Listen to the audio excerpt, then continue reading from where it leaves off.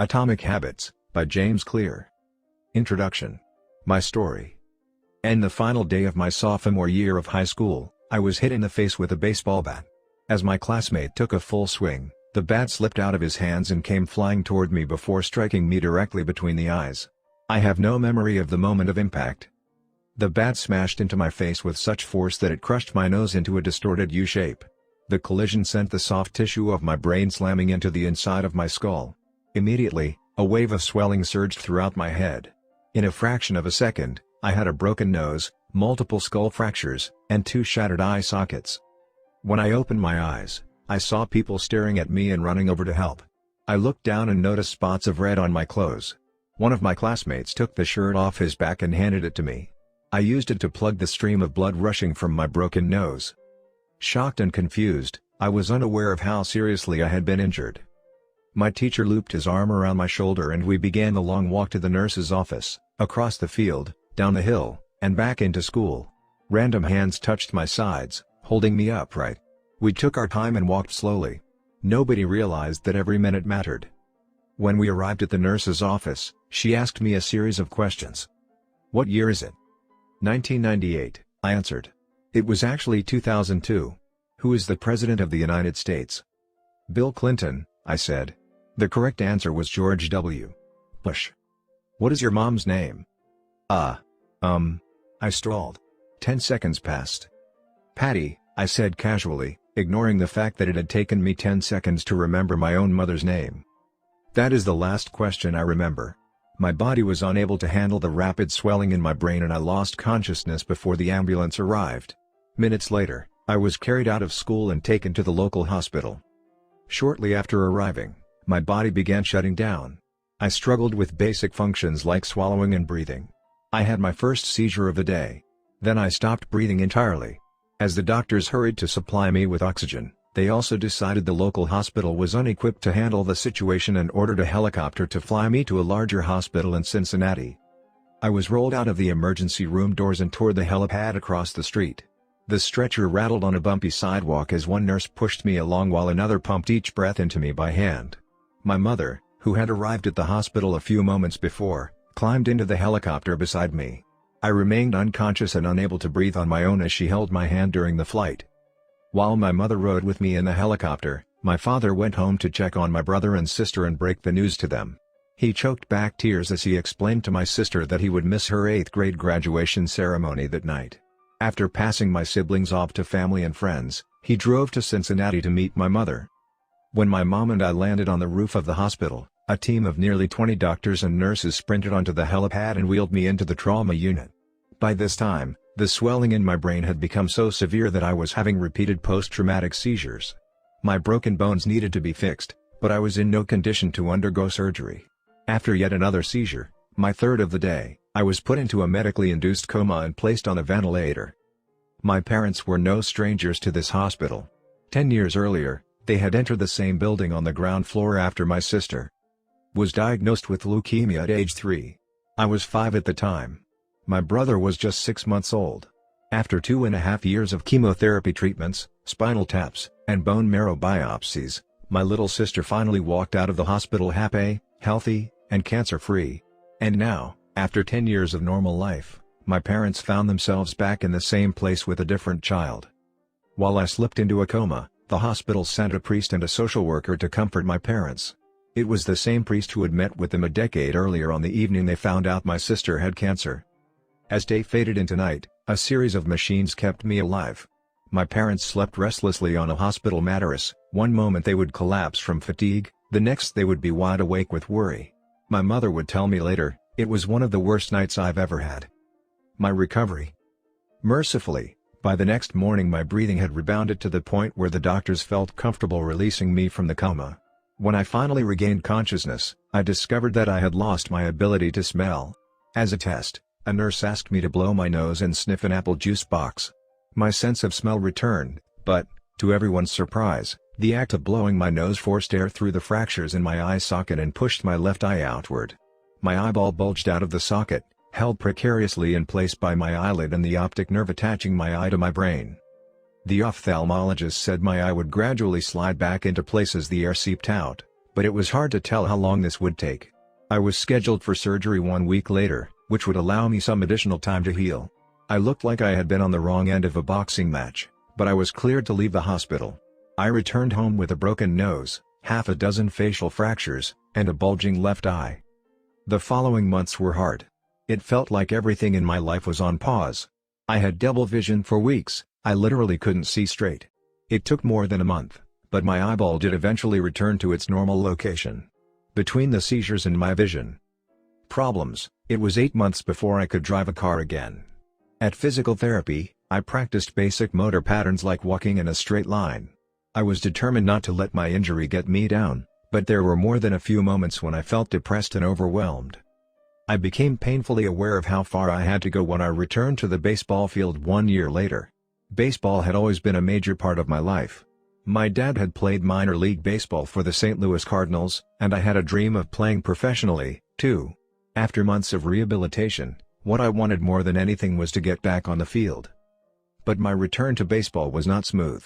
When the season rolled around, I was the only junior to be cut from the varsity baseball team. I was sent down to play with the sophomores on junior varsity.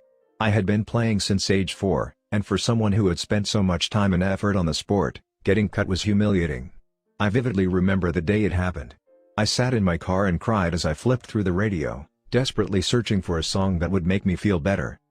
After a year of self-doubt, I managed to make the varsity team as a senior, but I rarely made it on the field. In total, I played 11 innings of high school varsity baseball, barely more than a single game. Despite my lackluster high school career, I still believed I could become a great player. And I knew that if things were going to improve, I was the one responsible for making it happen. The turning point came 2 years after my injury, when I began college at Denison University. It was a new beginning, and it was the place where I would discover the surprising power of small habits for the first time. How I learned about habits. Attending Denison was one of the best decisions of my life. I earned a spot on the baseball team and, although I was at the bottom of the roster as a freshman, I was thrilled. Despite the chaos of my high school years, I had managed to become a college athlete.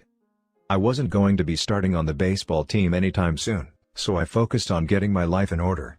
While my peers stayed up late and played video games, I built good sleep habits and went to bed early each night.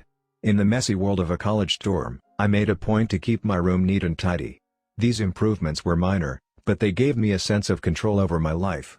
I started to feel confident again.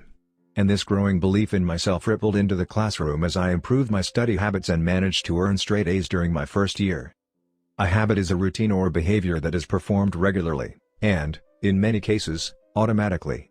As each semester passed, I accumulated small but consistent habits that ultimately led to results that were unimaginable to me when I started. For example, for the first time in my life, I made it a habit to lift weights multiple times per week, and in the years that followed, my 6'4" frame bulked up from a featherweight 170 to a lean 200 pounds. When my sophomore season arrived, I earned a starting role on the pitching staff. By my junior year, I was voted team captain, and at the end of the season, I was selected for the all-conference team. But it was not until my senior season that my sleep habits, study habits, and strength training habits really began to pay off. 6 years after I had been hit in the face with a baseball bat, flown to the hospital, and placed into a coma, I was selected as the top male athlete at Denison University and named to the ESPN Academic All-America team, an honor given to just 33 players across the country. By the time I graduated, I was listed in the school record books in 8 different categories. That same year, I was awarded the university's highest academic honor, the President's Medal. I hope you'll forgive me if this sounds boastful. To be honest, there was nothing legendary or historic about my athletic career. I never ended up playing professionally. However, looking back on those years, I believe I accomplished something just as rare. I fulfilled my potential. And I believe the concepts in this book can help you fulfill your potential as well. We all face challenges in life. This injury was one of mine, and the experience taught me a critical lesson: changes that seem small and unimportant at first will compound into remarkable results if you're willing to stick with them for years. We all deal with setbacks, but in the long run, the quality of our lives often depends on the quality of our habits. With the same habits, you'll end up with the same results. But with better habits, anything is possible. Maybe there are people who can achieve incredible success overnight. I don't know any of them, and I'm certainly not one of them. There wasn't one defining moment on my journey from medically induced coma to academic All-American, there were many. It was a gradual evolution, a long series of small wins and tiny breakthroughs. The only way I made progress, the only choice I had, was to start small. And I employed this same strategy a few years later when I started my own business and began working on this book. How and why I wrote this book. In November 2012, I began publishing articles at jamesclear.com. For years, I had been keeping notes about my personal experiments with habits, and I was finally ready to share some of them publicly. I began by publishing a new article every Monday and Thursday. Within a few months, this simple writing habit led to my first 1,000 email subscribers, and by the end of 2013 that number had grown to more than 30,000 people. In 2014, my email list expanded to over 100,000 subscribers, which made it one of the fastest growing newsletters on the internet.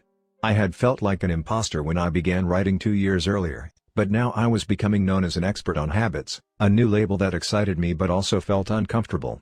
I had never considered myself a master of the topic, but rather someone who was experimenting alongside my readers. In 2015, I reached 200,000 email subscribers and signed a book deal with Penguin Random House to begin writing the book you are reading now. As my audience grew, so did my business opportunities. I was increasingly asked to speak at top companies about the science of habit formation, behavior change, and continuous improvement. I found myself delivering keynote speeches at conferences in the United States and Europe. In 2016, my articles began to appear regularly in major publications like Time, Entrepreneur, and Forbes. Incredibly, my writing was read by over 8 million people that year. Coaches in the NFL, NBA, and MLB began reading my work and sharing it with their teams. At the start of 2017, I launched the Habits Academy, which became the premier training platform for organizations and individuals interested in building better habits in life and work. Fortune 500 companies and growing startups began to enroll their leaders and train their staff. In total, over 10,000 leaders, managers, coaches, and teachers have graduated from the Habits Academy, and my work with them has taught me an incredible amount about what it takes to make habits work in the real world. As I put the finishing touches on this book in 2018, jamesclear.com is receiving millions of visitors per month and nearly 500,000 people subscribe to my weekly email newsletter, a number that is so far beyond my expectations when I began that I'm not even sure what to think of it. How this book will benefit you. The entrepreneur and investor Naval Ravikant has said, "To write a great book, you must first become the book." I originally learned about the ideas mentioned here because I had to live them. I had to rely on small habits to rebound from my injury, to get stronger in the gym, to perform at a high level on the field, to become a writer, to build a successful business, and simply to develop into a responsible adult. Small habits helped me fulfill my potential, and since you picked up this book, I'm guessing you'd like to fulfill yours as well. In the pages that follow, I will share a step-by-step plan for building better habits, not for days or weeks, but for a lifetime. While science supports everything I've written, this book is not an academic research paper, it's an operating manual. You'll find wisdom and practical advice front and center as I explain the science of how to create and change your habits in a way that is easy to understand and apply. The fields I draw on, biology, neuroscience, philosophy, psychology, and more, have been around for many years. What I offer you is a synthesis of the best ideas smart people figured out a long time ago as well as the most compelling discoveries scientists have made recently. My contribution, I hope, is to find the ideas that matter most and connect them in a way that is highly actionable. Anything wise in these pages you should credit to the many experts who preceded me. Anything foolish, assume it is my error. The backbone of this book is my 4-step model of habits: cue, craving, response, and reward, and the 4 laws of behavior change that evolve out of these steps. Readers with a psychology background may recognize some of these terms from operant conditioning, which was first proposed as stimulus, response, reward by B. F. Skinner in the 1930s and has been popularized more recently as cue, routine, reward and the power of habit by Charles Duhigg. Behavioral scientists like Skinner realized that if you offered the right reward or punishment, you could get people to act in a certain way. But while Skinner's model did an excellent job of explaining how external stimuli influenced our habits, it lacked a good explanation for how our thoughts, feelings, and beliefs impact our behavior. Internal states, our moods and emotions, matter, too. In recent decades, scientists have begun to determine the connection between our thoughts, feelings, and behavior. This research will also be covered in these pages. In total, the framework I offer is an integrated model of the cognitive and behavioral sciences. I believe it is one of the first models of human behavior to accurately account for both the influence of external stimuli and internal emotions on our habits. While some of the language may be familiar, I am confident that the details, and the applications of the 4 laws of behavior change, will offer a new way to think about your habits. Human behavior is always changing, situation to situation, moment to moment, second to second. But this book is about what doesn't change. It's about the fundamentals of human behavior. The lasting principles you can rely on year after year. The ideas you can build a business around, build a family around, build a life around. There is no one right way to create better habits, but this book describes the best way I know, an approach that will be effective regardless of where you start or what you're trying to change. The strategies I cover will be relevant to anyone looking for a step-by-step system for improvement, whether your goals center on health, money, productivity, relationships, or all of the above. As long as human behavior is involved, this book will be your guide. The fundamentals. Why tiny changes make a big difference. 1. The surprising power of atomic habits. The fate of British cycling changed one day in 2003.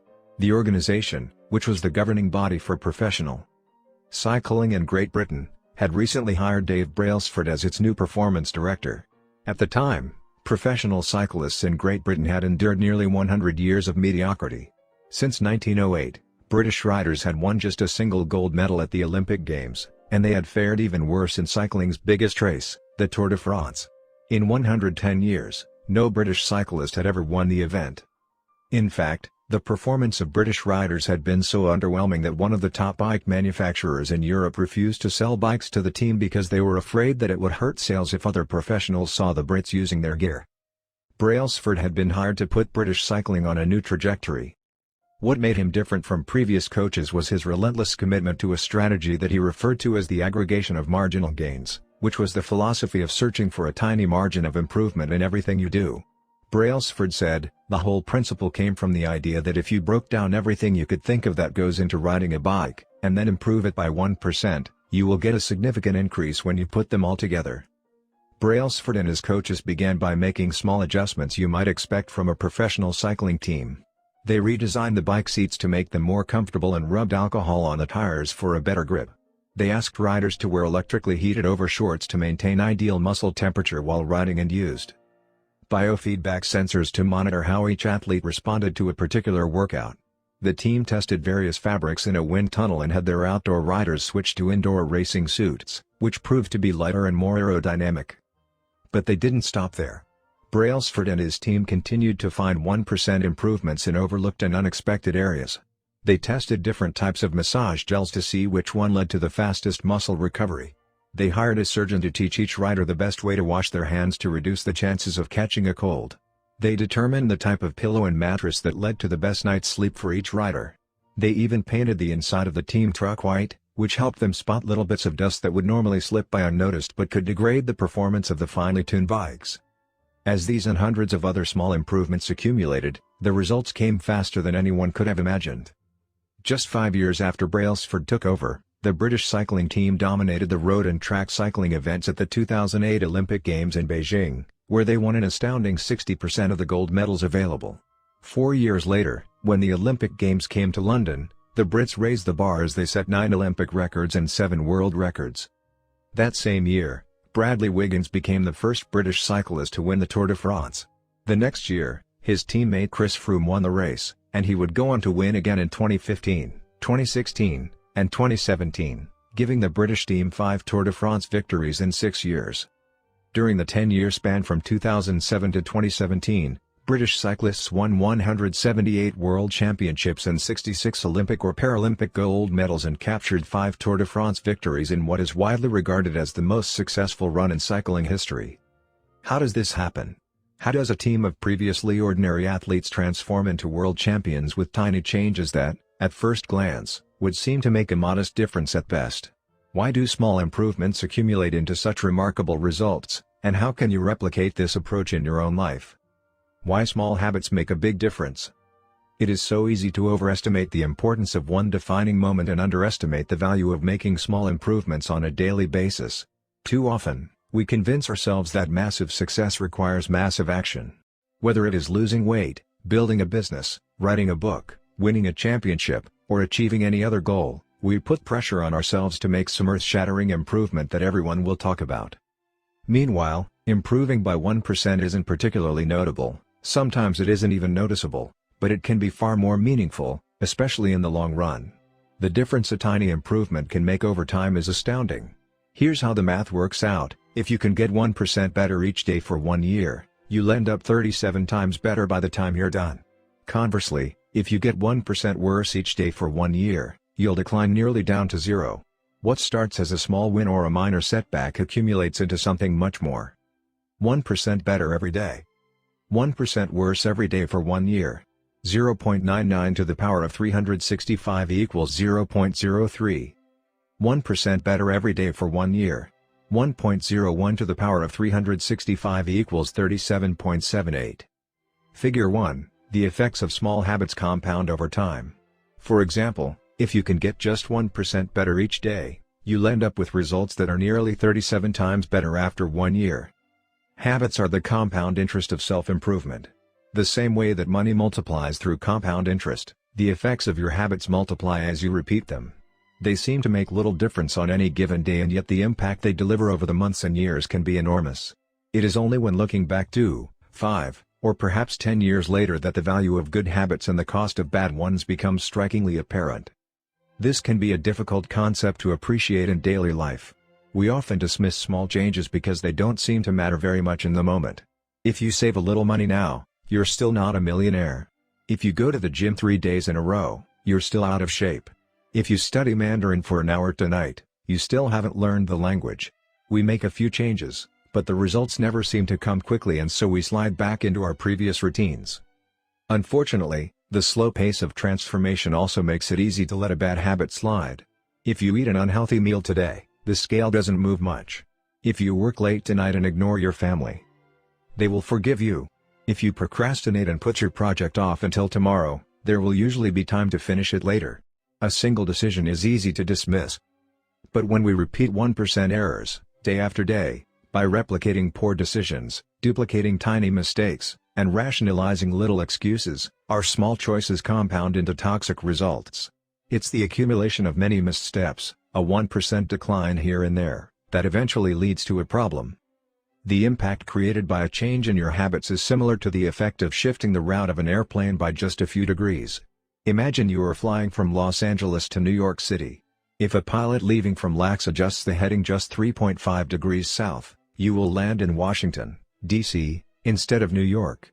Such a small change is barely noticeable at takeoff. The nose of the airplane moves just a few feet, but when magnified across the entire United States, you end up hundreds of miles apart. Similarly, a slight change in your daily habits can guide your life to a very different destination. Making a choice that is 1% better or 1% worse seems insignificant in the moment, but over the span of moments that make up a lifetime, these choices determine the difference between who you are and who you could be. Success is the product of daily habits, not once-in-a-lifetime transformations. That said, it doesn't matter how successful or unsuccessful you are right now. What matters is whether your habits are putting you on the path toward success. You should be far more concerned with your current trajectory than with your current results. If you're a millionaire but you spend more than you earn each month, then you're on a bad trajectory. If your spending habits don't change, it's not going to end well. Conversely, if you're broke, but you save a little bit every month, then you're on the path toward financial freedom, even if you're moving slower than you'd like. Your outcomes are a lagging measure of your habits. Your net worth is a lagging measure of your financial habits. Your weight is a lagging measure of your eating habits. Your knowledge is a lagging measure of your learning habits. Your clutter is a lagging measure of your cleaning habits. You get what you repeat. If you want to predict where you'll end up in life, all you have to do is follow the curve of tiny gains or tiny losses, and see how your daily choices will compound 10 or 20 years down the line. Are you spending less than you earn each month? Are you making it into the gym each week? Are you reading books and learning something new each day? Tiny battles like these are the ones that will define your future self. Time magnifies the margin between success and failure. It will multiply whatever you feed it. Good habits make time your ally. Bad habits make time your enemy. Habits are a double-edged sword. Bad habits can cut you down just as easily as good habits can build you up. which is why understanding the details is crucial. You need to know how habits work and how to design them to your liking, so you can avoid the dangerous half of the blade. Your habits can compound for you or against you. Positive compounding. Productivity compounds. Accomplishing one extra task is a small feat on any given day, but it counts for a lot over an entire career. The effect of automating an old task or mastering a new skill can be even greater. The more tasks you can handle without thinking, the more your brain is free to focus on other areas.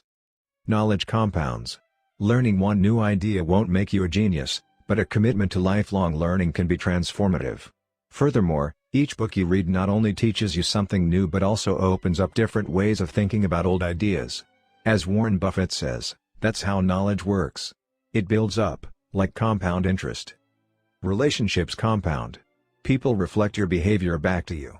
The more you help others, the more others want to help you. Being a little bit nicer in each interaction can result in a network of broad and strong connections over time. Negative compounding. Stress compounds. The frustration of a traffic jam. The weight of parenting responsibilities. The worry of making ends meet. The strain of slightly high blood pressure. By themselves, these common causes of stress are manageable. But when they persist for years, little stresses compound into serious health issues. Negative thoughts compound. The more you think of yourself as worthless, stupid, or ugly, the more you condition yourself to interpret life that way. You get trapped in a thought loop. The same is true for how you think about others. Once you fall into the habit of seeing people as angry, unjust, or selfish, you see those kind of people everywhere. Outrage compounds. Riots, protests, and mass movements are rarely the result of a single event. Instead, a long series of microaggressions and daily aggravations slowly multiply until one event tips the scales and outrage spreads like wildfire. What progress is really like? Imagine that you have an ice cube sitting on the table in front of you. The room is cold and you can see your breath. It is currently 25 degrees. Ever so slowly, the room begins to heat up. 26 degrees. 27. 28. The ice cube is still sitting on the table in front of you. 29 degrees.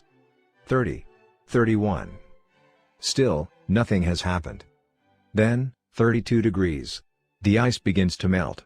A 1-degree shift, seemingly no different from the temperature increases before it, has unlocked a huge change.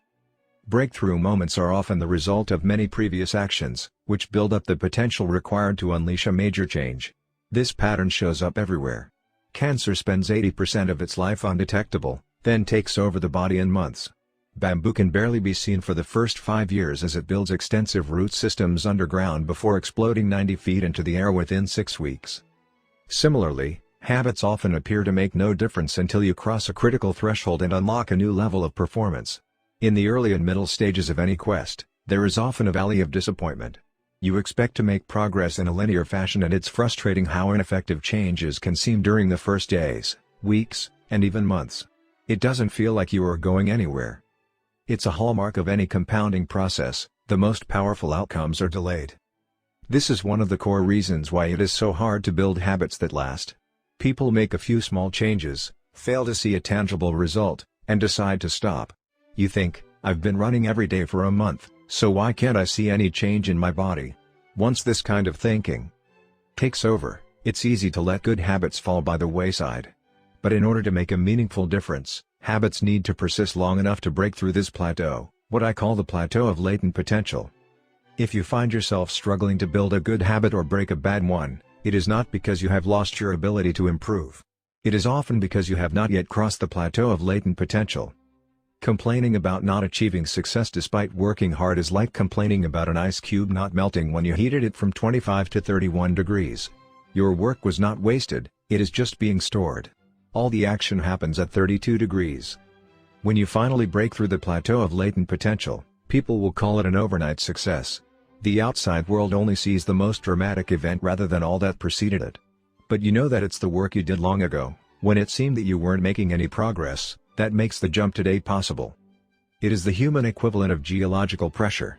Two tectonic plates can grind against one another for millions of years, the tension slowly building all the while. Then, one day, they rub each other once again, in the same fashion they have for ages, but this time the tension is too great. An earthquake erupts. Change can take years, before it happens all at once. Mastery requires patience.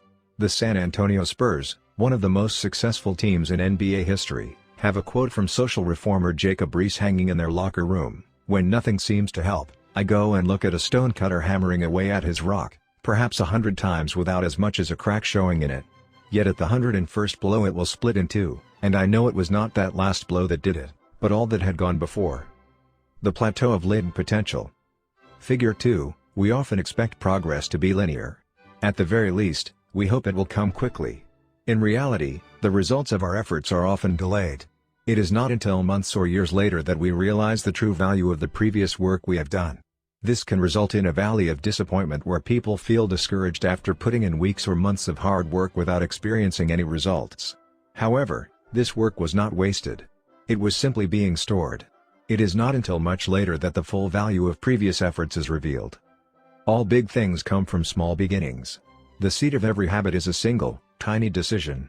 But as that decision is repeated, a habit sprouts and grows stronger. Roots entrench themselves and branches grow. The task of breaking a bad habit is like uprooting a powerful oak within us. And the task of building a good habit is like cultivating a delicate flower one day at a time. But what determines whether we stick with a habit long enough to survive the plateau of latent potential and break through to the other side? What is it that causes some people to slide into unwanted habits and enables others to enjoy the compounding effects of good ones? Forget about goals, focus on systems instead.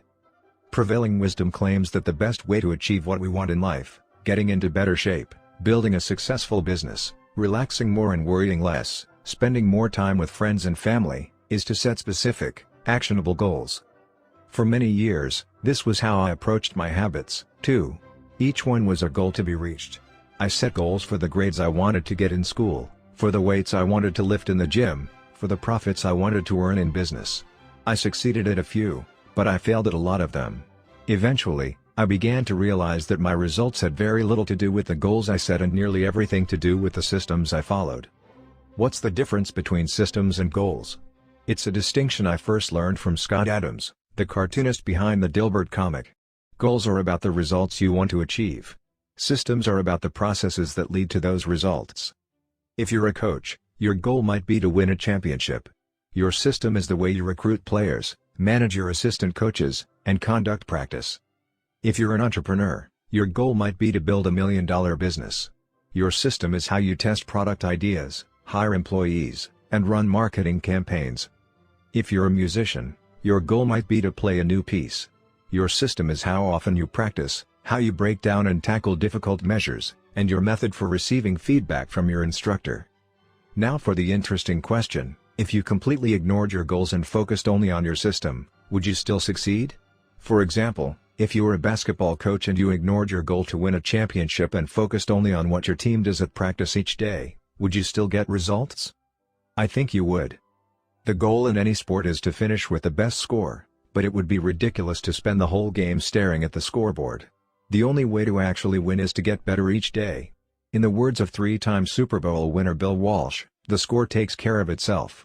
The same is true for other areas of life. If you want better results, then forget about setting goals. Focus on your system instead. What do I mean by this?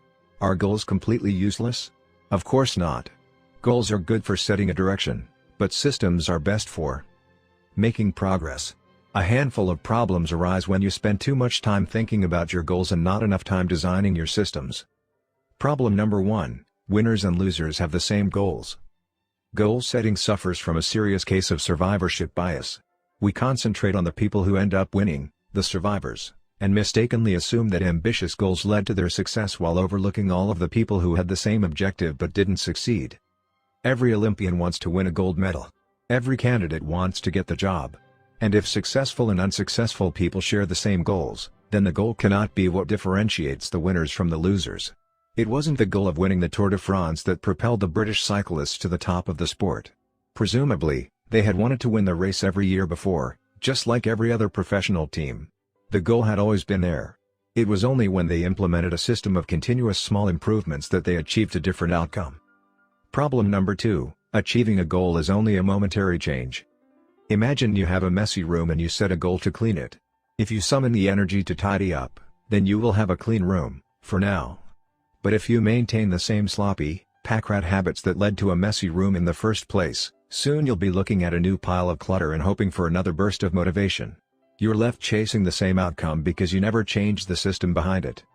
You treated a symptom without addressing the cause. Achieving a goal only changes your life for the moment. That's the counterintuitive thing about improvement. We think we need to change our results, but the results are not the problem. What we really need to change are the systems that cause those results. When you solve problems at the results level, you only solve them temporarily. In order to improve for good, you need to solve problems at the systems level. Fix the inputs and the outputs will fix themselves. Problem number 3, goals restrict your happiness. The implicit assumption behind any goal is this: once I reach my goal, then I'll be happy. The problem with a goals-first mentality is that you're continually putting happiness off until the next milestone. I've slipped into this trap so many times I've lost count. For years, happiness was always something for my future self to enjoy. I promised myself that once I gained 20 pounds of muscle or after my business was featured in the New York Times, then I could finally relax. Furthermore, goals create an either-or conflict. Either you achieve your goal and are successful or you fail and you are a disappointment. You mentally box yourself into a narrow version of happiness. This is misguided. It is unlikely that your actual path through life will match the exact journey you had in mind when you set out. It makes no sense to restrict your satisfaction to one scenario when there are many paths to success. A systems-first mentality provides the antidote. When you fall in love with the process rather than the product, you don't have to wait to give yourself permission to be happy. You can be satisfied anytime your system is running.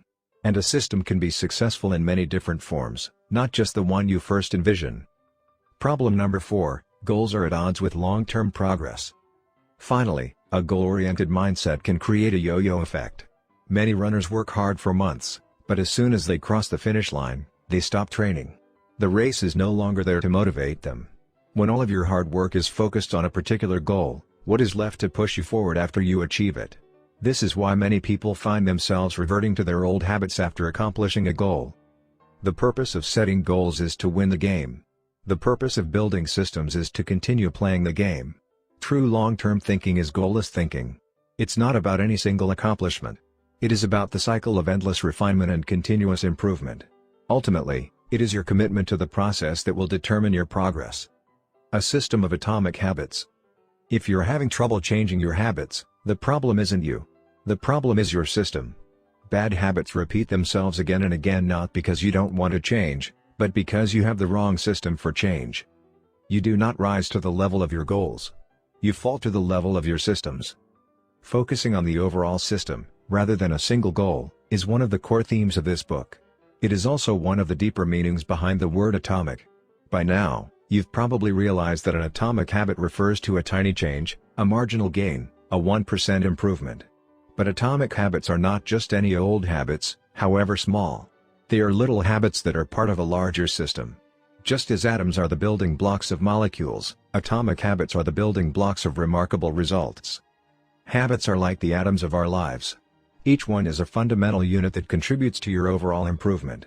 At first, these tiny routines seem insignificant, but soon they build on each other and fuel bigger wins that multiply to a degree that far outweighs the cost of their initial investment. They are both small and mighty. This is the meaning of the phrase atomic habits, a regular practice or routine that is not only small and easy to do, but also the source of incredible power, a component of the system of compound growth. Chapter Summary. Habits are the compound interest of self-improvement. Getting 1% better every day counts for a lot in the long run. Habits are a double-edged sword. They can work for you or against you, which is why understanding the details is essential. Small changes often appear to make no difference until you cross a critical threshold. The most powerful outcomes of any compounding process are delayed. You need to be patient. An atomic habit is a little habit that is part of a larger system. Just as atoms are the building blocks of molecules, atomic habits are the building blocks of remarkable results. If you want better results, then forget about setting goals. Focus on your system instead. You do not rise to the level of your goals. You fall to the level of your systems. 2. How your habits shape your identity, and vice versa. Hi, is it so easy to repeat bad habits and so hard to form good ones? Few things can have a more powerful impact on your life than improving your daily habits. And yet it is likely that this time next year you'll be doing the same thing rather than something better. It often feels difficult to keep good habits going for more than a few days, even with sincere effort and the occasional burst of motivation.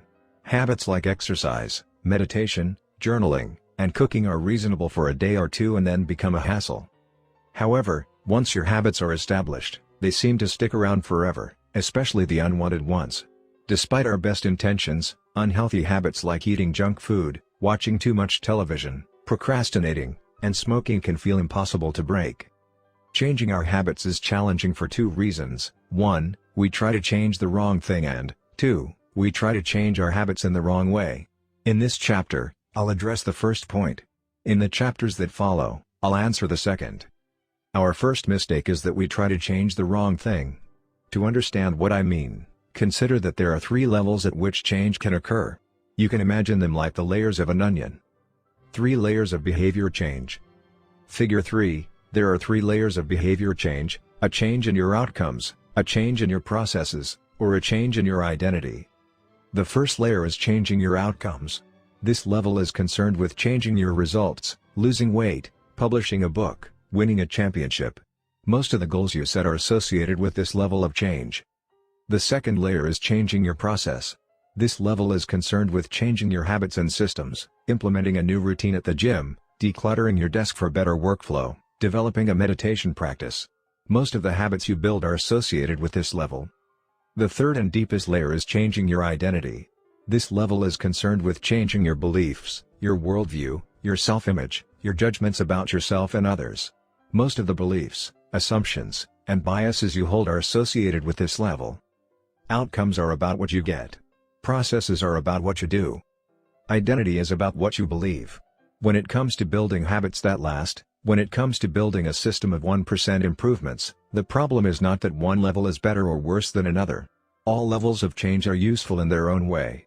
The problem is the direction of change. Many people begin the process of changing their habits by focusing on what they want to achieve.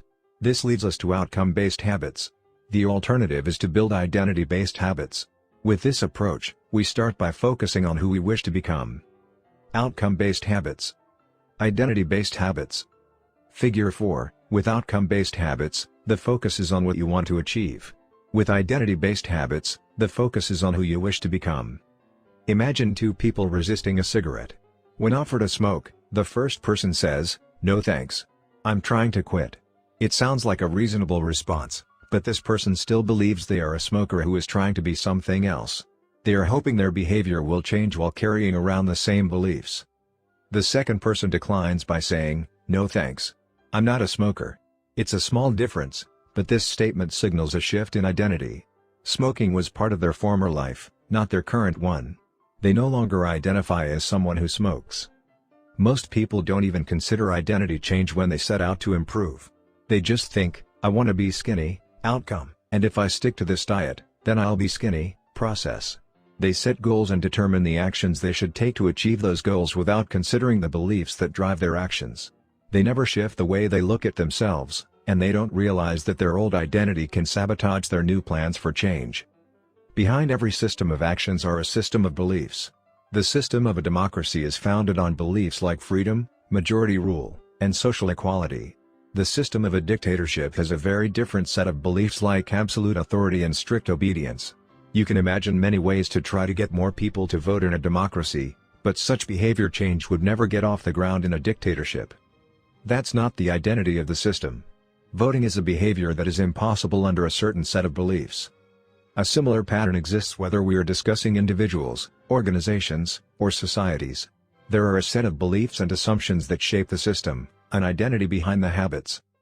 Behavior that is incongruent with the self will not last. You may want more money, but if your identity is someone who consumes rather than creates, then you'll continue to be pulled toward spending rather than earning.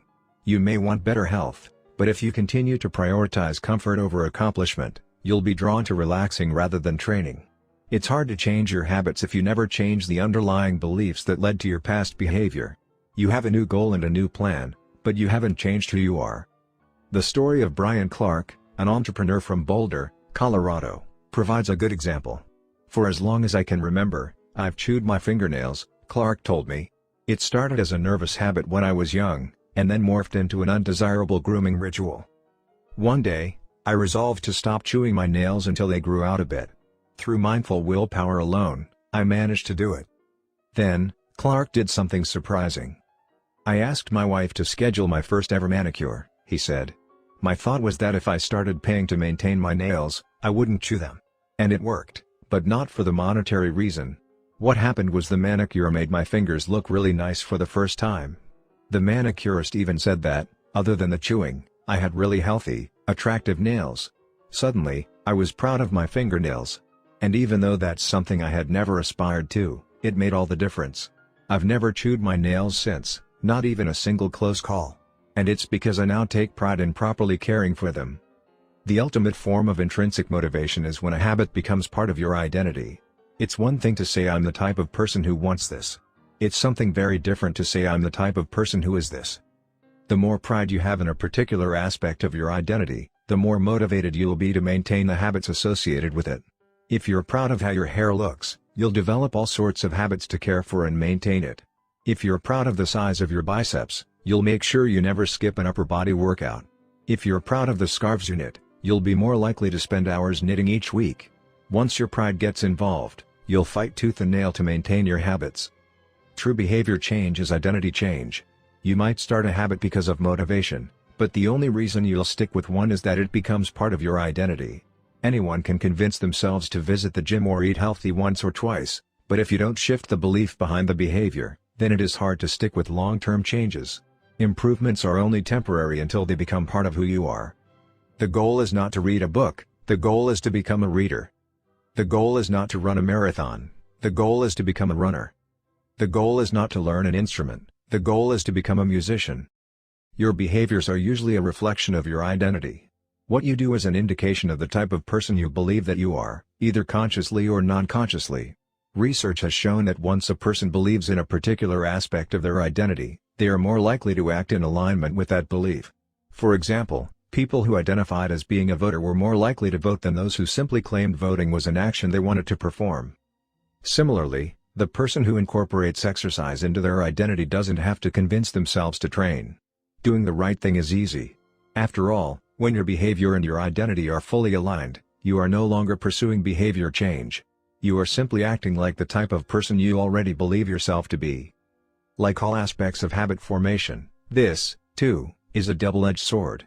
When working for you, identity change can be a powerful force for self-improvement. When working against you, though, identity change can be a curse. Once you have adopted an identity, it can be easy to let your allegiance to it impact your ability to change. Many people walk through life in a cognitive slumber, blindly following the norms attached to their identity. I'm terrible with directions. I'm not a morning person. I'm bad at remembering people's names. I'm always late. I'm not good with technology. I'm horrible at math. And 1,000 other variations. When you have repeated a story to yourself for years, it is easy to slide into these mental grooves and accept them as a fact. In time, you begin to resist certain actions because that's not who I am. There is internal pressure to maintain your self-image and behave in a way that is consistent with your beliefs. You find whatever way you can to avoid contradicting yourself. The more deeply a thought or action is tied to your identity, the more difficult it is to change it. It can feel comfortable to believe what your culture believes, group identity, or to do what upholds your self-image, personal identity, even if it's wrong. The biggest barrier to positive change at any level, individual, team, society, is identity conflict. Good habits can make rational sense, but if they conflict with your identity, you will fail to put them into action. On any given day, you may struggle with your habits because you're too busy or too tired or too overwhelmed or hundreds of other reasons. Over the long run, however, the real reason you fail to stick with habits is that your self-image gets in the way. This is why you can get too attached to one version of your identity. Progress requires unlearning. Becoming the best version of yourself requires you to continuously edit your beliefs, and to upgrade and expand your identity. This brings us to an important question: if your beliefs and worldview play such an important role in your behavior, where do they come from in the first place? How, exactly, is your identity formed? And how can you emphasize new aspects of your identity that serve you and gradually erase the pieces that hinder you? The two-step process to changing your identity. Your identity emerges out of your habits. You are not born with preset beliefs. Every belief, including those about yourself, is learned and conditioned through experience. More precisely, your habits are how you embody your identity.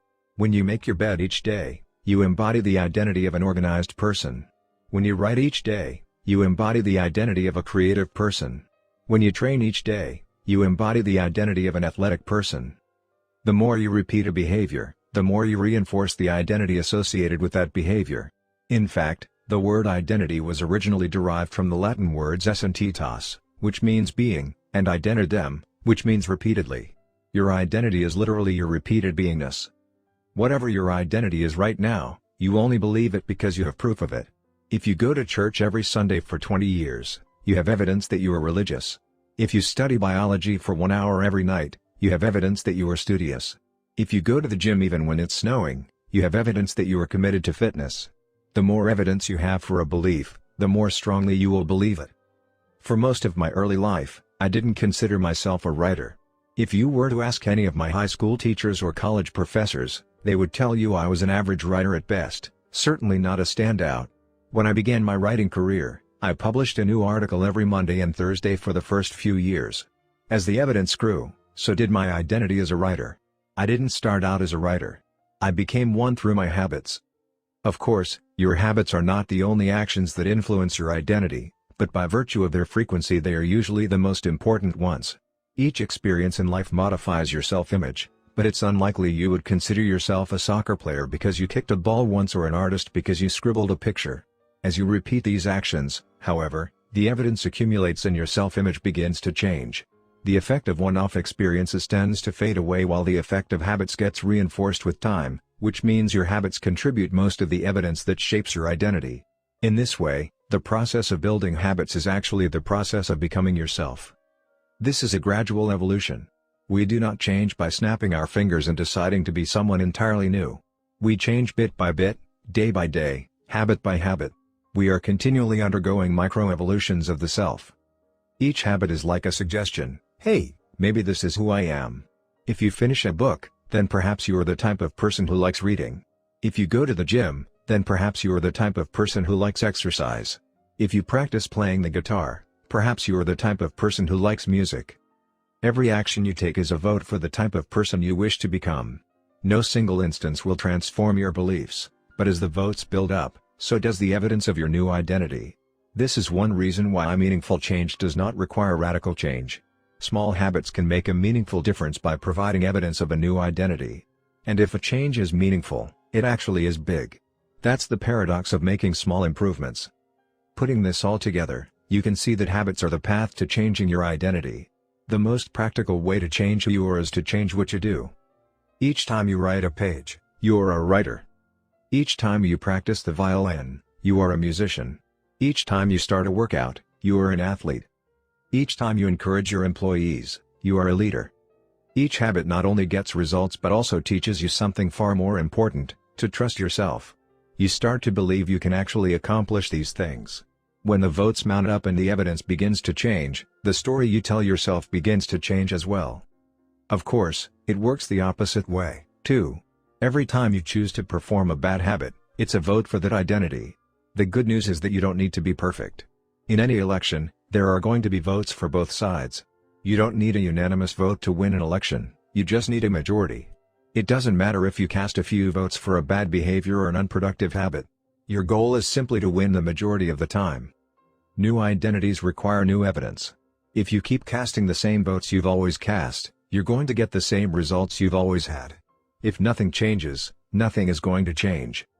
It is a simple two-step process. 1. Decide the type of person you want to be. 2. Prove it to yourself with small wins. First, decide who you want to be.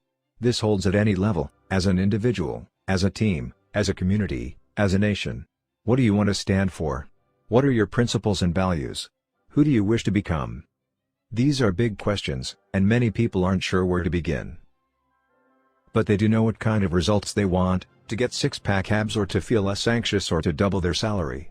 That's fine. Start there and work backward from the results you want to the type of person who could get those results. Ask yourself, who is the type of person that could get the outcome I want? Who is the type of person that could lose 40 pounds? Who is the type of person that could learn a new language? Who is the type of person that could run a successful startup? For example, Who is the type of person who could write a book? It's probably someone who is consistent and reliable. Now your focus shifts from writing a book, outcome-based, to being the type of person who is consistent and reliable, identity-based. This process can lead to beliefs like, I'm the kind of teacher who stands up for her students. I'm the kind of doctor who gives each patient the time and empathy they need. I'm the kind of manager who advocates for her employees. Once you have a handle on the type of person you want to be, you can begin taking small steps to reinforce your desired identity. I have a friend who lost over 100 pounds by asking herself, what would a healthy person do? All day long, she would use this question as a guide. Would a healthy person walk or take a cab? Would a healthy person order a burrito or a salad? She figured if she acted like a healthy person long enough, eventually she would become that person. She was right. The concept of identity-based habits is our first introduction to another key theme in this book. Feedback loops. Your habits shape your identity, and your identity shapes your habits. It's a two-way street. The formation of all habits is a feedback loop, a concept we will explore in depth in the next chapter, but it's important to let your values, principles, and identity drive the loop rather than your results. The focus should always be on becoming that type of person, not getting a particular outcome. The real reason habits matter. Identity change is the North Star of habit change. The remainder of this book will provide you with step-by-step instructions on how to build better habits in yourself, your family, your team, your company, and anywhere else you wish. But the true question is, are you becoming the type of person you want to become? The first step is not what or how, but who. You need to know who you want to be. Otherwise, your quest for change is like a boat without a rudder. And that's why we are starting here. You have the power to change your beliefs about yourself. Your identity is not set in stone. You have a choice in every moment. You can choose the identity you want to reinforce today with the habits you choose today. And this brings us to the deeper purpose of this book and the real reason habits matter.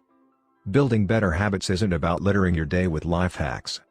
It's not about flossing one tooth each night or taking a cold shower each morning or wearing the same outfit each day. It's not about achieving external measures of success like earning more money, losing weight, or reducing stress. Habits can help you achieve all of these things, but fundamentally they are not about having something. They are about becoming someone.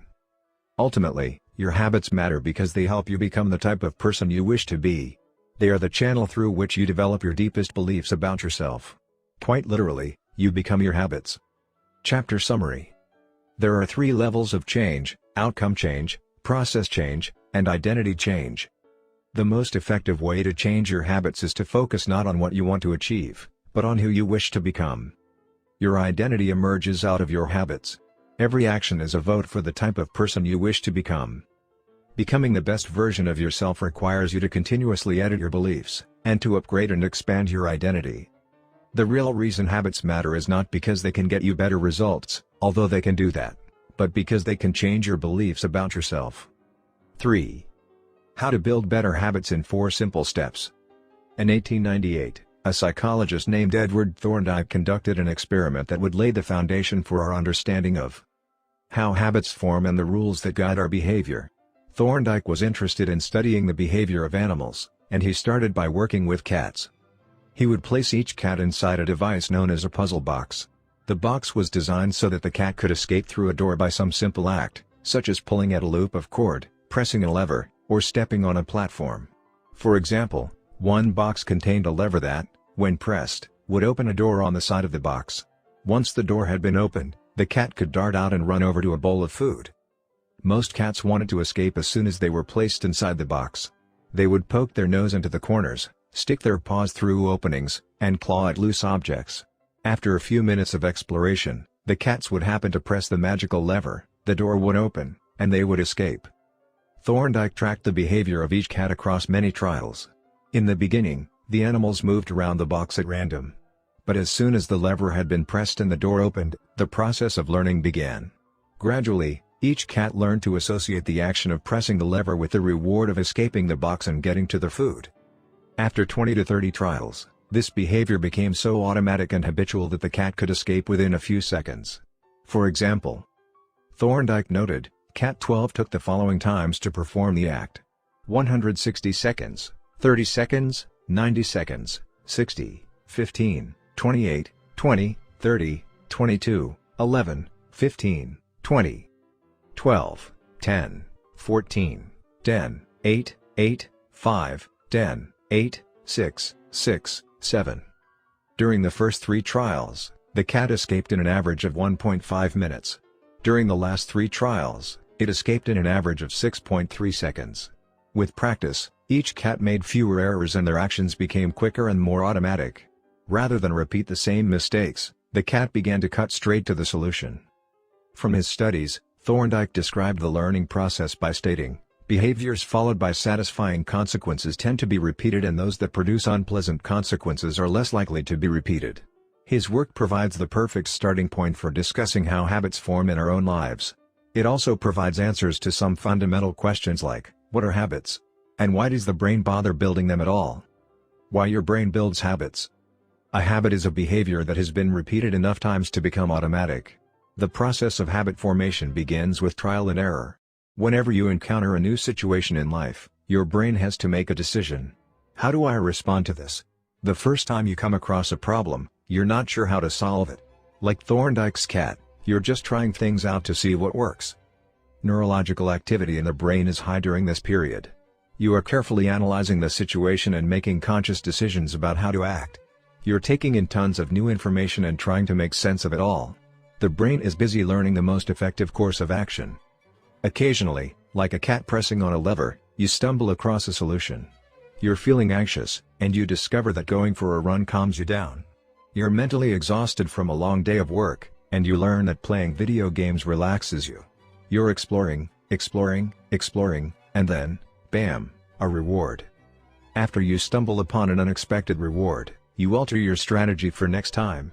Your brain immediately begins to catalog the events that preceded the reward. Wait a minute, that felt good. What did I do right before that? This is the feedback loop behind all human behavior: try, fail, learn, try differently. With practice, the useless movements fade away and the useful actions get reinforced. That's a habit forming. Whenever you face a problem repeatedly, your brain begins to automate the process of solving it. Your habits are just a series of automatic solutions that solve the problems and stresses you face regularly. As behavioral scientist Jason Creha writes, habits are, simply, reliable solutions to recurring problems in our environment. As habits are created, the level of activity in the brain decreases. You learn to lock in on the cues that predict success and tune out everything else. When a similar situation arises in the future, you know exactly what to look for. There is no longer a need to analyze every angle of a situation. Your brain skips the process of trial and error and creates a mental rule: if this, then that. These cognitive scripts can be followed automatically whenever the situation is appropriate. Now, whenever you feel stressed, you get the itch to run. As soon as you walk in the door from work, you grab the video game controller. A choice that once required effort is now automatic. A habit has been created. Habits are mental shortcuts learned from experience. In a sense, a habit is just a memory of the steps you previously followed to solve a problem in the past. Whenever the conditions are right, you can draw on this memory and automatically apply the same solution. The primary reason the brain remembers the past is to better predict what will work in the future. Habit formation is incredibly useful because the conscious mind is the bottleneck of the brain. It can only pay attention to one problem at a time. As a result, your brain is always working to preserve your conscious attention for whatever task is most essential. Whenever possible, the conscious mind likes to pawn off tasks to the non-conscious mind to do automatically. This is precisely what happens when a habit is formed. Habits reduce cognitive load and free up mental capacity, so you can allocate your attention to other tasks. Despite their efficiency, some people still wonder about the benefits of habits. The argument goes like this: will habits make my life dull? I don't want to pigeonhole myself into a lifestyle I don't enjoy. Doesn't so much routine take away the vibrancy and spontaneity of life? Hardly. Such questions set up a false dichotomy. They make you think that you have to choose between building habits and attaining freedom. In reality, the two complement each other. Habits do not restrict freedom. They create it. In fact, the people who don't have their habits handled are often the ones with the least amount of freedom. Without good financial habits, you will always be struggling for the next dollar. Without good health habits, you will always seem to be short on energy. Without good learning habits, you will always feel like you're behind the curve. If you're always being forced to make decisions about simple tasks: when should I work out, where do I go to write, when do I pay the bills, then you have less time for freedom. It's only by making the fundamentals of life easier that you can create the mental space needed for free thinking and creativity. Conversely, when you have your habits dialed in and the basics of life are handled and done, your mind is free to focus on new challenges and master the next set of problems. Building habits in the present allows you to do more of what you want in the future. The science of how habits work. The process of building a habit can be divided into 4 simple steps: cue, craving, response, and reward. Breaking it down into these fundamental parts can help us understand what a habit is, how it works, and how to improve it. Figure 5. All habits proceed through 4 stages in the same order: cue, craving, response, and reward. This 4-step pattern is the backbone of every habit, and your brain runs through these steps in the same order each time. First, there is the cue. The cue triggers your brain to initiate a behavior. It is a bit of information that predicts a reward. Our prehistoric ancestors were paying attention to cues that signaled the location of primary rewards like food, water, and sex. Today, we spend most of our time learning cues that predict secondary rewards like money and fame, power and status, praise and approval, love and friendship, or a sense of personal satisfaction. Of course, these pursuits also indirectly improve our odds of survival and reproduction, which is the deeper motive behind everything we do. Your mind is continuously analyzing your internal and external environment for hints of where rewards are located. Because the cue is the first indication that we're close to a reward, it naturally leads to a craving. Cravings are the second step, and they are the motivational force behind every habit.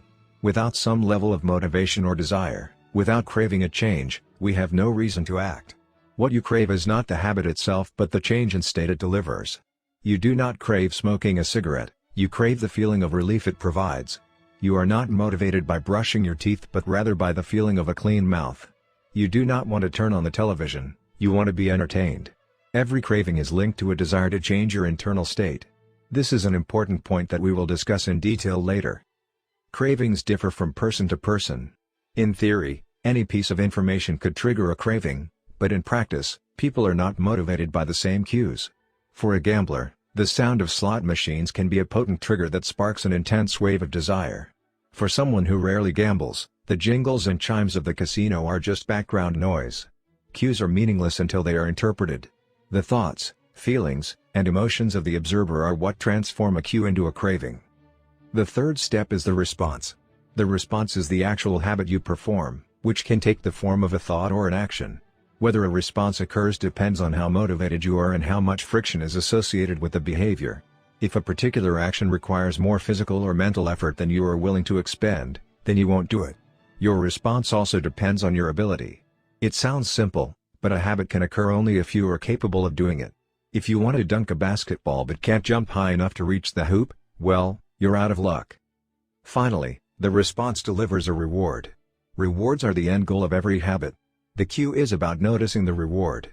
The craving is about wanting the reward. The response is about obtaining the reward. We chase rewards because they serve 2 purposes: 1, they satisfy us, and 2, they teach us. The first purpose of rewards is to satisfy your craving. Yes, rewards provide benefits on their own. Food and water deliver the energy you need to survive. Getting a promotion brings more money and respect. Getting in shape improves your health and your dating prospects. But the more immediate benefit is that rewards satisfy your craving to eat or to gain status or to win approval. At least for a moment, rewards deliver contentment and relief from craving. Second, rewards teach us which actions are worth remembering in the future. Your brain is a reward detector. As you go about your life, your sensory nervous system is continuously monitoring which actions satisfy your desires and deliver pleasure. Feelings of pleasure and disappointment are part of the feedback mechanism that helps your brain distinguish useful actions from useless ones. Rewards close the feedback loop and complete the habit cycle. If a behavior is insufficient in any of the 4 stages, it will not become a habit. Eliminate the cue and your habit will never start.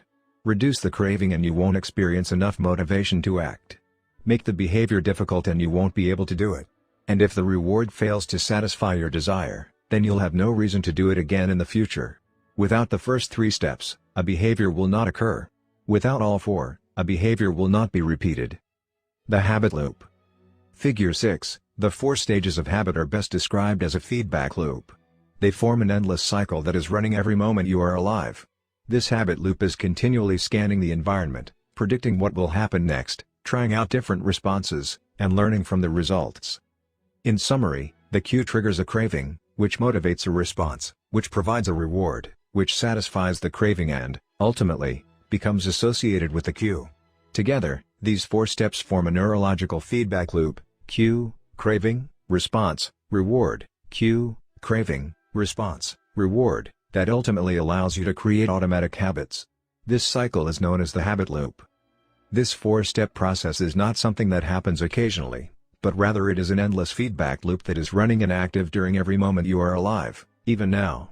The brain is continually scanning the environment, predicting what will happen next, trying out different responses, and learning from the results. The entire process is completed in a split second, and we use it again and again without realizing everything that has been packed into the previous moment. We can split these 4 steps into 2 phases, the problem phase and the solution phase. The problem phase includes the cue and the craving, and it is when you realize that something needs to change. The solution phase includes the response and the reward, and it is when you take action and achieve the change you desire. Problem phase. 1. Cue. 2. Craving. Solution phase. 3. Response. 4. Reward. All behavior is driven by the desire to solve a problem. Sometimes the problem is that you notice something good and you want to obtain it. Sometimes the problem is that you are experiencing pain and you want to relieve it. Either way, the purpose of every habit is to solve the problems you face. In the table on the following page, you can see a few examples of what this looks like in real life. Imagine walking into a dark room and flipping on the light switch. You have performed this simple habit so many times that it occurs without thinking. You proceed through all 4 stages in the fraction of a second. The urge to act strikes you without thinking. Problem phase. 1. Cue, your phone buzzes with a new text message. 2. Craving, you want to learn the contents of the message. Solution phase. 3. Response, you grab your phone and read the text. 4. Reward, you satisfy your craving to read the message. Grabbing your phone becomes associated with your phone buzzing. Problem phase. 1. Cue, you are answering emails. 2. Craving, you begin to feel stressed and overwhelmed by work. You want to feel in control. Solution phase. 3. Response, you bite your nails. 4. Reward, you satisfy your craving to reduce stress. Biting your nails becomes associated with answering email. Problem phase. 1. Cue, you wake up. 2. Craving, you want to feel alert. Solution phase. 3. Response, you drink a cup of coffee. 4. Reward, you satisfy your craving to feel alert. Drinking coffee becomes associated with waking up. Problem phase. 1. Cue, you smell a donut shop as you walk down the street near your office. 2. Craving, you begin to crave a donut. Solution phase. 3. Response, you buy a donut and eat it. 4. Reward, you satisfy your craving to eat a donut. Buying a donut becomes associated with walking down the street near your office. Problem phase. 1. Cue, you hit a stumbling block on a project at work. 2. Craving, you feel stuck and want to relieve your frustration. Solution phase.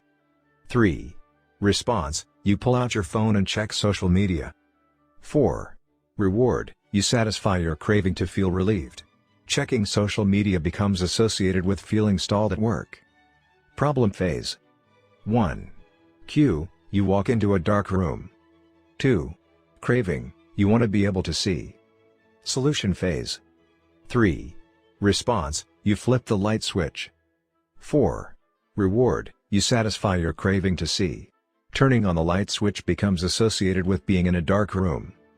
By the time we become adults, we rarely notice the habits that are running our lives.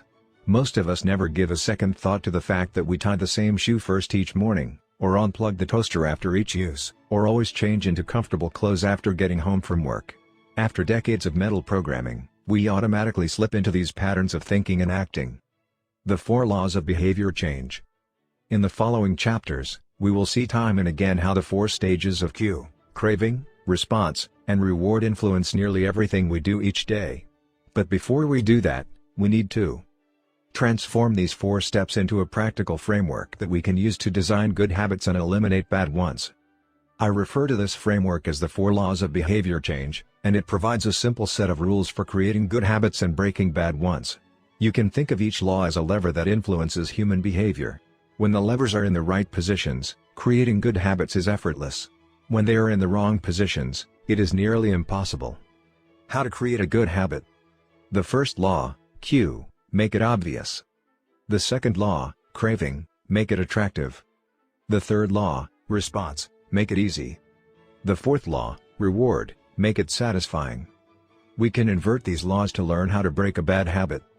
How to break a bad habit. Inversion of the first law, Q, make it invisible. Inversion of the second law, craving, make it unattractive. Inversion of the third law, response, make it difficult. Inversion of the fourth law, reward, make it unsatisfying. It would be irresponsible for me to claim that these 4 laws are an exhaustive framework for changing any human behavior, but I think they're close. As you will soon see, the 4 laws of behavior change apply to nearly every field, from sports to politics, art to medicine, comedy to management. These laws can be used no matter what challenge you are facing. There is no need for completely different strategies for each habit. Whenever you want to change your behavior, you can simply ask yourself: 1. How can I make it obvious? 2. How can I make it attractive? 3. How can I make it easy? 4. How can I make it satisfying? If you have ever wondered, why don't I do what I say I'm going to do? Why don't I lose the weight or stop smoking or save for retirement or start that side business? Why do I say something is important but never seem to make time for it? The answers to those questions can be found somewhere in these 4 laws. The key to creating good habits and breaking bad ones is to understand these fundamental laws and how to alter them to your specifications. Every goal is doomed to fail if it goes against the grain of human nature. Your habits are shaped by the systems in your life. In the chapters that follow, we will discuss these laws one by one and show how you can use them to create a system in which good habits emerge naturally and bad habits wither away. Chapter Summary. A habit is a behavior that has been repeated enough times to become automatic. The ultimate purpose of habits is to solve the problems of life with as little energy and effort as possible. Any habit can be broken down into a feedback loop that involves 4 steps: cue, craving, response, and reward. The 4 laws of behavior change are a simple set of rules we can use to build better habits. There are: 1. Make it obvious, 2. Make it attractive, 3. Make it easy, and 4. Make it satisfying. The first law. Make it obvious. 4. The man who didn't look right. The psychologist Gary Klein once told me a story about a woman who attended a family gathering. She had spent years working as a paramedic and, upon arriving at the event, took one look at her father-in-law and got very concerned. "I don't like the way you look," she said. Her father-in-law, who was feeling perfectly fine, jokingly replied, "Well, I don't like your looks, either." "No," she insisted. "You need to go to the hospital now." A few hours later, the man was undergoing life-saving surgery after an examination had revealed that he had a blockage to a major artery and was at immediate risk of a heart attack. Without his daughter-in-law's intuition, he could have died. What did the paramedic see? How did she predict his impending heart attack? When major arteries are obstructed, the body focuses on sending blood to critical organs and away from peripheral locations near the surface of the skin. The result is a change in the pattern of distribution of blood in the face. After many years of working with people with heart failure, the woman had unknowingly developed the ability to recognize this pattern on sight. She couldn't explain what it was that she noticed in her father-in-law's face, but she knew something was wrong. Similar stories exist in other fields. For example, military analysts can identify which blip on a radar screen is an enemy missile and which one is a plane from their own fleet, even though they are traveling at the same speed, flying at the same altitude, and look identical on radar in nearly every respect. During the Gulf War, Lieutenant Commander Michael Riley saved an entire battleship when he ordered a missile shot down, despite the fact that it looked exactly like the battleship's own planes on radar. He made the right call, but even his superior officers couldn't explain how he did it. Museum curators have been known to discern the difference between an authentic piece of art and an expertly produced counterfeit, even though they can't tell you precisely which details tipped them off. Experienced radiologists can look at a brain scan and predict the area where a stroke will develop before any obvious signs are visible to the untrained eye.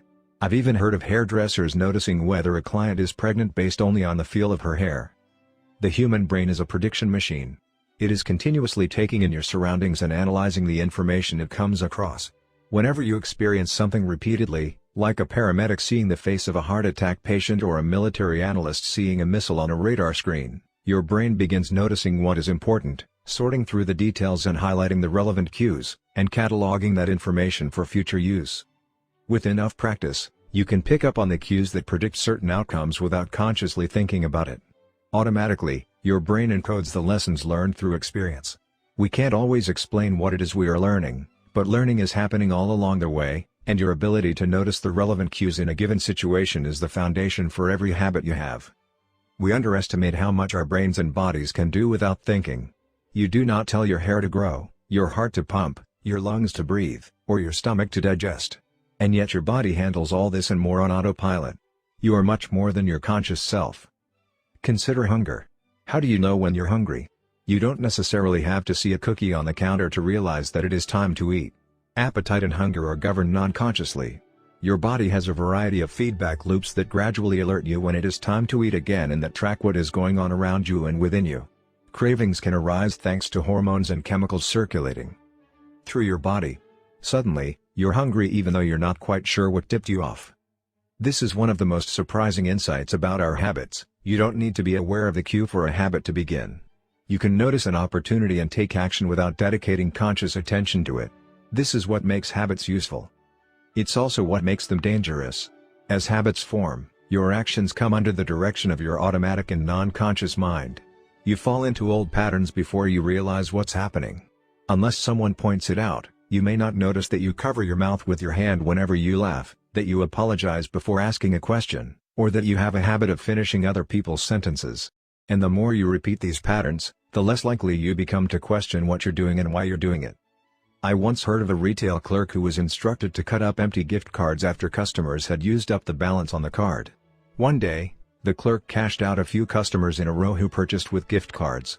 When the next person walked up, the clerk swiped the customer's actual credit card, picked up the scissors, and then cut it in half, entirely on autopilot, before looking up at the stunned customer and realizing what had just happened.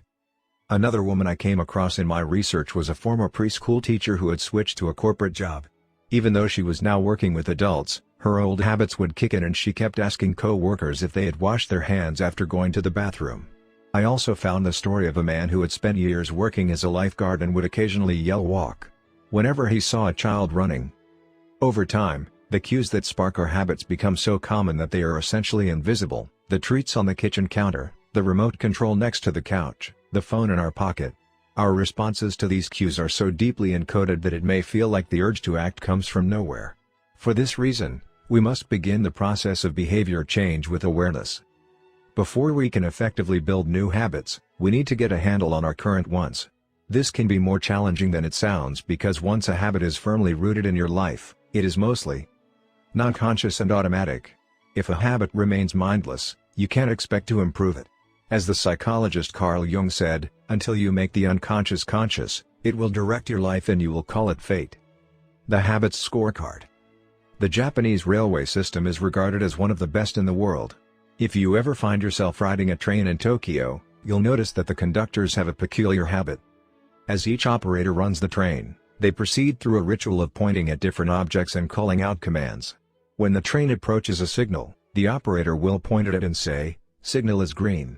As the train pulls into and out of each station, the operator will point at the speedometer and call out the exact speed. When it's time to leave, the operator will point at the timetable and state the time. Out on the platform, other employees are performing similar actions. Before each train departs, staff members will point along the edge of the platform and declare, "All clear." Every detail is identified, pointed at, and named aloud.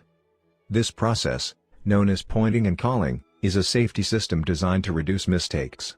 It seems silly, but it works incredibly well. Pointing and calling reduces errors by up to 85% and cuts accidents by 30%. The MTA subway system in New York City adopted a modified version that is point-only, and within 2 years of implementation, incidents of incorrectly berthed subways fell 57%. Pointing and calling is so effective because it raises the level of awareness from a non-conscious habit to a more conscious level. Because the train operators must use their eyes, hands, mouth, and ears, they are more likely to notice problems before something goes wrong. My wife does something similar. Whenever we are preparing to walk out the door for a trip, she verbally calls out the most essential items in her packing list. I've got my keys. I've got my wallet. I've got my glasses. I've got my husband. The more automatic a behavior becomes, the less likely we are to consciously think about it. And when we've done something 1,000 times before, we begin to overlook things. We assume that the next time will be just like the last. We're so used to doing what we've always done that we don't stop to question whether it's the right thing to do at all. Many of our failures in performance are largely attributable to a lack of self-awareness. One of our greatest challenges in changing habits is maintaining awareness of what we are actually doing. This helps explain why the consequences of bad habits can sneak up on us. We need a point-and-call system for our personal lives. That's the origin of the Habits Scorecard, which is a simple exercise you can use to become more aware of your behavior. To create your own, make a list of your daily habits. Here's a sample of where your list might start. Wake up. Turn off alarm, check my phone, go to the bathroom, weigh myself. Take a shower, brush my teeth, floss my teeth, put on deodorant. Hang up towel to dry, get dressed. Make a cup of tea. And so on. Once you have a full list, look at each behavior, and ask yourself, is this a good habit, a bad habit, or a neutral habit? If it is a good habit, write plus next to it. If it is a bad habit, write minus. If it is a neutral habit, write equals. For example, the list above might look like this. Wake up, equals. Turn off alarm, equals. Check my phone, minus. Go to the bathroom, equals. Weigh myself, plus. Take a shower, plus. Brush my teeth, plus. Floss my teeth, plus. Put on deodorant, plus. Hang up towel to dry, equals. Get dressed, equals. Make a cup of tea, plus. The marks you give to a particular habit will depend on your situation and your goals. For someone who is trying to lose weight, eating a bagel with peanut butter every morning might be a bad habit. For someone who is trying to bulk up and add muscle, the same behavior might be a good habit. It all depends on what you're working toward. Scoring your habits can be a bit more complex for another reason as well. The labels good habit and bad habit are slightly inaccurate. There are no good habits or bad habits. There are only effective habits. That is, effective at solving problems. All habits serve you in some way. Even the bad ones, which is why you repeat them. For this exercise, categorize your habits by how they will benefit you in the long run. Generally speaking, good habits will have net positive outcomes.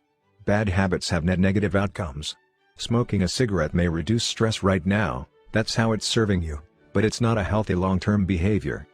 If you're still having trouble determining how to rate a particular habit, here's a question I like to use: does this behavior help me become the type of person I wish to be? Does this habit cast a vote for or against my desired identity? Habits that reinforce your desired identity are usually good. Habits that conflict with your desired identity are usually bad. As you create your habits scorecard, there is no need to change anything at first. The goal is to simply notice what is actually going on. Observe your thoughts and actions without judgment or internal criticism. Don't blame yourself for your faults. Don't praise yourself for your successes. If you eat a chocolate bar every morning, acknowledge it, almost as if you were watching someone else. Oh, how interesting that they would do such a thing. If you binge eat, simply notice that you are eating more calories than you should. If you waste time online, notice that you are spending your life in a way that you do not want to. The first step to changing bad habits is to be on the lookout for them. If you feel like you need extra help, then you can try pointing and calling in your own life. Say out loud the action that you are thinking of taking and what the outcome will be. If you want to cut back on your junk food habit but notice yourself grabbing another cookie, say out loud, I'm about to eat this cookie, but I don't need it. Eating it will cause me to gain weight and hurt my health. Hearing your bad habit spoken aloud makes the consequences seem more real. It adds weight to the action rather than letting yourself mindlessly slip into an old routine. This approach is useful even if you're simply trying to remember a task on your to-do list. Just saying out loud, tomorrow, I need to go to the post office after lunch, increases the odds that you will actually do it. You're getting yourself to acknowledge the need for action, and that can make all the difference. The process of behavior change always starts with awareness. Strategies like pointing and calling in the habits scorecard are focused on getting you to recognize your habits and acknowledge the cues that trigger them, which makes it possible to respond in a way that benefits you. Chapter Summary. With enough practice, Your brain will pick up on the cues that predict certain outcomes without consciously thinking about it. Once our habits become automatic, we stop paying attention to what we are doing. The process of behavior change always starts with awareness. You need to be aware of your habits before you can change them. Pointing and calling raises your level of awareness from a non-conscious habit to a more conscious level by verbalizing your actions. The Habits Scorecard is a simple exercise you can use to become more aware of your behavior. 5. The best way to start a new habit. In 2001, researchers in Great Britain began working with 248 people to build better exercise habits over the course of 2 weeks. The subjects were divided into 3 groups. The first group was the control group. They were simply asked to track how often they exercised. The second group was the motivation group. They were asked not only to track their workouts but also to read some material on the benefits of exercise. The researchers also explained to the group how exercise could reduce the risk of coronary heart disease and improve heart health. Finally, there was the third group. These subjects received the same presentation as the second group, which ensured that they had equal levels of motivation. However, they were also asked to formulate a plan for when and where they would exercise over the following week. Specifically, each member of the third group completed the following sentence: "During the next week, I will partake in at least 20 minutes of vigorous exercise on day, at, time, in, place." In the first and second groups, 35 to 38% of people exercised at least once per week. Interestingly, the motivational presentation given to the second group seemed to have no meaningful impact on behavior, but 91% of the third group exercised at least once per week, more than double the normal rate. The sentence they filled out is what researchers refer to as an implementation intention, which is a plan you make beforehand about when and where to act. That is, how you intend to implement a particular habit. The cues that can trigger a habit come in a wide range of forms: the feel of your phone buzzing in your pocket, the smell of chocolate chip cookies, the sound of ambulance sirens, but the 2 most common cues are time and location. Implementation intentions leverage both of these cues. Broadly speaking, the format for creating an implementation intention is: when situation X arises, I will perform response Y. Hundreds of studies have shown that implementation intentions are effective for sticking to our goals, whether it's writing down the exact time and date of when you will get a flu shot or recording the time of your colonoscopy appointment. They increase the odds that people will stick with habits like recycling, studying, going to sleep early, and stopping smoking. Researchers have even found that voter turnout increases when people are forced to create implementation intentions by answering questions like, "What route are you taking to the polling station? At what time are you planning to go? What bus will get you there?" Other successful government programs have prompted citizens to make a clear plan to send taxes in on time or provided directions on when and where to pay late traffic bills. The punchline is clear: people who make a specific plan for when and where they will perform a new habit are more likely to follow through. Too many people try to change their habits without these basic details figured out. We tell ourselves, "I'm going to eat healthier," or "I'm going to write more," but we never say when and where these habits are going to happen. We leave it up to chance and hope that we will just remember to do it or feel motivated at the right time. An implementation intention sweeps away foggy notions like "I want to work out more" or "I want to be more productive" or "I should vote," and transforms them into a concrete plan of action. Many people think they lack motivation when what they really lack is clarity. It is not always obvious when and where to take action.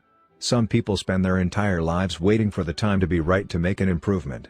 Once an implementation intention has been set, you don't have to wait for inspiration to strike. Do I write a chapter today or not? Do I meditate this morning or at lunch? When the moment of action occurs, there is no need to make a decision. Simply follow your predetermined plan. The simple way to apply this strategy to your habits is to fill out this sentence: I will, behavior, at, time, in, location. Meditation. I will meditate for 1 minute at 7 a.m. in my kitchen. Studying. I will study Spanish for 20 minutes at 6 p.m. in my bedroom. Exercise. I will exercise for 1 hour at 5 p.m. in my local gym. Marriage. I will make my partner a cup of tea at 8 a.m. in the kitchen. If you aren't sure when to start your habit, try the first day of the week, month, or year. People are more likely to take action at those times because hope is usually higher. If we have hope, we have a reason to take action. A fresh start feels motivating. There is another benefit to implementation intentions. Being specific about what you want and how you will achieve it helps you say no to things that derail progress, distract your attention, and pull you off course. We often say yes to little requests because we are not clear enough about what we need to be doing instead. When your dreams are vague, it's easy to rationalize little exceptions all day long and never get around to the specific things you need to do to succeed. Give your habits a time and a space to live in the world. The goal is to make the time and location so obvious that, with enough repetition, you get an urge to do the right thing at the right time, even if you can't say why. As the writer Jason Zweig noted, obviously you're never going to just work out without conscious thought. But like a dog salivating at a bell, maybe you start to get antsy around the time of day you normally work out. There are many ways to use implementation intentions in your life and work. My favorite approach is one I learned from Stanford professor B.J. Fogg, and it is a strategy I refer to as habit stacking. Habit stacking, a simple plan to overhaul your habits. The French philosopher Denis Diderot lived nearly his entire life in poverty, but that all changed one day in 1765. Diderot's daughter was about to be married and he could not afford to pay for the wedding. Despite his lack of wealth, Diderot was well known for his role as the co-founder and writer of Encyclopédie, one of the most comprehensive encyclopedias of the time. When Catherine the Great, the Empress of Russia, heard of Diderot's financial troubles, her heart went out to him. She was a book lover and greatly enjoyed his encyclopedia. She offered to buy Diderot's personal library for £1,000. More than $150,000 today. Suddenly, Diderot had money to spare. With his new wealth, he not only paid for the wedding but also acquired a scarlet robe for himself. Diderot's scarlet robe was beautiful. So beautiful, in fact, that he immediately noticed how out of place it seemed when surrounded by his more common possessions. He wrote that there was no more coordination, no more unity, no more beauty between his elegant robe and the rest of his stuff. Diderot soon felt the urge to upgrade his possessions. He replaced his rug with one from Damascus. He decorated his home with expensive sculptures. He bought a mirror to place above the mantel, and a better kitchen table. He tossed aside his old straw chair for a leather one. Like falling dominoes, one purchase led to the next. Diderot's behavior is not uncommon. In fact, the tendency for one purchase to lead to another one has a name: the Diderot effect. The Diderot effect states that obtaining a new possession often creates a spiral of consumption that leads to additional purchases. You can spot this pattern everywhere. You buy a dress and have to get new shoes and earrings to match. You buy a couch and suddenly question the layout of your entire living room. You buy a toy for your child and soon find yourself purchasing all of the accessories that go with it. It's a chain reaction of purchases. Many human behaviors follow this cycle. You often decide what to do next based on what you have just finished doing. Going to the bathroom leads to washing and drying your hands, which reminds you that you need to put the dirty towels in the laundry, so you add laundry detergent to the shopping list, and so on. No behavior happens in isolation. Each action becomes a cue that triggers the next behavior. Why is this important?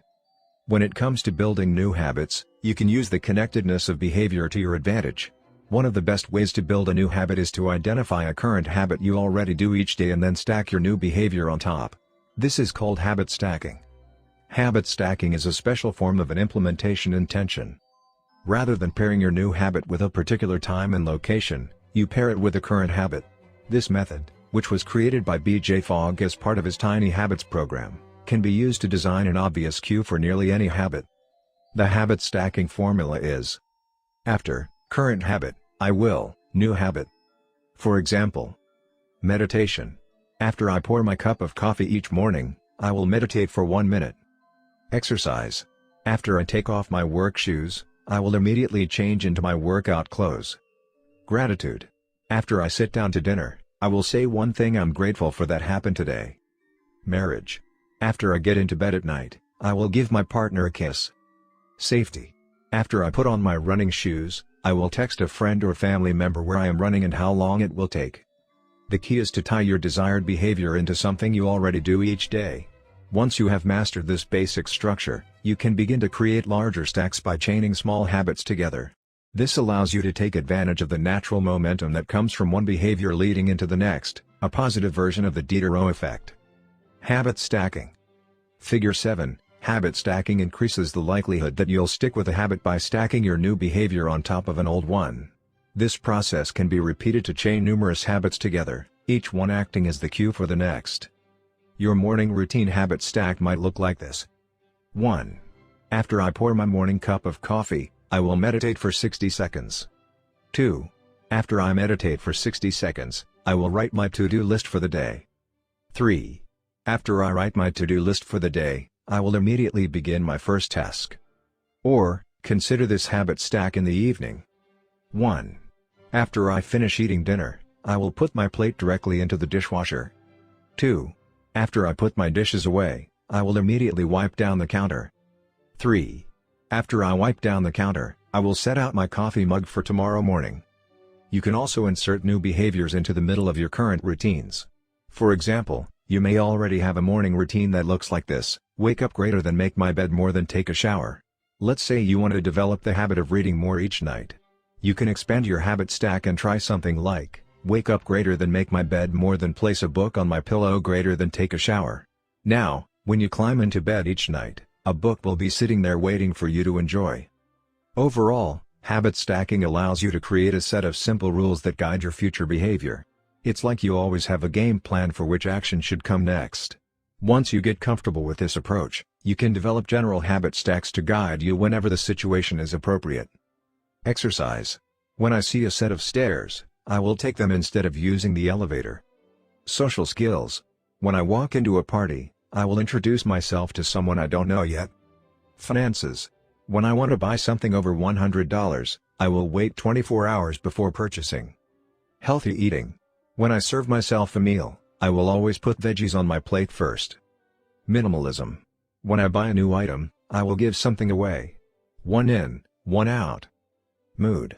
When the phone rings, I will take one deep breath and smile before answering. Forgetfulness. When I leave a public place, I will check the table and chairs to make sure I don't leave anything behind. No matter how you use this strategy, the secret to creating a successful habit stack is selecting the right cue to kick things off. Unlike an implementation intention, which specifically states the time and location for a given behavior, habit stacking implicitly has the time and location built into it. When and where you choose to insert a habit into your daily routine can make a big difference. If you're trying to add meditation into your morning routine but mornings are chaotic and your kids keep running into the room, then that may be the wrong place and time. Consider when you are most likely to be successful. Don't ask yourself to do a habit when you're likely to be occupied with something else. Your cue should also have the same frequency as your desired habit. If you want to do a habit every day, but you stack it on top of a habit that only happens on Mondays, that's not a good choice. One way to find the right trigger for your habit stack is by brainstorming a list of your current habits. You can use your habits scorecard from the last chapter as a starting point. Alternatively, you can create a list with 2 columns. In the first column, write down the habits you do each day without fail. For example, get out of bed, take a shower, brush your teeth, get dressed, brew a cup of coffee, eat breakfast, take the kids to school, start the workday, eat lunch, end the workday, change out of work clothes, sit down for dinner, turn off the lights, get into bed. Your list can be much longer, but you get the idea. In the second column, write down all of the things that happen to you each day without fail. For example, the sun rises. You get a text message. The song you are listening to ends. The sun sets. Armed with these 2 lists, you can begin searching for the best place to layer your new habit into your lifestyle. Habit stacking works best when the cue is highly specific and immediately actionable. Many people select cues that are too vague. I made this mistake myself. When I wanted to start a push-up habit, my habit stack was when I take a break for lunch, I will do 10 push-ups. At first glance, this sounded reasonable. But soon, I realized the trigger was unclear. Would I do my push-ups before I ate lunch? After I ate lunch? Where would I do them? After a few inconsistent days, I changed my habit stack to, when I close my laptop for lunch, I will do 10 push-ups next to my desk. Ambiguity gone. Habits like read more or eat better are worthy causes, but these goals do not provide instruction on how and when to act. Be specific and clear: after I close the door, after I brush my teeth, after I sit down at the table. The specificity is important. The more tightly bound your new habit is to a specific cue, the better the odds are that you will notice when the time comes to act. The first law of behavior change is to make it obvious. Strategies like implementation intentions and habit stacking are among the most practical ways to create obvious cues for your habits and design a clear plan for when and where to take action.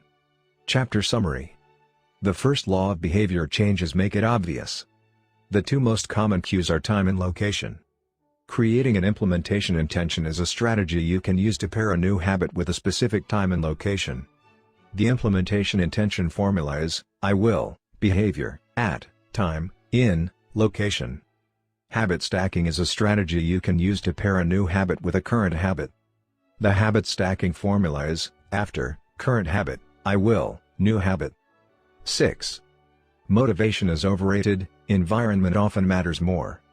Anne Thorndike, a primary care physician at Massachusetts General Hospital in Boston, had a crazy idea.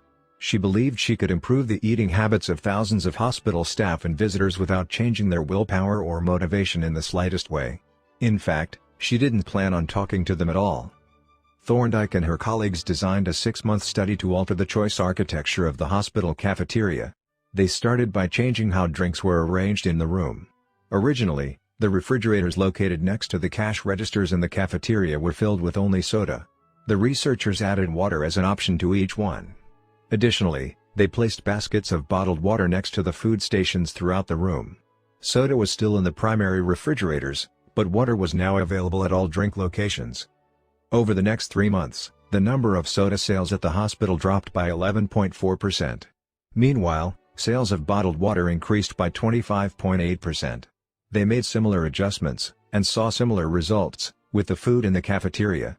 Nobody had said a word to anyone eating there. Before. After. Figure 8, here is a representation of what the cafeteria looked like before the environment design changes were made, left, and after, right. The shaded boxes indicate areas where bottled water was available in each instance. Because the amount of water in the environment was increased, behavior shifted naturally and without additional motivation. People often choose products not because of what they are, but because of where they are. If I walk into the kitchen and see a plate of cookies on the counter, I'll pick up half a dozen and start eating, even if I hadn't been thinking about them beforehand and didn't necessarily feel hungry. If the communal table at the office is always filled with donuts and bagels, it's going to be hard not to grab one every now and then. Your habits change depending on the room you are in and the cues in front of you. Environment is the invisible hand that shapes human behavior. Despite our unique personalities, certain behaviors tend to arise again and again under certain environmental conditions. In church, people tend to talk in whispers. On a dark street, people act wary and guarded. In this way, the most common form of change is not internal, but external. We are changed by the world around us. Every habit is context-dependent.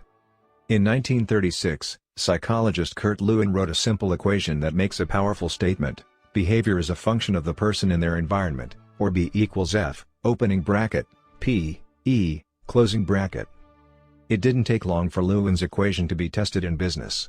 In 1952, the economist Hawkins Stern described a phenomenon he called suggestion impulse buying, which is triggered when a shopper sees a product for the first time and visualizes a need for it.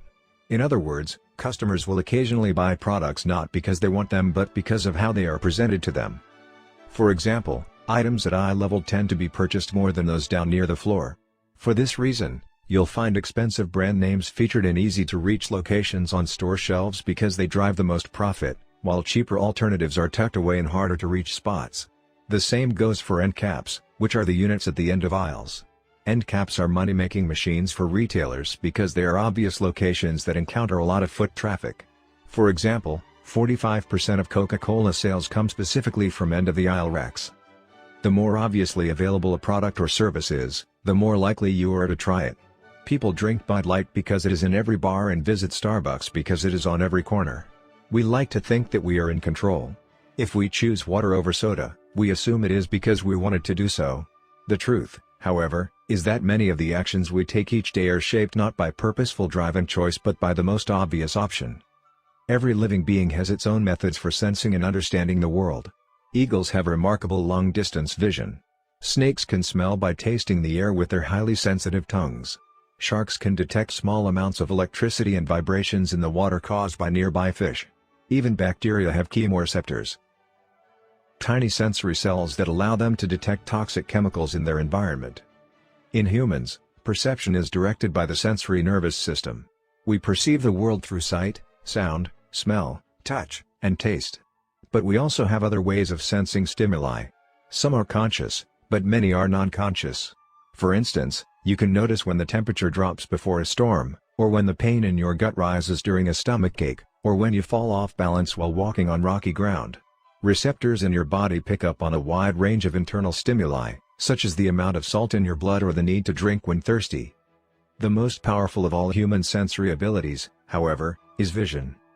The human body has about 11 million sensory receptors. Approximately 10 million of those are dedicated to sight. Some experts estimate that half of the brain's resources are used on vision. Given that we are more dependent on vision than on any other sense, it should come as no surprise that visual cues are the greatest catalyst of our behavior. For this reason, a small change in what you see can lead to a big shift in what you do. As a result, you can imagine how important it is to live and work in environments that are filled with productive cues and devoid of unproductive ones. Thankfully, there is good news in this respect. You don't have to be the victim of your environment. You can also be the architect of it. How to design your environment for success. During the energy crisis and oil embargo of the 1970s, Dutch researchers began to pay close attention to the country's energy usage. In one suburb near Amsterdam, they found that some homeowners use 30% less energy than their neighbors, despite the homes being of similar size and getting electricity for the same price. It turned out the houses in this neighborhood were nearly identical except for one feature: the location of the electrical meter. Some had one in the basement. Others had the electrical meter upstairs in the main hallway. As you may guess, the homes with the meters located in the main hallway used less electricity. When their energy use was obvious and easy to track, people changed their behavior. Every habit is initiated by a cue, and we are more likely to notice cues that stand out. Unfortunately, the environments where we live and work often make it easy not to do certain actions because there is no obvious cue to trigger the behavior. It's easy not to practice the guitar when it's tucked away in the closet. It's easy not to read a book when the bookshelf is in the corner of the guest room. It's easy not to take your vitamins when they are out of sight in the pantry. When the cues that spark a habit are subtle or hidden, they are easy to ignore. By comparison, creating obvious visual cues can draw your attention toward a desired habit. In the early 1990s, the cleaning staff at Schiphol Airport in Amsterdam installed a small sticker that looked like a fly near the center of each urinal. Apparently, when men stepped up to the urinals, they aimed for what they thought was a bug. The stickers improved their aim and significantly reduced spillage around the urinals. Further analysis determined that the stickers cut bathroom cleaning costs by 8% per year. I've experienced the power of obvious cues in my own life. I used to buy apples from the store, put them in the crisper in the bottom of the refrigerator, and forget all about them. By the time I remembered, the apples would have gone bad. I never saw them, so I never ate them. Eventually, I took my own advice and redesigned my environment. I bought a large display bowl and placed it in the middle of the kitchen counter. The next time I bought apples, that was where they went, out in the open where I could see them. Almost like magic, I began eating a few apples each day simply because they were obvious rather than out of sight. Here are a few ways you can redesign your environment and make the cues for your preferred habits more obvious. If you want to remember to take your medication each night, put your pill bottle directly next to the faucet on the bathroom counter. If you want to practice guitar more frequently, place your guitar stand in the middle of the living room. If you want to remember to send more thank you notes, keep a stack of stationery on your desk. If you want to drink more water, fill up a few water bottles each morning and place them in common locations around the house. If you want to make a habit a big part of your life, make the cue a big part of your environment. The most persistent behaviors usually have multiple cues. Consider how many different ways a smoker could be prompted to pull out a cigarette: driving in the car, seeing a friend smoke, feeling stressed at work, and so on. The same strategy can be employed for good habits. By sprinkling triggers throughout your surroundings, you increase the odds that you'll think about your habit throughout the day. Make sure the best choice is the most obvious one. Making a better decision is easy and natural when the cues for good habits are right in front of you. Environment design is powerful not only because it influences how we engage with the world but also because we rarely do it. Most people live in a world others have created for them. But you can alter the spaces where you live and work to increase your exposure to positive cues and reduce your exposure to negative ones. Environment design allows you to take back control and become the architect of your life. Be the designer of your world and not merely the consumer of it. The context is the cue. The cues that trigger a habit can start out very specific, but over time your habits become associated not with a single trigger but with the entire context surrounding the behavior. For example, many people drink more in social situations than they would ever drink alone. The trigger is rarely a single cue, but rather the whole situation, watching your friends order drinks, hearing the music at the bar, seeing the beers on tap. We mentally assign our habits to the locations in which they occur: the home, the office, the gym. Each location develops a connection to certain habits and routines. You establish a particular relationship with the objects on your desk, the items on your kitchen counter, the things in your bedroom. Our behavior is not defined by the objects in the environment but by our relationship to them. In fact, this is a useful way to think about the influence of the environment on your behavior. Stop thinking about your environment as filled with objects. Start thinking about it as filled with relationships. Think in terms of how you interact with the spaces around you. For one person, her couch is the place where she reads for an hour each night. For someone else, the couch is where he watches television and eats a bowl of ice cream after work. Different people can have different memories, and thus different habits, associated with the same place. The good news? You can train yourself to link a particular habit with a particular context. In one study, scientists instructed insomniacs to get into bed only when they were tired. If they couldn't fall asleep, they were told to sit in a different room until they became sleepy. Over time, subjects began to associate the context of their bed with the action of sleeping, and it became easier to quickly fall asleep when they climbed in bed. Their brains learned that sleeping, not browsing on their phones, not watching television, not staring at the clock, was the only action that happened in that room. The power of context also reveals an important strategy: habits can be easier to change in a new environment. It helps to escape the subtle triggers and cues that nudge you toward your current habits. Go to a new place, a different coffee shop, a bench in the park, a corner of your room you seldom use, and create a new routine there. It is easier to associate a new habit with a new context than to build a new habit in the face of competing cues. It can be difficult to go to bed early if you watch television in your bedroom each night. It can be hard to study in the living room without getting distracted if that's where you always play video games. But when you step outside your normal environment, you leave your behavioral biases behind. You aren't battling old environmental cues, which allows new habits to form without interruption. Want to think more creatively? Move to a bigger room, a rooftop patio, or a building with expansive architecture. Take a break from the space where you do your daily work, which is also linked to your current thought patterns. Trying to eat healthier? It is likely that you shop on autopilot at your regular supermarket. Try a new grocery store. You may find it easier to avoid unhealthy food when your brain doesn't automatically know where it is located in the store. When you can't manage to get to an entirely new environment, redefine or rearrange your current one. Create a separate space for work, study, exercise, entertainment, and cooking. The mantra I find useful is one space, one use. When I started my career as an entrepreneur, I would often work from my couch or at the kitchen table. In the evenings, I found it very difficult to stop working. There was no clear division between the end of work time and the beginning of personal time. Was the kitchen table my office or the space where I ate meals? Was the couch where I relaxed or where I sent emails? Everything happened in the same place. A few years later, I could finally afford to move to a home with a separate room for my office. Suddenly, work was something that happened in here and personal life was something that happened out there. It was easier for me to turn off the professional side of my brain when there was a clear dividing line between work life and home life. Each room had one primary use. The kitchen was for cooking. The office was for working. Whenever possible, avoid mixing the context of one habit with another. When you start mixing contexts, you'll start mixing habits, and the easier ones will usually win out. This is one reason why the versatility of modern technology is both a strength and a weakness. You can use your phone for all sorts of tasks, which makes it a powerful device. But when you can use your phone to do nearly anything, it becomes hard to associate it with one task. You want to be productive, but you're also conditioned to browse social media, check email, and play video games whenever you open your phone. It's a mishmash of cues. You may be thinking, you don't understand. I live in New York City. My apartment is the size of a smartphone. I need each room to play multiple roles. Fair enough.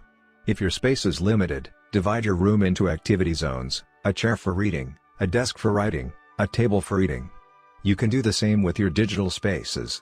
I know a writer who uses his computer only for writing, his tablet only for reading, and his phone only for social media and texting. Every habit should have a home.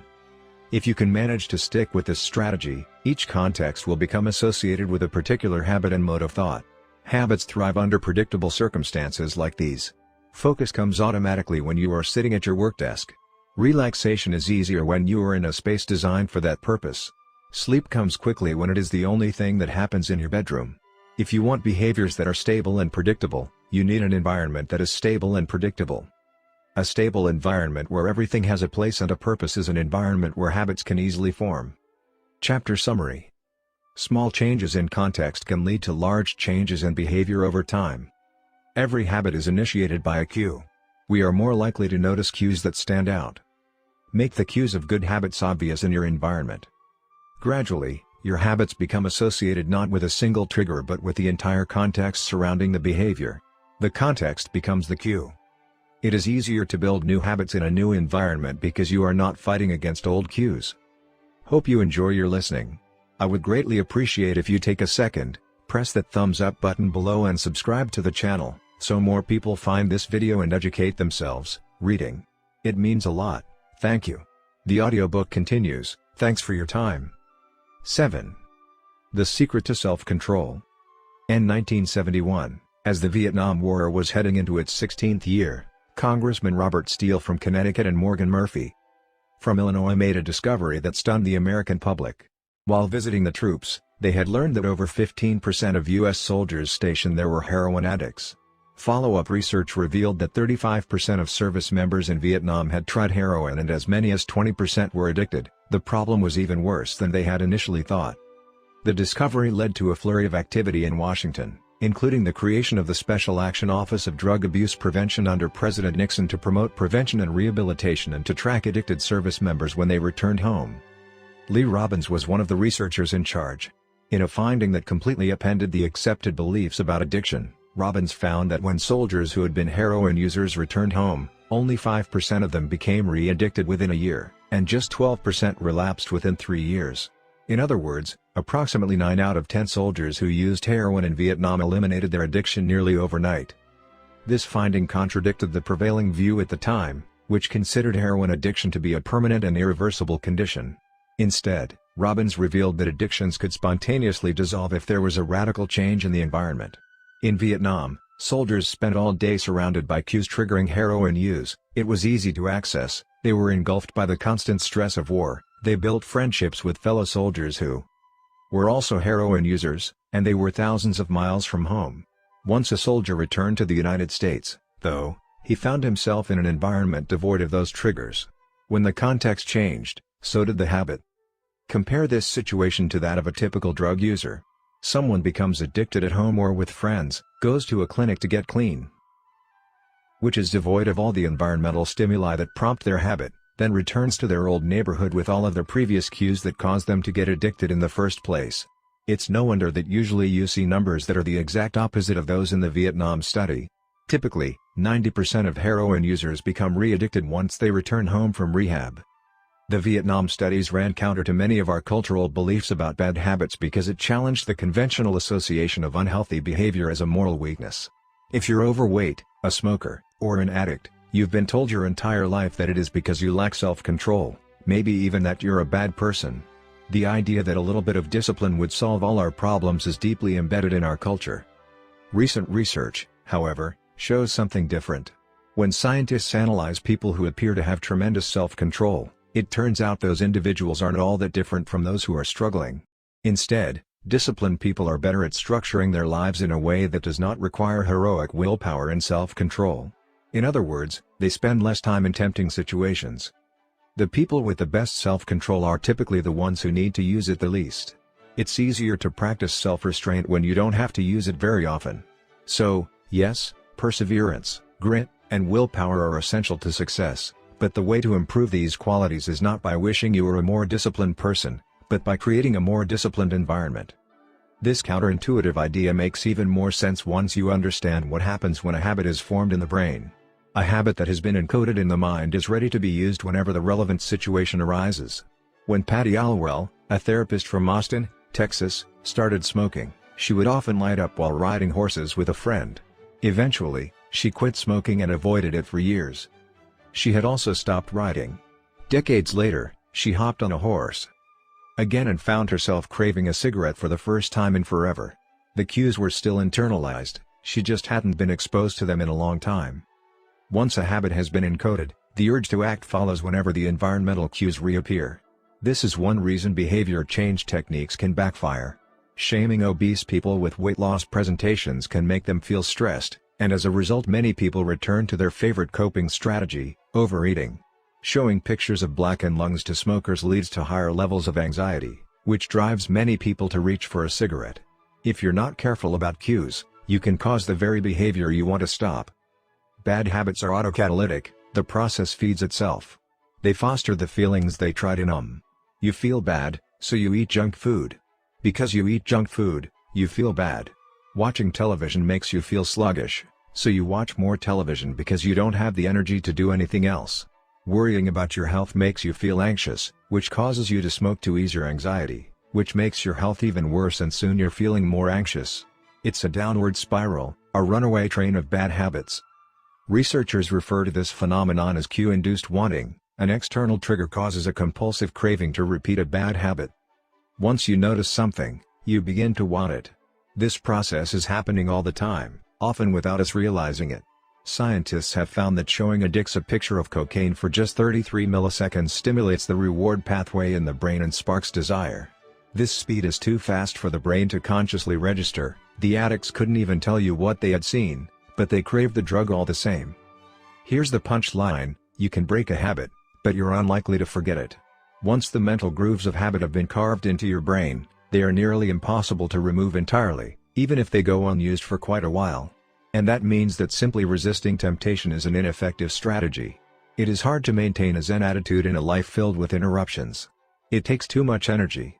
In the short run, you can choose to overpower temptation. In the long run, we become a product of the environment that we live in. To put it bluntly, I have never seen someone consistently stick to positive habits in a negative environment.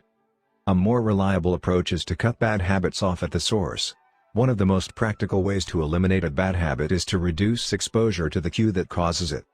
If you can't seem to get any work done, leave your phone in another room for a few hours. If you're continually feeling like you're not enough, stop following social media accounts that trigger jealousy and envy. If you're wasting too much time watching television, move the TV out of the bedroom.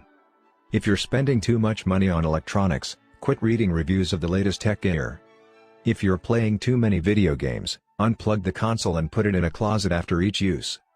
This practice is an inversion of the first law of behavior change. Rather than make it obvious, you can make it invisible. I'm often surprised by how effective simple changes like these can be. Remove a single cue and the entire habit often fades away. Self-control is a short-term strategy, not a long-term one. You may be able to resist temptation once or twice, but it's unlikely you can muster the willpower to override your desires every time.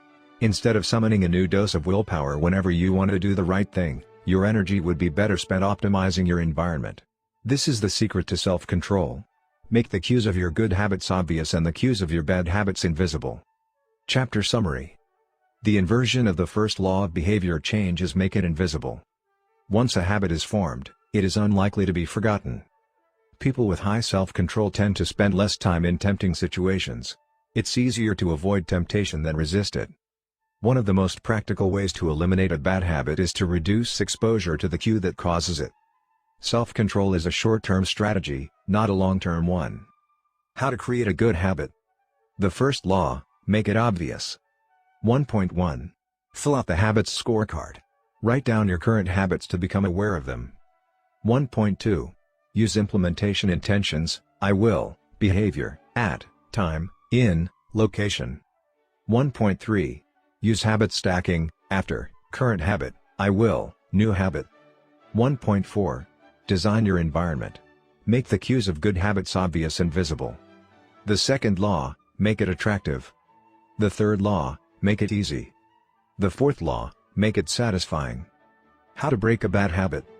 Inversion of the first law: make it invisible. 1.5. Reduce exposure. Remove the cues of your bad habits from your environment. Inversion of the second law: make it unattractive. Inversion of the third law: make it difficult. Inversion of the fourth law: make it unsatisfying. You can download a printable version of this habits cheat sheet at atomichabits.com/cheat sheet. The second law: make it attractive.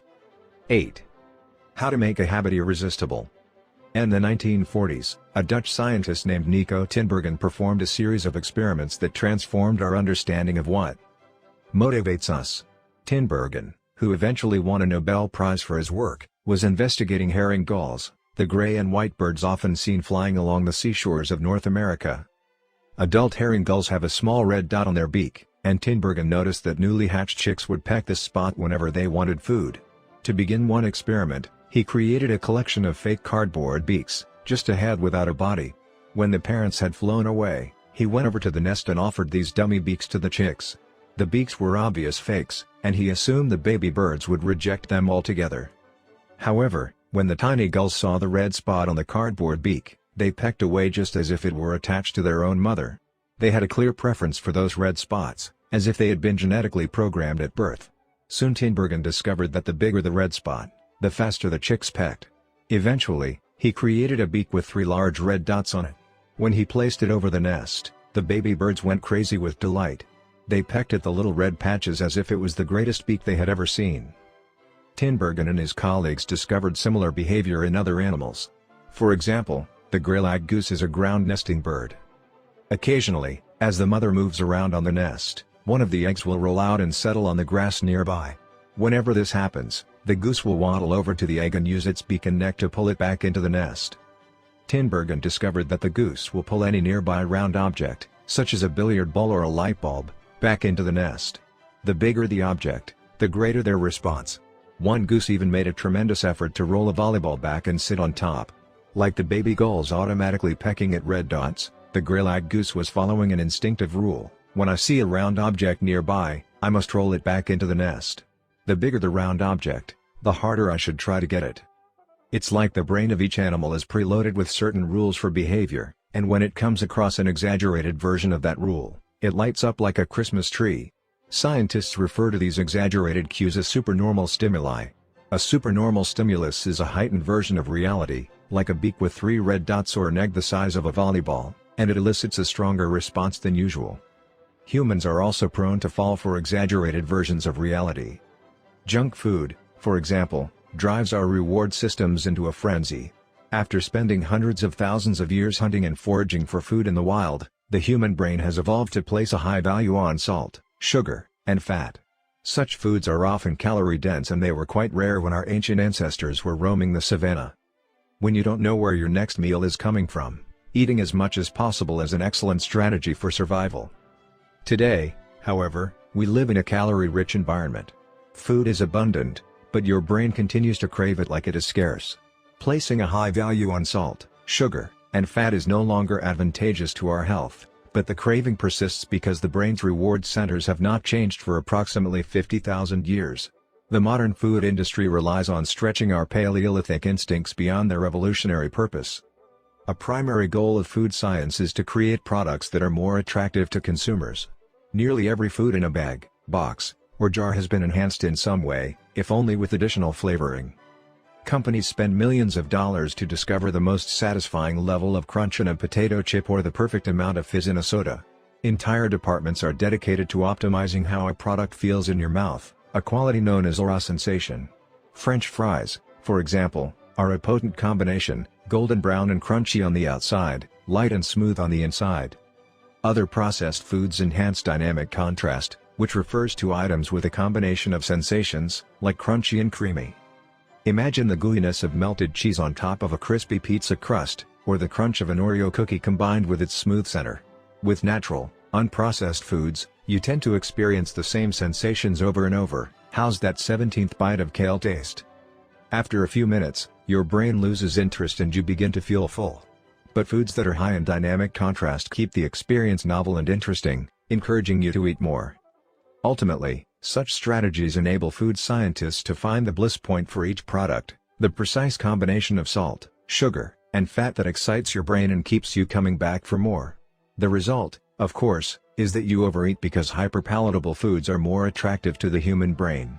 As Stephan Guyenet, a neuroscientist who specializes in eating behavior and obesity, says, "We've gotten too good at pushing our own buttons."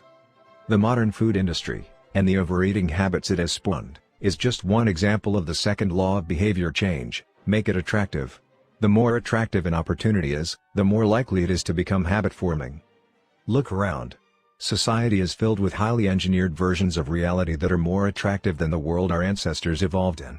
Stores feature mannequins with exaggerated hips and breasts to sell clothes. Social media delivers more likes and praise in a few minutes than we could ever get in the office or at home. Online porn splices together stimulating scenes at a rate that would be impossible to replicate in real life. Advertisements are created with a combination of ideal lighting, professional makeup, and photoshopped edits. Even the model doesn't look like the person in the final image. These are the supernormal stimuli of our modern world. They exaggerate features that are naturally attractive to us, and our instincts go wild as a result, driving us into excessive shopping habits, social media habits, porn habits, eating habits, and many others. If history serves as a guide, the opportunities of the future will be more attractive than those of today. The trend is for rewards to become more concentrated and stimuli to become more enticing. Junk food is a more concentrated form of calories than natural foods. Hard liquor is a more concentrated form of alcohol than beer. Video games are a more concentrated form of play than board games. Compared to nature, these pleasure-packed experiences are hard to resist. We have the brains of our ancestors but temptations they never had to face. If you want to increase the odds that a behavior will occur, then you need to make it attractive. Throughout our discussion of the second law, our goal is to learn how to make our habits irresistible. While it is not possible to transform every habit into a supernormal stimulus, we can make any habit more enticing. To do this, we must start by understanding what a craving is and how it works. We begin by examining a biological signature that all habits share, the dopamine spike. The dopamine-driven feedback loop. Scientists can track the precise moment a craving occurs by measuring a neurotransmitter called dopamine. The importance of dopamine became apparent in 1954 when the neuroscientists James Olds and Peter Milner ran an experiment that revealed the neurological processes behind craving and desire. By implanting electrodes in the brains of rats, the researchers blocked the release of dopamine. To the surprise of the scientists, the rats lost all will to live.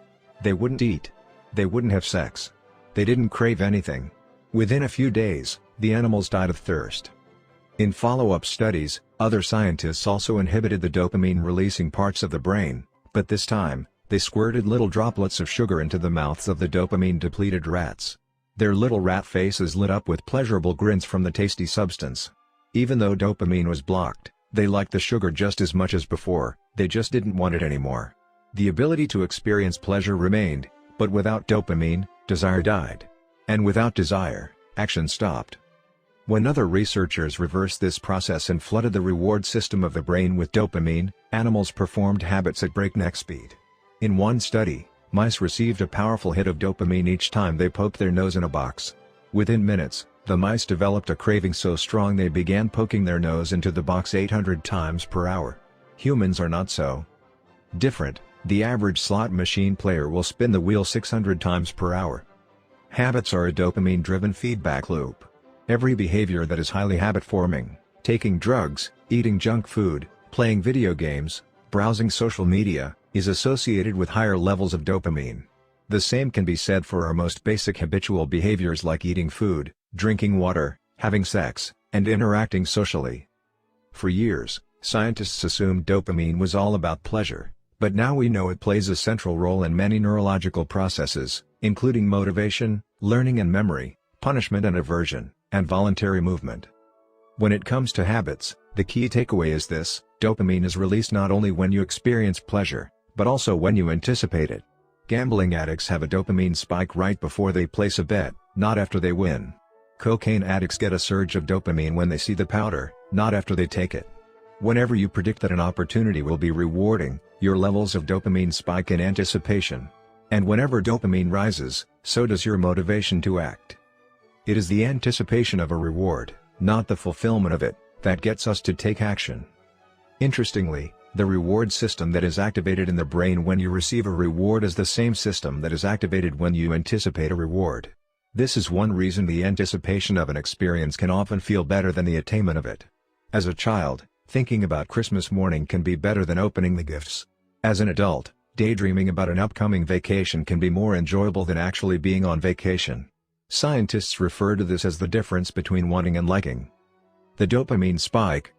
Figure 9. Before a habit is learned, a Dopamine is released when the reward is experienced for the first time. The next time around, B. Dopamine rises before taking action, immediately after a cue is recognized. This spike leads to a feeling of desire and a craving to take action whenever the cue is spotted. Once a habit is learned, dopamine will not rise when a reward is experienced because you already expect the reward. However, if you see a cue and expect a reward, but do not get one, then dopamine will drop in disappointment. C. The sensitivity of the dopamine response can clearly be seen when a reward is provided late. D. First, the cue is identified and dopamine rises as a craving builds. Next, a response is taken but the reward does not come as quickly as expected and dopamine begins to drop. Finally, when the reward comes a little later than you had hoped, dopamine spikes again. It is as if the brain is saying, "See, I knew I was right. Don't forget to repeat this action next time." Your brain has far more neural circuitry allocated for wanting rewards than for liking them. The wanting centers in the brain are large: the brain stem, the nucleus accumbens, the ventral tegmental area, the dorsal striatum, the amygdala, and portions of the prefrontal cortex. By comparison, the liking centers of the brain are much smaller. They are often referred to as hedonic hotspots and are distributed like tiny islands throughout the brain. For instance, researchers have found that 100% of the nucleus accumbens is activated during wanting. Meanwhile, only 10% of the structure is activated during liking. The fact that the brain allocates so much precious space to the regions responsible for craving and desire provides further evidence of the crucial role these processes play. Desire is the engine that drives behavior. Every action is taken because of the anticipation that precedes it. It is the craving that leads to the response. These insights reveal the importance of the second law of behavior change. We need to make our habits attractive because it is the expectation of a rewarding experience that motivates us to act in the first place. This is where a strategy known as temptation bundling comes into play. How to use temptation bundling to make your habits more attractive. Ronan Byrne, an electrical engineering student in Dublin, Ireland, enjoyed watching Netflix, but he also knew that he should exercise more often than he did. Putting his engineering skills to use, Byrne hacked his stationary bike and connected it to his laptop and television. Then he wrote a computer program that would allow Netflix to run only if he was cycling at a certain speed. If he slowed down for too long, whatever show he was watching would pause until he started pedaling again. He was, in the words of one fan, eliminating obesity one Netflix binge at a time. He was also employing temptation bundling to make his exercise habit more attractive. Temptation bundling works by linking an action you want to do with an action you need to do. In Byrne's case, he bundled watching Netflix, the thing he wanted to do, with riding his stationary bike, the thing he needed to do. Businesses are masters at temptation bundling. For instance, when the American Broadcasting Company, more commonly known as ABC, launched its Thursday night television lineup for the 2014 to 2015 season, they promoted temptation bundling on a massive scale. Every Thursday, the company would air 3 shows created by screenwriter Shonda Rhimes: Grey's Anatomy, Scandal, and How to Get Away with Murder. They branded it as TGI'd on ABC. TGI'd stands for Thank God It's Thursday. In addition to promoting the shows, ABC encouraged viewers to make popcorn, drink red wine, and enjoy the evening. Andrew Kubitz, head of scheduling for ABC, described the idea behind the campaign. "We see Thursday night as a viewership opportunity, with either couples or women by themselves who want to sit down and escape and have fun and drink their red wine and have some popcorn." The brilliance of this strategy is that ABC was associating the thing they needed viewers to do, watch their shows, with activities their viewers already wanted to do: relax, drink wine, and eat popcorn. Over time, people began to connect watching ABC with feeling relaxed and entertained. If you drink red wine and eat popcorn at 8 p.m. every Thursday, then eventually 8 p.m. on Thursday means relaxation and entertainment. The reward gets associated with the cue, and the habit of turning on the television becomes more attractive. You're more likely to find a behavior attractive if you get to do one of your favorite things at the same time. Perhaps you want to hear about the latest celebrity gossip, but you need to get in shape. Using temptation bundling, you could only read the tabloids and watch reality shows at the gym. Maybe you want to get a pedicure, but you need to clean out your email inbox. Solution: only get a pedicure while processing overdue work emails. Temptation bundling is one way to apply a psychology theory known as Premack's principle. Named after the work of Professor David Premack, the principle states that more probable behaviors will reinforce less probable behaviors. In other words, even if you don't really want to process overdue work emails, You'll become conditioned to do it if it means you get to do something you really want to do along the way. You can even combine temptation bundling with the habit stacking strategy we discussed in Chapter 5 to create a set of rules to guide your behavior. The habit stacking plus temptation bundling formula is: 1. After current habit, I will, habit I need. 2. After habit I need, I will, habit I want.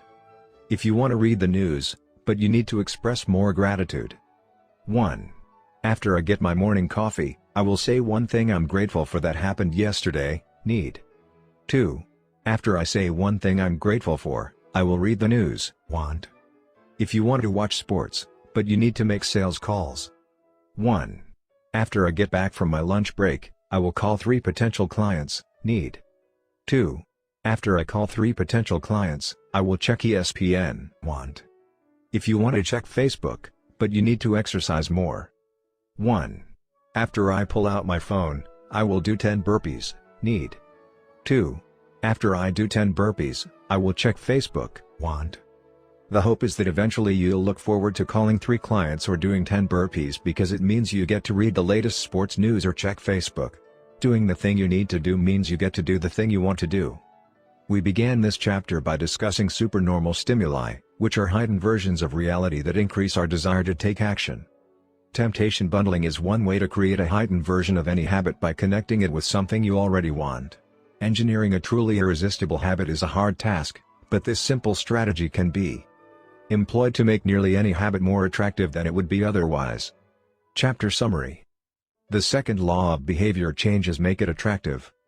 The more attractive an opportunity is, the more likely it is to become habit-forming.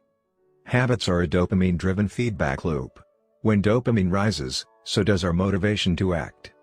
It is the anticipation of a reward, not the fulfillment of it, that gets us to take action. The greater the anticipation, the greater the dopamine spike. Temptation bundling is one way to make your habits more attractive. The strategy is to pair an action you want to do with an action you need to do. 9. The role of family and friends in shaping your habits. In 1965, a Hungarian man named Laszlo Polgar wrote a series of strange letters to a woman named Clara. Laszlo was a firm believer in hard work. In fact, it was all he believed in. He completely rejected the idea of innate talent. He claimed that with deliberate practice and the development of good habits, a child could become a genius in any field. His mantra was, "A genius is not born, but is educated and trained." Laszlo believed in this idea so strongly that he wanted to test it with his own children, and he was writing to Clara because he needed a wife willing to jump on board. Clara was a teacher and, although she may not have been as adamant as Laszlo, she also believed that with proper instruction, anyone could advance their skills. Laszlo decided chess would be a suitable field for the experiment, and he laid out a plan to raise his children to become chess prodigies. The kids would be homeschooled, a rarity in Hungary at the time. The house would be filled with chess books and pictures of famous chess players. The children would play against each other constantly and compete in the best tournaments they could find. The family would keep a meticulous file system of the tournament history of every competitor the children faced. Their lives would be dedicated to chess. Laszlo successfully courted Clara, and within a few years, the Polgars were parents to 3 young girls, Susan, Sophia, and Judith. Susan, the oldest, began playing chess when she was 4 years old. Within 6 months, she was defeating adults. Sophia, the middle child, did even better. By 14, she was a world champion, and a few years later, she became a grandmaster. Judith, the youngest, was the best of all. By age 5, she could beat her father. At 12, she was the youngest player ever listed among the top 100 chess players in the world. At 15 years and 4 months old, she became the youngest grandmaster of all time, younger than Bobby Fischer, the previous record holder. For 27 years, she was the #1 ranked female chess player in the world. The childhood of the Polgar sisters was atypical, to say the least. And yet, if you ask them about it, they claim their lifestyle was attractive, even enjoyable. In interviews, the sisters talk about their childhood as entertaining rather than grueling. They loved playing chess. They couldn't get enough of it. Once, Laszlo reportedly found Sophia playing chess in the bathroom in the middle of the night. Encouraging her to go back to sleep, he said, "Sophia, leave the pieces alone." To which she replied, "Daddy, they won't leave me alone." The Polgar sisters grew up in a culture that prioritized chess above all else. praised them for it, rewarded them for it. In their world, an obsession with chess was normal. And as we are about to see, whatever habits are normal in your culture are among the most attractive behaviors you'll find. The seductive pull of social norms. Humans are herd animals. We want to fit in, to bond with others, and to earn the respect and approval of our peers. Such inclinations are essential to our survival. For most of our evolutionary history, our ancestors lived in tribes. Becoming separated from the tribe, or worse, being cast out, was a death sentence. The lone wolf dies, but the pack survives. Meanwhile, those who collaborated and bonded with others enjoyed increased safety, mating opportunities, and access to resources. As Charles Darwin noted, in the long history of humankind, those who learn to collaborate and improvise most effectively have prevailed. As a result, one of the deepest human desires is to belong. And this ancient preference exerts a powerful influence on our modern behavior. We don't choose our earliest habits, we imitate them. We follow the script handed down by our friends and family, our church or school, our local community and society at large. Each of these cultures and groups comes with its own set of expectations and standards, when and whether to get married, how many children to have, which holidays to celebrate, how much money to spend on your child's birthday party. In many ways, these social norms are the invisible rules that guide your behavior each day. You're always keeping them in mind, even if they are at the not top of your mind. Often, you follow the habits of your culture without thinking, without questioning, and sometimes without remembering. As the French philosopher Michel de Montaigne wrote, the customs and practices of life and society sweep us along. Most of the time, going along with the group does not feel like a burden. Everyone wants to belong. If you grow up in a family that rewards you for your chess skills, playing chess will seem like a very attractive thing to do. If you work in a job where everyone wears expensive suits, then you'll be inclined to splurge on one as well. If all of your friends are sharing an inside joke or using a new phrase, you'll want to do it, too, so they know that you get it. Behaviors are attractive when they help us fit in. We imitate the habits of three groups in particular. 1. The close. 2. The many. 3. The powerful. Each group offers an opportunity to leverage the second law of behavior change and make our habits more attractive. 1. Imitating the close. Proximity has a powerful effect on our behavior. This is true of the physical environment, as we discussed in Chapter 6, but it is also true of the social environment. We pick up habits from the people around us.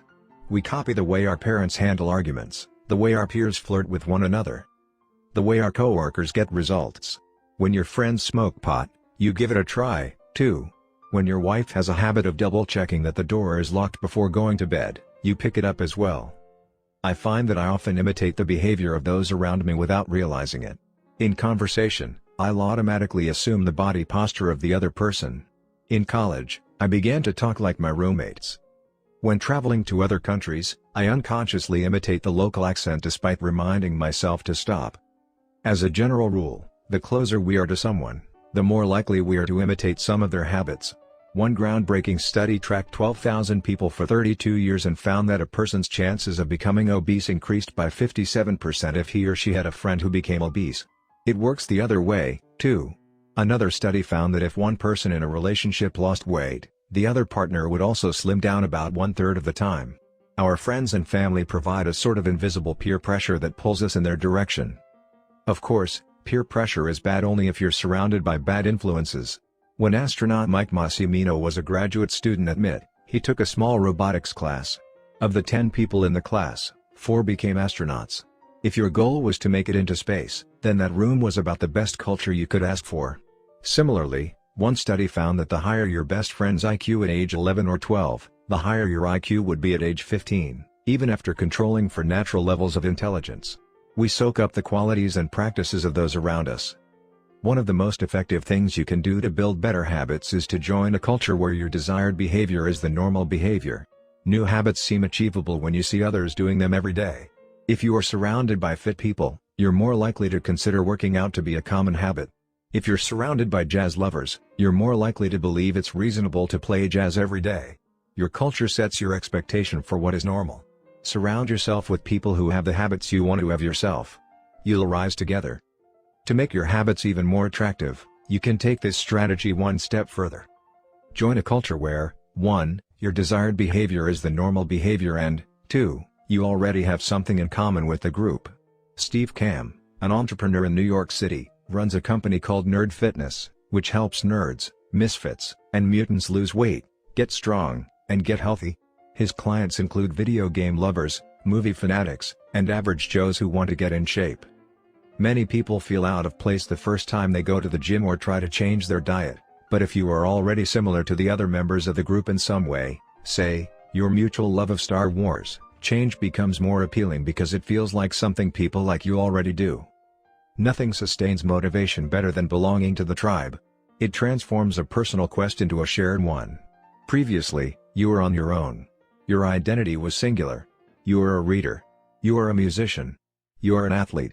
When you join a book club or a band or a cycling group, your identity becomes linked to those around you. Growth and change is no longer an individual pursuit. We are readers. We are musicians. We are cyclists. The shared identity begins to reinforce your personal identity. This is why remaining part of a group after achieving a goal is crucial to maintaining your habits. It's friendship and community that embed a new identity and help behaviors last over the long run. 2. Imitating the many. In the 1950s, psychologist Solomon Asch conducted a series of experiments that are now taught to legions of undergrads each year. To begin each experiment, the subject entered the room with a group of strangers. Unbeknownst to them, the other participants were actors planted by the researcher and instructed to deliver scripted answers to certain questions. The group would be shown one card with a line on it and then a second card with a series of lines. Each person was asked to select the line on the second card that was similar in length to the line on the first card. It was a very simple task. Here's an example of two cards used in the experiment. Conforming to social norms. Figure 10. This is a representation of two cards used by Solomon Asch in his famous social conformity experiments. The length of the line on the first card, left, is obviously the same as line C, but when a group of actors claimed it was a different length, the research subjects would often change their minds and go with the crowd rather than believe their own eyes. The experiment always began the same. First, there would be some easy trials where everyone agreed on the correct line.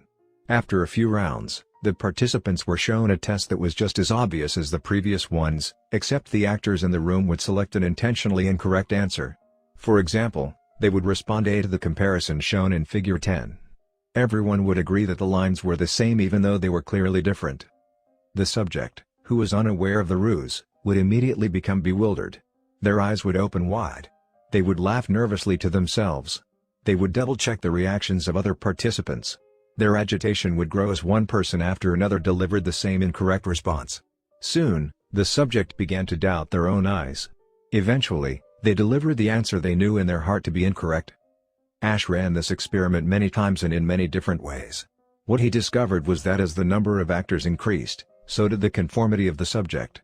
If it was just the subject and one actor, then there was no effect on the person's choice. They just assumed they were in the room with a dummy. When two actors were in the room with the subject, there was still little impact. But as the number of people increased to 3 actors and 4 and all the way to 8, the subject became more likely to second-guess themselves. By the end of the experiment, nearly 75% of the subjects had agreed with the group answer even though it was obviously incorrect. Whenever we are unsure how to act, we look to the group to guide our behavior. We are constantly scanning our environment and wondering, what is everyone else doing? We check reviews on Amazon or Yelp or TripAdvisor because we want to imitate the best buying, eating, and travel habits. It's usually a smart strategy. There is evidence in numbers. But there can be a downside. The normal behavior of the tribe often overpowers the desired behavior of the individual. For example, one study found that when a chimpanzee learns an effective way to crack nuts open as a member of one group and then switches to a new group that uses a less effective strategy, it will avoid using the superior nut cracking method just to blend in with the rest of the chimps. Humans are similar. There is tremendous internal pressure to comply with the norms of the group. The reward of being accepted is often greater than the reward of winning an argument, looking smart, or finding truth. Most days, we'd rather be wrong with the crowd than be right by ourselves. The human mind knows how to get along with others. It wants to get along with others. This is our natural mode. You can override it, you can choose to ignore the group or to stop caring what other people think, but it takes work. Running against the grain of your culture requires extra effort. When changing your habits means challenging the tribe, change is unattractive. When changing your habits means fitting in with the tribe, change is very attractive. 3. Imitating the powerful. Humans everywhere pursue power, prestige, and status. We want pins and medallions on our jackets. We want president or partner in our titles. We want to be acknowledged, recognized, and praised. This tendency can seem vain, but overall, it's a smart move. Historically, a person with greater power and status has access to more resources, worries less about survival, and proves to be a more attractive mate. We are drawn to behaviors that earn us respect, approval, admiration, and status. We want to be the one in the gym who can do muscle-ups, or the musician who can play the hardest chord progressions, or the parent with the most accomplished children, because these things separate us from the crowd. Once we fit in, we start looking for ways to stand out. This is one reason we care so much about the habits of highly effective people. We try to copy the behavior of successful people because we desire success ourselves. Many of our daily habits are imitations of people we admire. You replicate the marketing strategies of the most successful firms in your industry. You make a recipe from your favorite baker. You borrow the storytelling strategies of your favorite writer. You mimic the communication style of your boss. We imitate people we envy. High-status people enjoy the approval, respect, and praise of others. And that means if a behavior can get us approval, respect, and praise, we find it attractive. We are also motivated to avoid behaviors that would lower our status. We trim our hedges and mow our lawn because we don't want to be the slob of the neighborhood. When our mother comes to visit, we clean up the house because we don't want to be judged. We are continually wondering, what will others think of me? And altering our behavior based on the answer. The Polgar sisters, the chess prodigies mentioned at the beginning of this chapter, are evidence of the powerful and lasting impact social influences can have on our behavior. The sisters practiced chess for many hours each day and continued this remarkable effort for decades. But these habits and behaviors maintained their attractiveness, in part, because they were valued by their culture. From the praise of their parents to the achievement of different status markers like becoming a grandmaster, they had many reasons to continue their effort. Chapter Summary. The culture we live in determines which behaviors are attractive to us. We tend to adopt habits that are praised and approved of by our culture because we have a strong desire to fit in and belong to the tribe. We tend to imitate the habits of three social groups: the close, family and friends; the many, the tribe; and the powerful, those with status and prestige. One of the most effective things you can do to build better habits is to join a culture where, 1. Your desired behavior is the normal behavior, and 2. You already have something in common with the group. The normal behavior of the tribe often overpowers the desired behavior of the individual. Most days, we'd rather be wrong with the crowd than be right by ourselves. If a behavior can get us approval, respect, and praise, we find it attractive. 10. How to find and fix the causes of your bad habits. In late 2012, I was sitting in an old apartment just a few blocks from Istanbul's most famous street, İstiklal Caddesi. I was in the middle of a 4-day trip to Turkey and my guide, Mike, was relaxing in a worn-out armchair a few feet away. Mike wasn't really a guide. He was just a guy from Maine who had been living in Turkey for 5 years, but he offered to show me around while I was visiting the country and I took him up on it. On this particular night, I had been invited to dinner with him and a handful of his Turkish friends. There were 7 of us, and I was the only one who hadn't, at some point, smoked at least 1 pack of cigarettes per day. I asked one of the Turks how he got started. "Friends," he said. "It always starts with your friends. One friend smokes, then you try it." What was truly fascinating was that half of the people in the room had managed to quit smoking. Mike had been smoke-free for a few years at that point, and he swore up and down that he broke the habit because of a book called Alan Carr's Easy Way to Stop Smoking. "It frees you from the mental burden of smoking," he said. "It tells you, stop lying to yourself. You know you don't actually want to smoke. You know you don't really enjoy this. It helps you feel like you're not the victim anymore. You start to realize that you don't need to smoke." I had never tried a cigarette, but I took a look at the book afterward out of curiosity. The author employs an interesting strategy to help smokers eliminate their cravings. He systematically reframes each cue associated with smoking and gives it a new meaning. He says things like, "You think you are quitting something, but you're not quitting anything because cigarettes do nothing for you. You think smoking is something you need to do to be social, but it's not. You can be social without smoking at all. You think smoking is about relieving stress, but it's not. Smoking does not relieve your nerves, it destroys them." Over and over, he repeats these phrases and others like them. "Get it clearly into your mind," he says. "You are losing nothing and you are making marvelous positive gains not only in health, energy and money, but also in confidence, self-respect, freedom and, most important of all, in the length and quality of your future life. By the time you get to the end of the book, smoking seems like the most ridiculous thing in the world to do. And if you no longer expect smoking to bring you any benefits, you have no reason to smoke. It is an inversion of the second law of behavior change: make it unattractive. Now, I know this idea might sound overly simplistic. Just change your mind and you can quit smoking. But stick with me for a minute. Where cravings come from. Every behavior has a surface-level craving and a deeper, underlying motive. I often have a craving that goes something like this: I want to eat tacos. If you were to ask me why I want to eat tacos, I wouldn't say, because I need food to survive. But the truth is, somewhere deep down, I am motivated to eat tacos because I have to eat to survive. The underlying motive is to obtain food and water, even if my specific craving is for a taco. Some of our underlying motives include: conserve energy, obtain food and water, find love and reproduce, connect and bond with others, win social acceptance and approval, reduce uncertainty, achieve status and prestige. A craving is just a specific manifestation of a deeper underlying motive. Your brain did not evolve with a desire to smoke cigarettes or to check Instagram or to play video games. At a deep level, you simply want to reduce uncertainty and relieve anxiety, to win social acceptance and approval, or to achieve status. Look at nearly any product that is habit-forming and you'll see that it does not create a new motivation, but rather latches onto the underlying motives of human nature. Find love and reproduce equals using Tinder. Connect and bond with others equals browsing Facebook. Win social acceptance and approval equals posting on Instagram. Reduce uncertainty equals searching on Google. Achieve status and prestige equals playing video games. Your habits are modern-day solutions to ancient desires. New versions of old vices. The underlying motives behind human behavior remain the same. The specific habits we perform differ based on the period of history. Here's the powerful part: there are many different ways to address the same underlying motive. One person might learn to reduce stress by smoking a cigarette. Another person learns to ease their anxiety by going for a run. Your current habits are not necessarily the best way to solve the problems you face, they are just the methods you learn to use.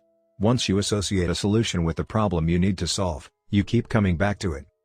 Habits are all about associations. These associations determine whether we predict a habit to be worth repeating or not. As we covered in our discussion of the first law, your brain is continually absorbing information and noticing cues in the environment. Every time you perceive a cue, your brain runs a simulation and makes a prediction about what to do in the next moment. Cue: you notice that the stove is hot. Prediction: if I touch it I'll get burned, so I should avoid touching it. Cue: you see that the traffic light turned green. Prediction: if I step on the gas, I'll make it safely through the intersection and get closer to my destination, so I should step on the gas. You see a cue, categorize it based on past experience, and determine the appropriate response. This all happens in an instant, but it plays a crucial role in your habits because every action is preceded by a prediction. Life feels reactive, but it is actually predictive. All day long, you are making your best guess of how to act given what you've just seen and what has worked for you in the past. You are endlessly predicting what will happen in the next moment. Our behavior is heavily dependent on these predictions.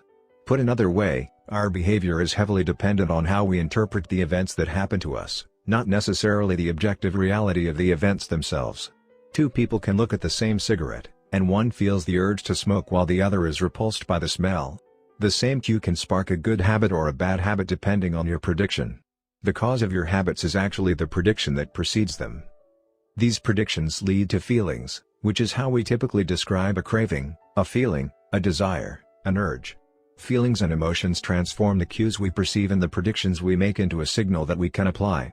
They help explain what we are currently sensing. For instance, whether or not you realize it, you are noticing how warm or cold you feel right now. If the temperature drops by 1 degree, you probably won't do anything. If the temperature drops 10 degrees, however, you'll feel cold and put on another layer of clothing. Feeling cold was the signal that prompted you to act. You have been sensing the cues the entire time, but it is only when you predict that you would be better off in a different state that you take action. A craving is the sense that something is missing. It is the desire to change your internal state. When the temperature falls, there is a gap between what your body is currently sensing and what it wants to be sensing. This gap between your current state and your desired state provides a reason to act. Desire is the difference between where you are now and where you want to be in the future. Even the tiniest action is tinged with the motivation to feel differently than you do in the moment. When you binge eat or light up or browse social media, what you really want is not a potato chip or a cigarette or a bunch of likes. What you really want is to feel different. Our feelings and emotions tell us whether to hold steady in our current state or to make a change. They help us decide the best course of action. Neurologists have discovered that when emotions and feelings are impaired, we actually lose the ability to make decisions. We have no signal of what to pursue and what to avoid. As the neuroscientist Antonio Damasio explains, it is emotion that allows you to mark things as good, bad, or indifferent. To summarize, the specific cravings you feel and habits you perform are really an attempt to address your fundamental underlying motives. Whenever a habit successfully addresses a motive, you develop a craving to do it again. In time, you learn to predict that checking social media will help you feel loved or that watching YouTube will allow you to forget your fears. Habits are attractive when we associate them with positive feelings, and we can use this insight to our advantage rather than to our detriment. How to reprogram your brain to enjoy hard habits. You can make hard habits more attractive if you can learn to associate them with a positive experience. Sometimes, all you need is a slight mindset shift. For instance, we often talk about everything we have to do in a given day. You have to wake up early for work. You have to make another sales call for your business. You have to cook dinner for your family. Now, imagine changing just one word: you don't have to. You get to. You get to wake up early for work. You get to make another sales call for your business. You get to cook dinner for your family. By simply changing one word, you shift the way you view each event. You transition from seeing these behaviors as burdens and turn them into opportunities. The key point is that both versions of reality are true. You have to do those things, and you also get to do them. We can find evidence for whatever mindset we choose. I once heard a story about a man who uses a wheelchair. When asked if it was difficult being confined, he responded, "I'm not confined to my wheelchair, I am liberated by it. If it wasn't for my wheelchair, I would be bedbound and never able to leave my house." This shift in perspective completely transformed how he lived each day. Reframing your habits to highlight their benefits rather than their drawbacks is a fast and lightweight way to reprogram your mind and make a habit seem more attractive. Exercise. Many people associate exercise with being a challenging task that drains energy and wears you down. You can just as easily view it as a way to develop skills and build you up. Instead of telling yourself "I need to go run in the morning," say it's time to build endurance and get fast. Finance. Saving money is often associated with sacrifice. However, you can associate it with freedom rather than limitation if you realize one simple truth: living below your current means increases your future means. The money you save this month increases your purchasing power next month. Meditation. Anyone who has tried meditation for more than 3 seconds knows how frustrating it can be when the next distraction inevitably pops into your mind. You can transform frustration into delight when you realize that each interruption gives you a chance to practice returning to your breath. Distraction is a good thing because you need distractions to practice meditation. Pre-game jitters. Many people feel anxious before delivering a big presentation or competing in an important event. They experience quicker breathing, a faster heart rate, heightened arousal. If we interpret these feelings negatively, then we feel threatened and tense up. If we interpret these feelings positively, then we can respond with fluidity and grace. You can reframe "I am nervous" to "I am excited and I'm getting an adrenaline rush to help me concentrate." These little mindset shifts aren't magic, but they can help change the feelings you associate with a particular habit or situation. If you want to take it a step further, you can create a motivation ritual. You simply practice associating your habits with something you enjoy, then you can use that cue whenever you need a bit of motivation. For instance, if you always play the same song before having sex, then you'll begin to link the music with the act. Whenever you want to get in the mood, just press play. Ed Lattimore, a boxer and writer from Pittsburgh, benefited from a similar strategy without knowing it. "Odd realization," he wrote. "My focus and concentration goes up just by putting my headphones on while writing. I don't even have to play any music." Without realizing it, he was conditioning himself. In the beginning, he put his headphones on, played some music he enjoyed, and did focused work. After doing it 5, 10, 20 times, putting his headphones on became a cue that he automatically associated with increased focus. The craving followed naturally.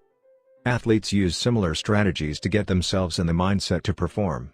During my baseball career, I developed a specific ritual of stretching and throwing before each game. The whole sequence took about 10 minutes, and I did it the same way every single time. While it physically warmed me up to play, more importantly, it put me in the right mental state. I began to associate my pre-game ritual with feeling competitive and focused. Even if I wasn't motivated beforehand, by the time I was done with my ritual, I was in game mode. You can adapt this strategy for nearly any purpose. Say you want to feel happier in general. Find something that makes you truly happy, like petting your dog or taking a bubble bath, and then create a short routine that you perform every time before you do the thing you love. Maybe you take 3 deep breaths and smile. 3 deep breaths. Smile. Pet the dog. Repeat. Eventually, you'll begin to associate this breathe and smile routine with being in a good mood. It becomes a cue that means feeling happy. Once established, you can break it out anytime you need to change your emotional state. Stressed at work? Take 3 deep breaths and smile. Sad about life? 3 deep breaths and smile. Once a habit has been built, the cue can prompt a craving, even if it has little to do with the original situation. The key to finding and fixing the causes of your bad habits is to reframe the associations you have about them. It's not easy, but if you can reprogram your predictions, you can transform a hard habit into an attractive one. Chapter Summary. The inversion of the second law of behavior changes make it unattractive. Every behavior has a surface-level craving and a deeper underlying motive. Your habits are modern-day solutions to ancient desires. The cause of your habits is actually the prediction that precedes them. The prediction leads to a feeling. Highlight the benefits of avoiding a bad habit to make it seem unattractive. Habits are attractive when we associate them with positive feelings and unattractive when we associate them with negative feelings. Create a motivation ritual by doing something you enjoy immediately before a difficult habit. How to create a good habit. 1.1. Fill out the habits scorecard. Write down your current habits to become aware of them. 1.2. Use implementation intentions, I will, behavior, at, time, in, location. 1.3. Use habit stacking, after, current habit, I will, new habit. 1.4. Design your environment. Make the cues of good habits obvious and visible. The second law, make it attractive. 2.1. Use temptation bundling. Pair an action you want to do with an action you need to do. 2.2. Join a culture where your desired behavior is the normal behavior. 2.3. Create a motivation ritual. Do something you enjoy immediately before a difficult habit. The third law, make it easy. The fourth law, make it satisfying. How to break a bad habit. Inversion of the first law, make it invisible. 1.5. Reduce exposure. Remove the cues of your bad habits from your environment. Inversion of the second law, make it unattractive. 2.4. Reframe your mindset. Highlight the benefits of avoiding your bad habits. Inversion of the third law, make it difficult. Inversion of the fourth law, make it unsatisfying. You can download a printable version of this habits cheat sheet at atomichabits.com/cheat sheet. The third law. Make it easy. 11. Walk slowly, but never backward. And the first day of class, Jerry Uelsman, a professor at the University of Florida, divided his film photography students into 2 groups. Everyone on the left side of the classroom, he explained, would be in the quantity group. They would be graded solely on the amount of work they produced. On the final day of class, he would tally the number of photos submitted by each student. 100 photos would rate an A, 90 photos a B, 80 photos a C, and so on. Meanwhile, everyone on the right side of the room would be in the quality group. They would be graded only on the excellence of their work. They would only need to produce 1 photo during the semester, but to get an A, it had to be a nearly perfect image. At the end of the term, he was surprised to find that all the best photos were produced by the quantity group. During the semester, these students were busy taking photos, experimenting with composition and lighting, testing out various methods in the darkroom, and learning from their mistakes. In the process of creating hundreds of photos, they honed their skills. Meanwhile, the quality group sat around speculating about perfection. In the end, they had little to show for their efforts other than unverified theories and 1 mediocre photo. It is easy to get bogged down trying to find the optimal plan for change, the fastest way to lose weight, the best program to build muscle, the perfect idea for a side hustle. We are so focused on figuring out the best approach that we never get around to taking action. As Voltaire once wrote, "The best is the enemy of the good." I refer to this as the difference between being in motion and taking action. The two ideas sound similar, but they're not the same. When you're in motion, you're planning and strategizing and learning. Those are all good things, but they don't produce a result. Action, on the other hand, is the type of behavior that will deliver an outcome. If I outline 20 ideas for articles I want to write, that's motion. If I actually sit down and write an article, that's action. If I search for a better diet plan and read a few books on the topic, that's motion. If I actually eat a healthy meal, that's action. Sometimes motion is useful, but it will never produce an outcome by itself. It doesn't matter how many times you go talk to the personal trainer, that motion will never get you in shape. Only the action of working out will get the result you're looking to achieve. If motion doesn't lead to results, why do we do it? Sometimes we do it because we actually need to plan or learn more. But more often than not, we do it because motion allows us to feel like we're making progress without running the risk of failure. Most of us are experts at avoiding criticism. It doesn't feel good to fail or to be judged publicly, so we tend to avoid situations where that might happen. And that's the biggest reason why you slip into motion rather than taking action. You want to delay failure. It's easy to be in motion and convince yourself that you're still making progress. You think, I've got conversations going with 4 potential clients right now. This is good. We're moving in the right direction. Or, I brainstormed some ideas for that book I want to write. This is coming together. Motion makes you feel like you're getting things done. But really, you're just preparing to get something done. When preparation becomes a form of procrastination, you need to change something. You don't want to merely be planning. You want to be practicing. If you want to master a habit, the key is to start with repetition, not perfection. You don't need to map out every feature of a new habit. You just need to practice it. This is the first takeaway of the third law: you just need to get your reps in. How long does it actually take to form a new habit?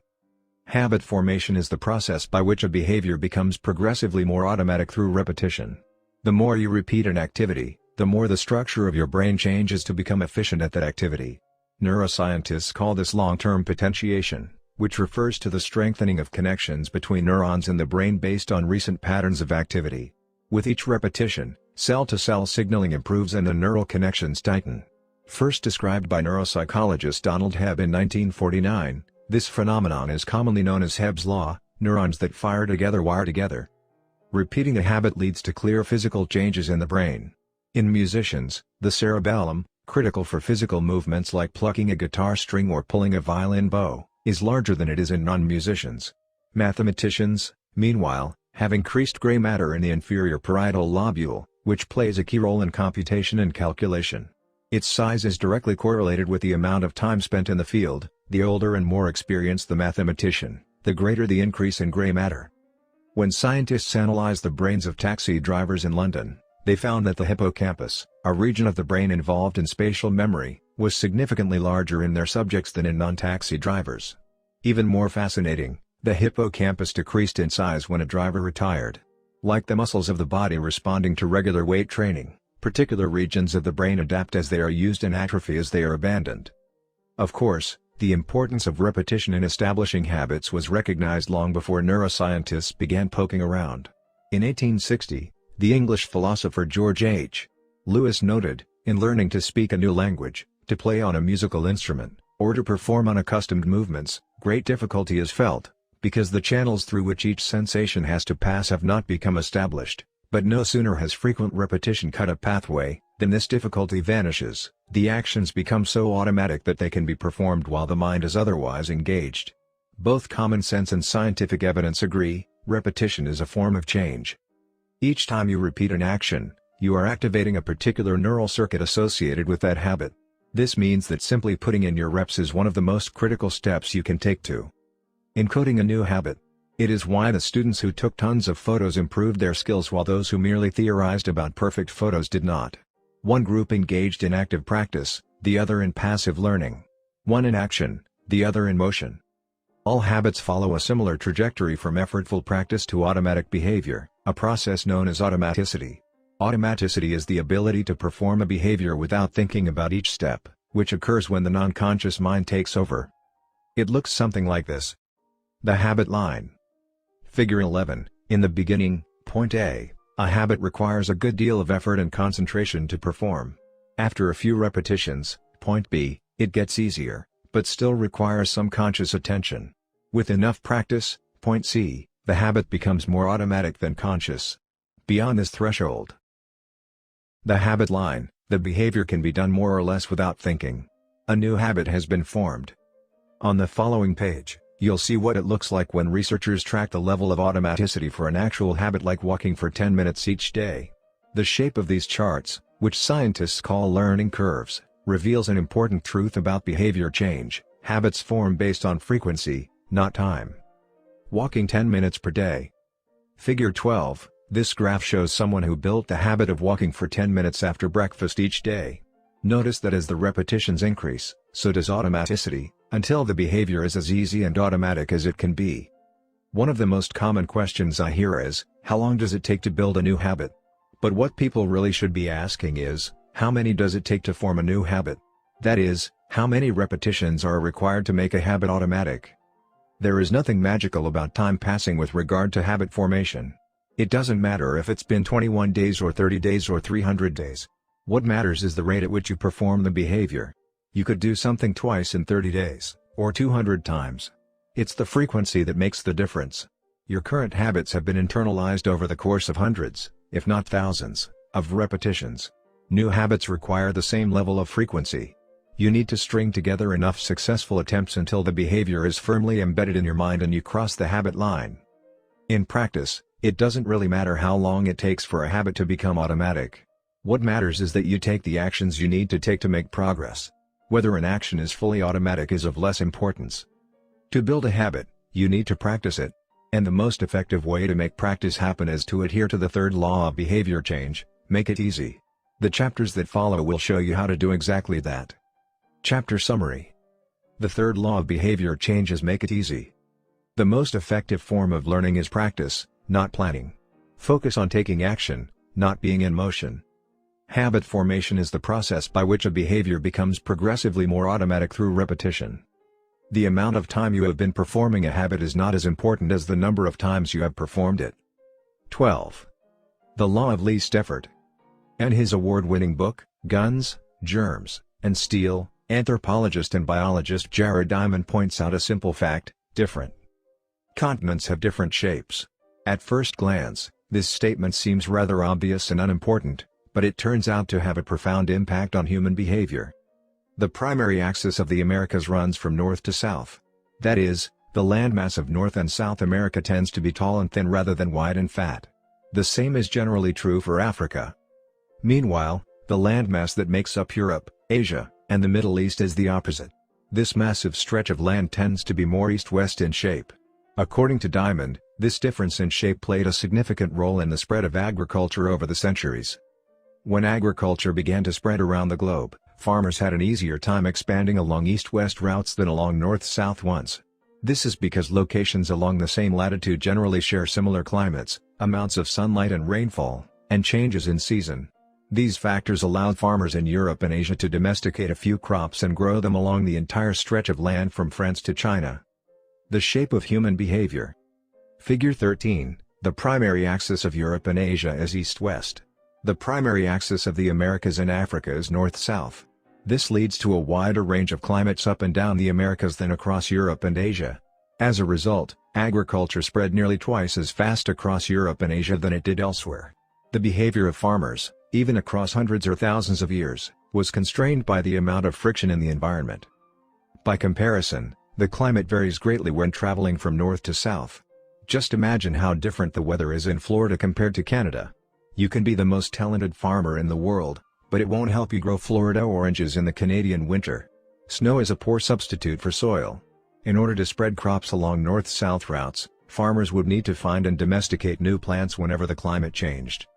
As a result, agriculture spread 2 to 3 times faster across Asia and Europe than it did up and down the Americas. Over the span of centuries, this small difference had a very big impact.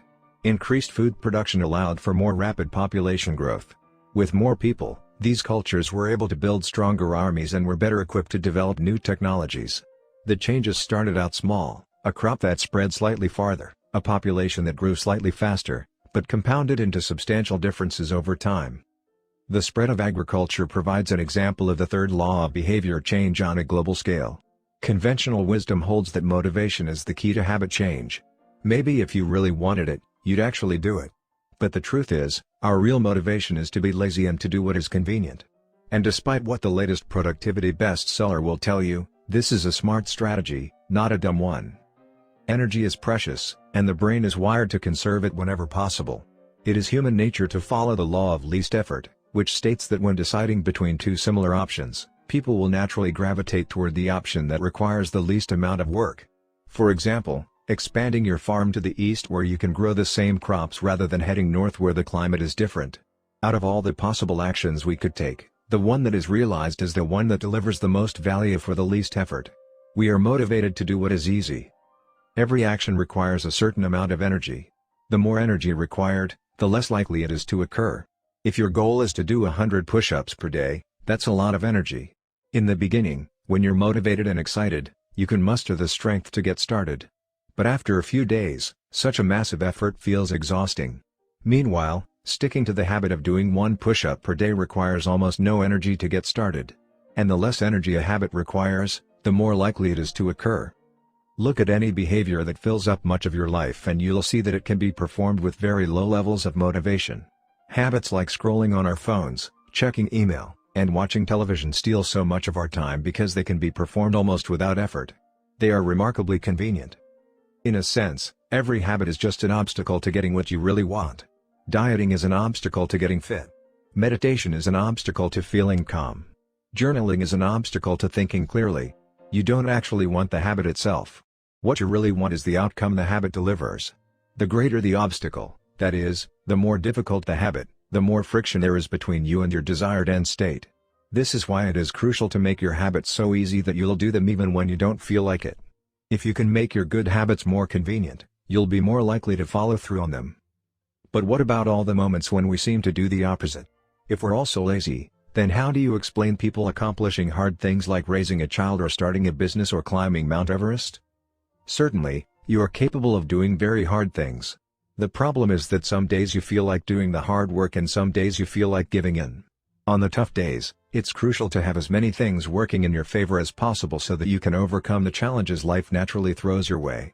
The less friction you face, the easier it is for your stronger self to emerge. The idea behind Make It Easy is not to only do easy things. The idea is to make it as easy as possible in the moment to do things that pay off in the long run. How to achieve more with less effort.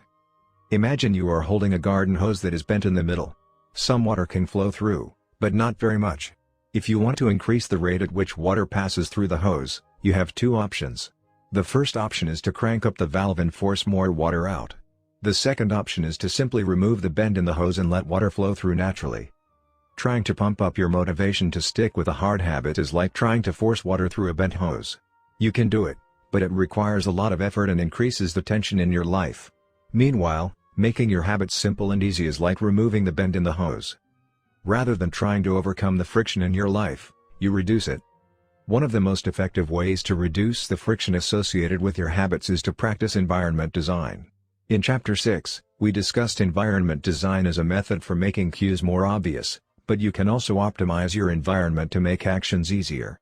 For example, when deciding where to practice a new habit, it is best to choose a place that is already along the path of your daily routine.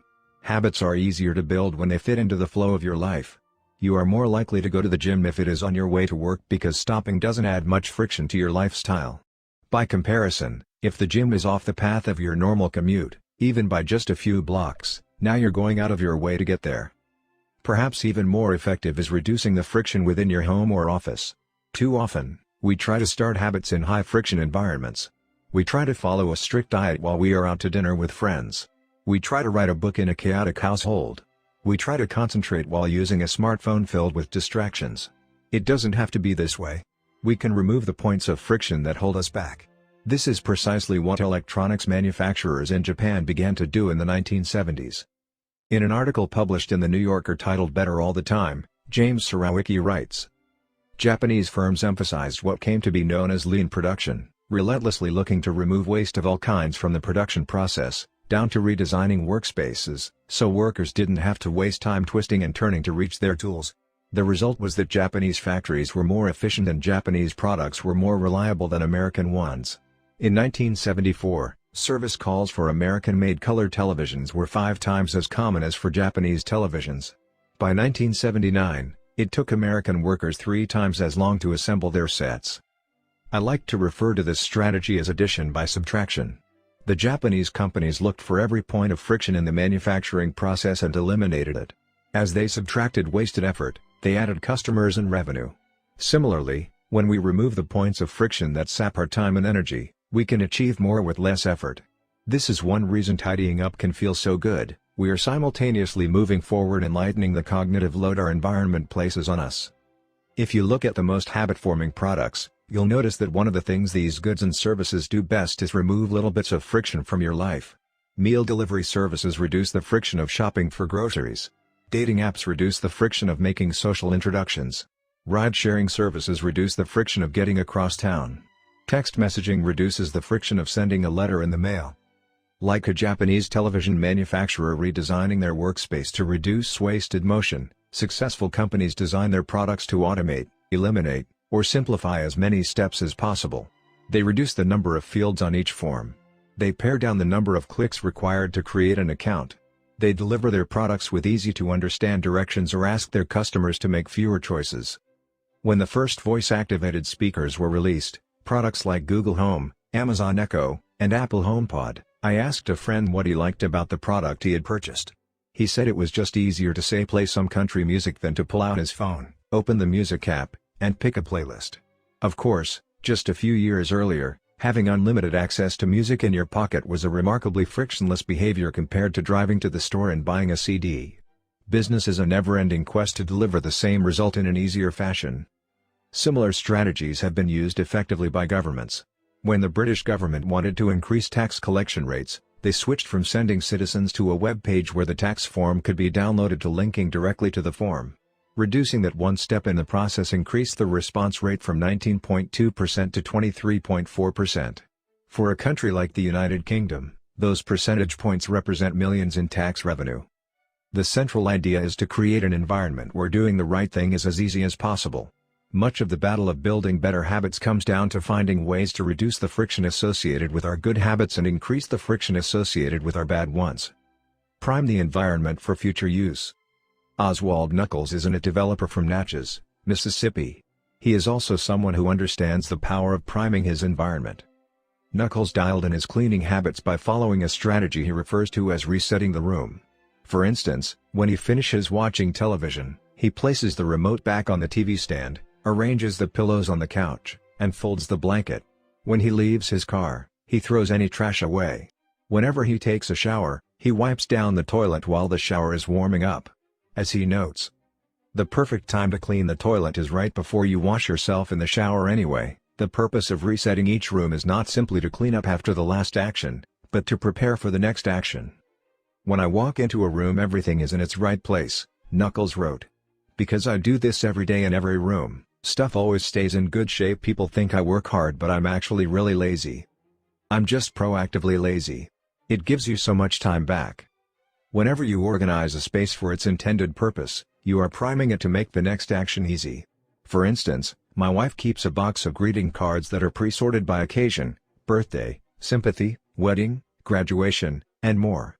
Whenever necessary, she grabs an appropriate card and sends it off. She is incredibly good at remembering to send cards because she has reduced the friction of doing so. For years, I was the opposite. Someone would have a baby and I would think, I should send a card. But then weeks would pass and by the time I remembered to pick one up at the store, it was too late. The habit wasn't easy. There are many ways to prime your environment so it's ready for immediate use. If you want to cook a healthy breakfast, place the skillet on the stove, set the cooking spray on the counter, and lay out any plates and utensils you'll need the night before. When you wake up, making breakfast will be easy. Want to draw more? Put your pencils, pens, notebooks, and drawing tools on top of your desk, within easy reach. Want to exercise? Set out your workout clothes, shoes, gym bag, and water bottle ahead of time. Want to improve your diet? Chop up a ton of fruits and vegetables on weekends and pack them in containers, so you have easy access to healthy, ready-to-eat options during the week. These are simple ways to make the good habit the path of least resistance. You can also invert this principle and prime the environment to make bad behaviors difficult. If you find yourself watching too much television, for example, then unplug it after each use. Only plug it back. And if you can say out loud the name of the show you want to watch. This setup creates just enough friction to prevent mindless viewing. If that doesn't do it, you can take it a step further. Unplug the television and take the batteries out of the remote after each use, so it takes an extra 10 seconds to turn it back on. And if you're really hardcore, move the television out of the living room and into a closet after each use. You can be sure you'll only take it out when you really want to watch something. The greater the friction, the less likely the habit. Whenever possible, I leave my phone in a different room until lunch. When it's right next to me, I'll check it all morning for no reason at all. But when it is in another room, I rarely think about it. And the friction is high enough that I won't go get it without a reason. As a result, I get 3 to 4 hours each morning when I can work without interruption. If sticking your phone in another room doesn't seem like enough, tell a friend or family member to hide it from you for a few hours. Ask a coworker to keep it at their desk in the morning and give it back to you at lunch. It is remarkable how little friction is required to prevent unwanted behavior. When I hide beer in the back of the fridge where I can't see it, I drink less. When I delete social media apps from my phone, it can be weeks before I download them again and log in. These tricks are unlikely to curb a true addiction, but for many of us, a little bit of friction can be the difference between sticking with a good habit or sliding into a bad one. Imagine the cumulative impact of making dozens of these changes and living in an environment designed to make the good behaviors easier and the bad behaviors harder. Whether we are approaching behavior change as an individual, a parent, a coach, or a leader, we should ask ourselves the same question: how can we design a world where it's easy to do what's right? Redesign your life so the actions that matter most are also the actions that are easiest to do. Chapter Summary. Human behavior follows the law of least effort. We will naturally gravitate toward the option that requires the least amount of work. Create an environment where doing the right thing is as easy as possible. Reduce the friction associated with good behaviors. When friction is low, habits are easy. Increase the friction associated with bad behaviors. When friction is high, habits are difficult. Prime your environment to make future actions easier. 13. How to stop procrastinating by using the 2-minute rule. While Tharp is widely regarded as one of the greatest dancers and choreographers of the modern era, in 1992, she was awarded a MacArthur Fellowship, often referred to as the Genius Grant, and she has spent the bulk of her career touring the globe to perform her original works. She also credits much of her success to simple daily habits. "I begin each day of my life with a ritual," she writes. "I wake up at 5:30 a.m., put on my workout clothes, my leg warmers, my sweatshirt, and my hat. I walk outside my Manhattan home, hail a taxi, and tell the driver to take me to the Pumping Iron Gym at 91st Street and 1st Avenue, where I work out for 2 hours. The ritual is not the stretching and weight training I put my body through each morning at the gym, the ritual is the cab. The moment I tell the driver where to go, I have completed the ritual." It's a simple act, but doing it the same way each morning habitualizes it, makes it repeatable, easy to do. It reduces the chance that I would skip it or do it differently. It is one more item in my arsenal of routines, and one less thing to think about. Hailing a cab each morning may be a tiny action, but it is a splendid example of the third law of behavior change. Researchers estimate that 40 to 50% of our actions on any given day are done out of habit. This is already a substantial percentage, but the true influence of your habits is even greater than these numbers suggest. Habits are automatic choices that influence the conscious decisions that follow. Yes, a habit can be completed in just a few seconds, but it can also shape the actions that you take for minutes or hours afterward. Habits are like the entrance ramp to a highway. They lead you down a path and, before you know it, you're speeding toward the next behavior. It seems to be easier to continue what you are already doing than to start doing something different. You sit through a bad movie for 2 hours. You keep snacking even when you're already full. You check your phone for just a second and soon you have spent 20 minutes staring at the screen. In this way, the habits you follow without thinking often determine the choices you make when you are thinking. Each evening, there is a tiny moment, usually around 5:15 p.m., that shapes the rest of my night. My wife walks in the door from work and either we change into our workout clothes and head to the gym or we crash onto the couch, order Indian food, and watch The Office. Similar to Dwala Tharp hailing the cab, the ritual is changing into my workout clothes. If I change clothes, I know the workout will happen. Everything that follows, driving to the gym, deciding which exercises to do, stepping under the bar, is easy once I've taken the first step. Every day, there are a handful of moments that deliver an outsized impact. I refer to these little choices as decisive moments. The moment you decide between ordering takeout or cooking dinner. The moment you choose between driving your car or riding your bike. The moment you decide between starting your homework or grabbing the video game controller. These choices are a fork in the road. Decisive moments. Figure 14. The difference between a good day and a bad day is often a few productive and healthy choices made at decisive moments. Each one is like a fork in the road, and these choices stack up throughout the day and can ultimately lead to very different outcomes. Decisive moments set the options available to your future self. For instance, walking into a restaurant is a decisive moment because it determines what you'll be eating for lunch. Technically, you are in control of what you order, but in a larger sense, you can only order an item if it is on the menu. If you walk into a steakhouse, you can get a sirloin or a ribeye, but not sushi. Your options are constrained by what's available. They are shaped by the first choice. We are limited by where our habits lead us. This is why mastering the decisive moments throughout your day is so important. Each day is made up of many moments, but it is really a few habitual choices that determine the path you take. These little choices stack up, each one setting the trajectory for how you spend the next chunk of time. Habits are the entry point, not the end point. They are the cab, not the gym. The 2-minute rule. Even when you know you should start small, it's easy to start too big. When you dream about making a change, excitement inevitably takes over and you end up trying to do too much too soon. The most effective way I know to counteract this tendency is to use the 2-minute rule, which states, when you start a new habit, it should take less than 2 minutes to do. You'll find that nearly any habit can be scaled down into a 2-minute version. Read before bed each night becomes read one page. Do 30 minutes of yoga becomes take out my yoga mat. Study for class becomes open my notes. Fold the laundry becomes fold one pair of socks. Run 3 miles becomes tie my running shoes. The idea is to make your habits as easy as possible to start. Anyone can meditate for 1 minute, read one page, or put one item of clothing away. And, as we have just discussed, this is a powerful strategy because once you've started doing the right thing, it is much easier to continue doing it. A new habit should not feel like a challenge. The actions that follow can be challenging, but the first 2 minutes should be easy. What you want is a gateway habit that naturally leads you down a more productive path. You can usually figure out the gateway habits that will lead to your desired outcome by mapping out your goals on a scale from very easy to very hard. For instance, running a marathon is very hard. Running a 5K is hard.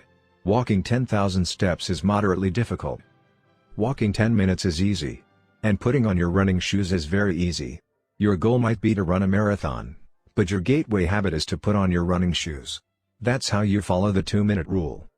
Very easy, easy, moderate, hard, very hard. Put on your running shoes, walk 10 minutes, walk 10,000 steps. Run a 5K, run a marathon. Write one sentence, write one paragraph, write 1,000 words, write a 5,000-word article, write a book. Open your notes, study for 10 minutes, study for 3 hours. Get straight A's. Earn a PhD. People often think it's weird to get hyped about reading one page or meditating for 1 minute or making one sales call. But the point is not to do one thing. The point is to master the habit of showing up. The truth is, a habit must be established before it can be improved. If you can't learn the basic skill of showing up, then you have little hope of mastering the finer details. Instead of trying to engineer a perfect habit from the start, do the easy thing on a more consistent basis. You have to standardize before you can optimize. As you master the art of showing up, the first 2 minutes simply become a ritual at the beginning of a larger routine. This is not merely a hack to make habits easier but actually the ideal way to master a difficult skill. The more you ritualize the beginning of a process, the more likely it becomes that you can slip into the state of deep focus that is required to do great things. By doing the same warm-up before every workout, you make it easier to get into a state of peak performance. By following the same creative ritual, you make it easier to get into the hard work of creating. By developing a consistent power-down habit, you make it easier to get to bed at a reasonable time each night. You may not be able to automate the whole process, but you can make the first action mindless. Make it easy to start and the rest will follow. The 2-minute rule can seem like a trick to some people. You know that the real goal is to do more than just 2 minutes, so it may feel like you're trying to fool yourself. Nobody is actually aspiring to read one page or do one push-up or open their notes. And if you know it's a mental trick, why would you fall for it? If the 2-minute rule feels forced, try this, do it for 2 minutes and then stop. Go for a run, but you must stop after 2 minutes. Start meditating, but you must stop after 2 minutes. Study Arabic, but you must stop after 2 minutes. It's not a strategy for starting, it's the whole thing. Your habit can only last 120 seconds. One of my readers used this strategy to lose over 100 pounds. In the beginning, he went to the gym each day, but he told himself he wasn't allowed to stay for more than 5 minutes. He would go to the gym, exercise for 5 minutes, and leave as soon as his time was up. After a few weeks, he looked around and thought, well, I'm always coming here anyway. I might as well start staying a little longer. A few years later, the weight was gone. Journaling provides another example. Nearly everyone can benefit from getting their thoughts out of their head and onto paper, but most people give up after a few days or avoid it entirely because journaling feels like a chore. The secret is to always stay below the point where it feels like work. Greg McEwen, a leadership consultant from the United Kingdom, built a daily journaling habit by specifically writing less than he felt like. He always stopped journaling before it seemed like a hassle. Ernest Hemingway believed in similar advice for any kind of writing. The best way is to always stop when you are going good, he said. Strategies like this work for another reason, too. They reinforce the identity you want to build. If you show up at the gym 5 days in a row, even if it's just for 2 minutes, you are casting votes for your new identity. You're not worried about getting in shape. You're focused on becoming the type of person who doesn't miss workouts. You're taking the smallest action that confirms the type of person you want to be. We rarely think about change this way because everyone is consumed by the end goal. But one push-up is better than not exercising. 1 minute of guitar practice is better than none at all. 1 minute of reading is better than never picking up a book. It's better to do less than you hoped than to do nothing at all. At some point, once you've established the habit and you're showing up each day, you can combine the 2-minute rule with a technique we call habit shaping to scale your habit back up toward your ultimate goal. Start by mastering the first 2 minutes of the smallest version of the behavior. Then, advance to an intermediate step and repeat the process, focusing on just the first 2 minutes and mastering that stage before moving on to the next level. Eventually, you'll end up with the habit you had originally hoped to build while still keeping your focus where it should be, on the first 2 minutes of the behavior. Examples of habit shaping. Becoming an early riser. Phase 1. Be home by 10 p.m. every night. Phase 2. Have all devices, TV, phone, etc., turned off by 10 p.m. every night. Phase 3. Be in bed by 10 p.m. every night, reading a book, talking with your partner. Phase 4. Lights off by 10 p.m. every night. Phase 5. Wake up at 6 a.m. every day. Becoming vegan. Phase 1. Start eating vegetables at each meal. Phase 2. Stop eating animals with 4 legs, cow, pig, lamb, etc. Phase 3. Stop eating animals with 2 legs, chicken, turkey, etc. Phase 4. Stop eating animals with no legs, fish, clams, scallops, etc. Phase 5. Stop eating all animal products, eggs, milk, cheese. Starting to exercise. Phase 1. Change into workout clothes. Phase 2. Step out the door, try taking a walk. Phase 3. Drive to the gym, exercise for 5 minutes, and leave. Phase 4. Exercise for 15 minutes at least once per week. Phase 5. Exercise 3 times per week. Nearly any larger life goal can be transformed into a 2-minute behavior. I want to live a healthy and long life greater than I need to stay in shape. Greater than I need to exercise, greater than I need to change into my workout clothes. I want to have a happy marriage, greater than I need to be a good partner, greater than I should do something each day to make my partner's life easier, greater than I should meal plan for next week. Whenever you are struggling to stick with a habit, you can employ the 2-minute rule. It's a simple way to make your habits easy. Chapter summary. Habits can be completed in a few seconds but continue to impact your behavior for minutes or hours afterward. Many habits occur at decisive moments, choices that are like a fork in the road, and either send you in the direction of a productive day or an unproductive one. The 2-minute rule states, when you start a new habit, it should take less than 2 minutes to do. The more you ritualize the beginning of a process, the more likely it becomes that you can slip into the state of deep focus that is required to do great things. Standardize before you optimize. You can't improve a habit that doesn't exist. 14. How to make good habits inevitable and bad habits impossible. In the summer of 1830, Victor Hugo was facing an impossible deadline. 12 months earlier, the French author had promised his publisher a new book. But instead of writing, he spent that year pursuing other projects, entertaining guests, and delaying his work. Frustrated, Hugo's publisher responded by setting a deadline less than 6 months away. The book had to be finished by February 1831. Hugo concocted a strange plan to beat his procrastination. He collected all of his clothes and asked an assistant to lock them away in a large chest. He was left with nothing to wear except a large shawl. Lacking any suitable clothing to go outdoors, he remained in his study and wrote furiously during the fall and winter of 1830. The Hunchback of Notre Dame was published 2 weeks early on January 14, 1831. Sometimes success is less about making good habits easy and more about making bad habits hard. This is an inversion of the third law of behavior change: make it difficult. If you find yourself continually struggling to follow through on your plans, then you can take a page from Victor Hugo and make your bad habits more difficult by creating what psychologists call a commitment device. A commitment device is a choice you make in the present that controls your actions in the future. It is a way to lock in future behavior, bind you to good habits, and restrict you from bad ones. When Victor Hugo shut his clothes away so he could focus on writing, he was creating a commitment device. There are many ways to create a commitment device. You can reduce overeating by purchasing food in individual packages rather than in bulk size. You can voluntarily ask to be added to the ban list at casinos and online poker sites to prevent future gambling sprees. I've even heard of athletes who have to make weight for a competition choosing to leave their wallets at home during the week before weigh-in so they won't be tempted to buy fast food. As another example, my friend and fellow habits expert Neil purchased an outlet timer, which is an adapter that he plugged in between his internet router and the power outlet. At 10 p.m. each night, the outlet timer cuts off the power to the router. When the internet goes off, everyone knows it is time to go to bed. Commitment devices are useful because they enable you to take advantage of good intentions before you can fall victim to temptation. Whenever I'm looking to cut calories, for example, I will ask the waiter to split my meal and box half of it to go before the meal is served. If I waited until the meal came out and told myself I'll just eat half, it would never work. The key is to change the task such that it requires more work to get out of the good habit than to get started on it. If you're feeling motivated to get in shape, schedule a yoga session and pay ahead of time. If you're excited about the business you want to start, email an entrepreneur you respect and set up a consulting call. When the time comes to act, the only way to bail is to cancel the meeting, which requires effort and may cost money. Commitment devices increase the odds that you'll do the right thing in the future by making bad habits difficult in the present. However, we can do even better. We can make good habits inevitable and bad habits impossible. How to automate a habit and never think about it again.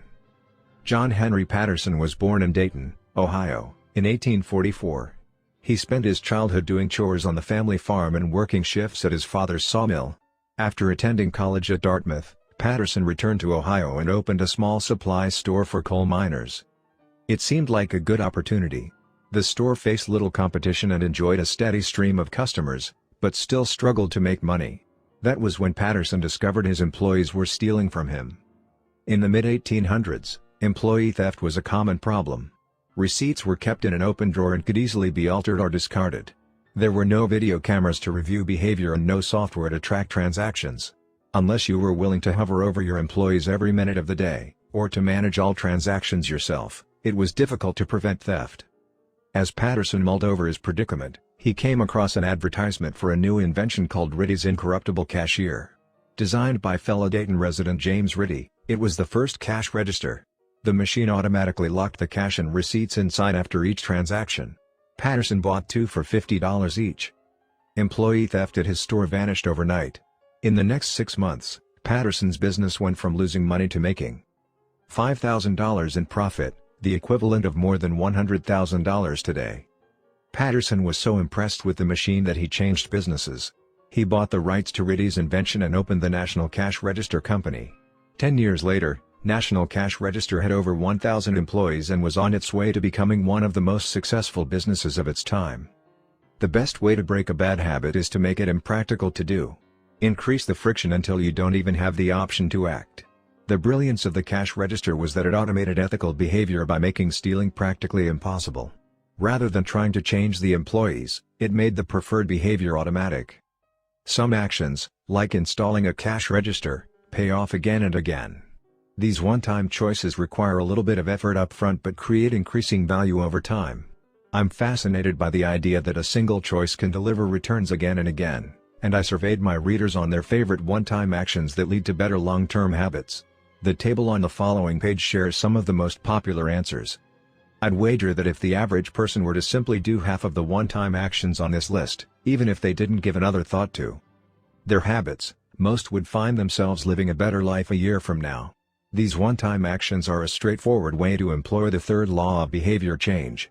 They make it easier to sleep well, eat healthy, be productive, save money, and generally live better. One-time actions that lock in good habits. Nutrition.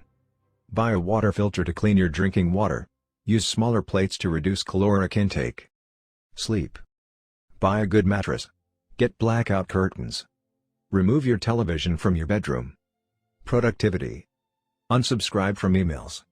Turn off notifications and mute group chats. Set your phone to silent. Use email filters to clear up your inbox. Delete games and social media apps on your phone. Happiness. Get a dog. Move to a friendly, social neighborhood. General health. Get vaccinated. Buy good shoes to avoid back pain. Buy a supportive chair or standing desk. Finance. Enroll in an automatic savings plan. Set up automatic bill pay. Cut cable service. Ask service providers to lower your bills. Of course, there are many ways to automate good habits and eliminate bad ones. Typically, they involve putting technology to work for you. Technology can transform actions that were once hard, annoying, and complicated into behaviors that are easy, painless, and simple. It is the most reliable and effective way to guarantee the right behavior. This is particularly useful for behaviors that happen too infrequently to become habitual. Things you have to do monthly or yearly, like rebalancing your investment portfolio, are never repeated frequently enough to become a habit, so they benefit in particular from technology remembering to do them for you. Other examples include medicine. Prescriptions can be automatically refilled. Personal finance. Employees can save for retirement with an automatic wage deduction. Cooking. Meal delivery services can do your grocery shopping.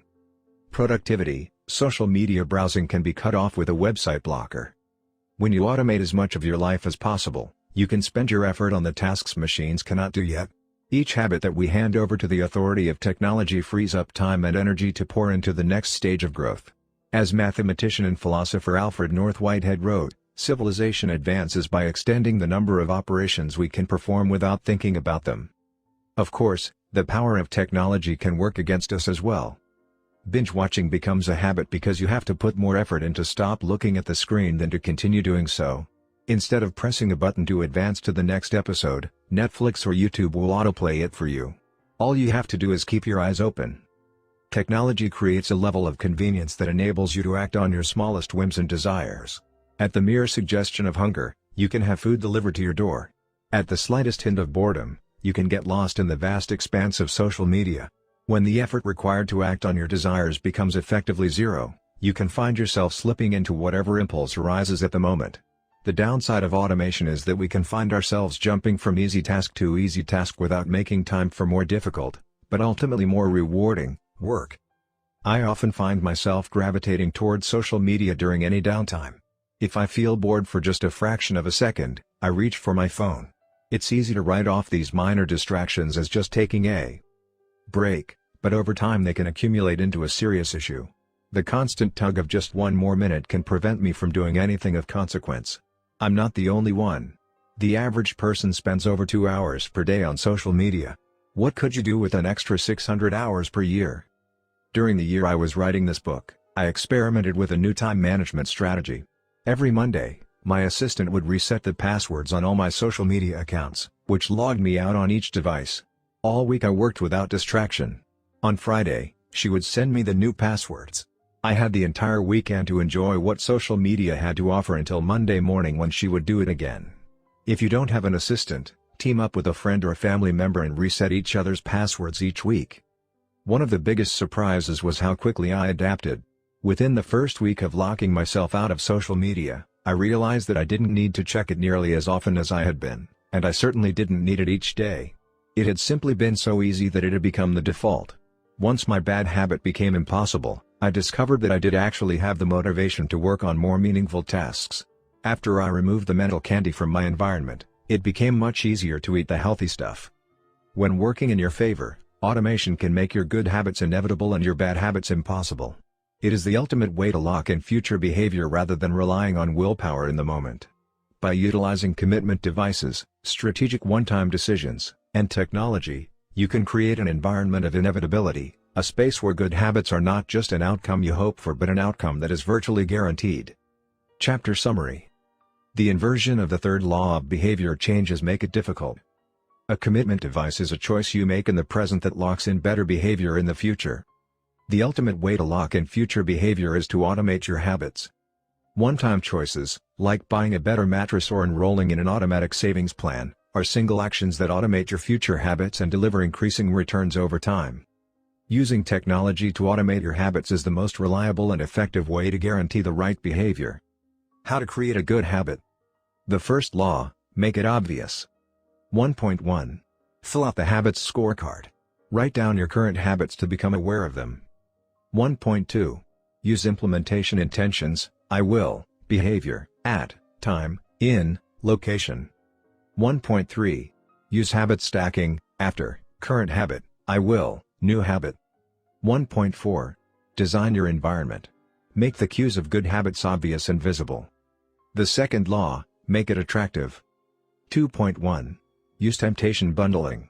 Pair an action you want to do with an action you need to do. 2.2. Join a culture where your desired behavior is the normal behavior. 2.3. Create a motivation ritual. Do something you enjoy immediately before a difficult habit. The third law, make it easy. 3.1. Reduce friction. Decrease the number of steps between you and your good habits. 3.2. Prime the environment. Prepare your environment to make future actions easier. 3.3. Master the decisive moment.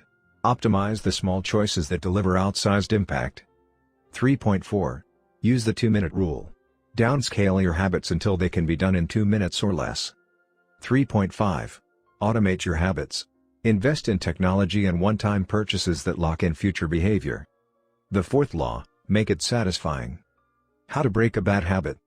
Inversion of the first law, make it invisible. 1.5. Reduce exposure. Remove the cues of your bad habits from your environment. Inversion of the second law, make it unattractive. 2.4. Reframe your mindset. Highlight the benefits of avoiding your bad habits. Inversion of the third law, make it difficult. 3.6. Increase friction. Increase the number of steps between you and your bad habits. 3.7. Use a commitment device. Restrict your future choices to the ones that benefit you. Inversion of the fourth law, make it unsatisfying. You can download a printable version of this habits cheat sheet at atomichabits.com/cheat sheet. The fourth law. Make it satisfying. 15. The cardinal rule of behavior change. In the late 1990s, a public health worker named Stephen Luby left his hometown of Omaha, Nebraska, and bought a one-way ticket to Karachi, Pakistan. Karachi was one of the most populous cities in the world. By 1998, over 9 million people called it home. It was the economic center of Pakistan and a transportation hub, with some of the most active airports and seaports in the region. In the commercial parts of town, you could find all of the standard urban amenities and bustling downtown streets. But Karachi was also one of the least livable cities in the world. Over 60% of Karachi's residents lived in squatter settlements and slums. These densely packed neighborhoods were filled with makeshift houses cobbled together from old boards, cinder blocks, and other discarded materials. There was no waste removal system, no electricity grid, no clean water supply. When dry, the streets were a combination of dust and trash. When wet, they became a muddy pit of sewage. Mosquito colonies thrived in pools of stagnant water, and children played among the garbage. The unsanitary conditions lead to widespread illness and disease. Contaminated water sources caused epidemics of diarrhea, vomiting, and abdominal pain. Nearly 1/3 of the children living there were malnourished. With so many people crammed into such a small space, viruses and bacterial infections spread rapidly. It was this public health crisis that had brought Stephen Luby to Pakistan. Luby and his team realized that in an environment with poor sanitation, the simple habit of washing your hands could make a real difference in the health of the residents. But they soon discovered that many people were already aware that hand washing was important. And yet, despite this knowledge, many residents were washing their hands in a haphazard fashion. Some people would just run their hands under the water quickly. Others would only wash one hand. Many would simply forget to wash their hands before preparing food.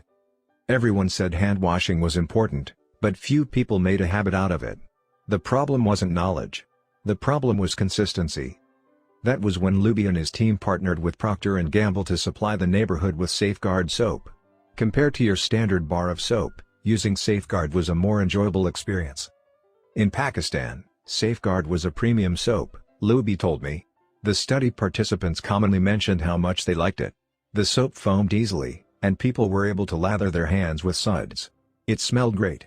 Instantly, hand washing became slightly more pleasurable. I see the goal of hand washing promotion not as behavior change but as habit adoption, Luby said. It is a lot easier for people to adopt a product that provides a strong positive sensory signal, for example the mint taste of toothpaste, than it is to adopt a habit that does not provide pleasurable sensory feedback, like flossing one's teeth. The marketing team at Procter & Gamble talked about trying to create a positive hand-washing experience.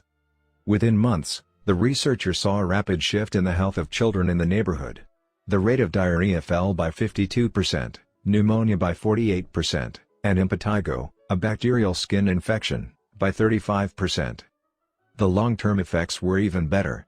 We went back to some of the households in Karachi 6 years after, Luby told me. Over 95% of households who had been given the soap for free and encouraged to wash their hands had a hand-washing station with soap and water available when our study team visited. We had not given any soap to the intervention group for over 5 years, but during the trial they had become so habituated to wash their hands, that they had maintained the practice. It was a powerful example of the fourth and final law of behavior change: make it satisfying. We are more likely to repeat a behavior when the experience is satisfying. This is entirely logical. Feelings of pleasure, even minor ones like washing your hands with soap that smells nice and lathers well, are signals that tell the brain, this feels good. Do this again, next time. Pleasure teaches your brain that a behavior is worth remembering and repeating.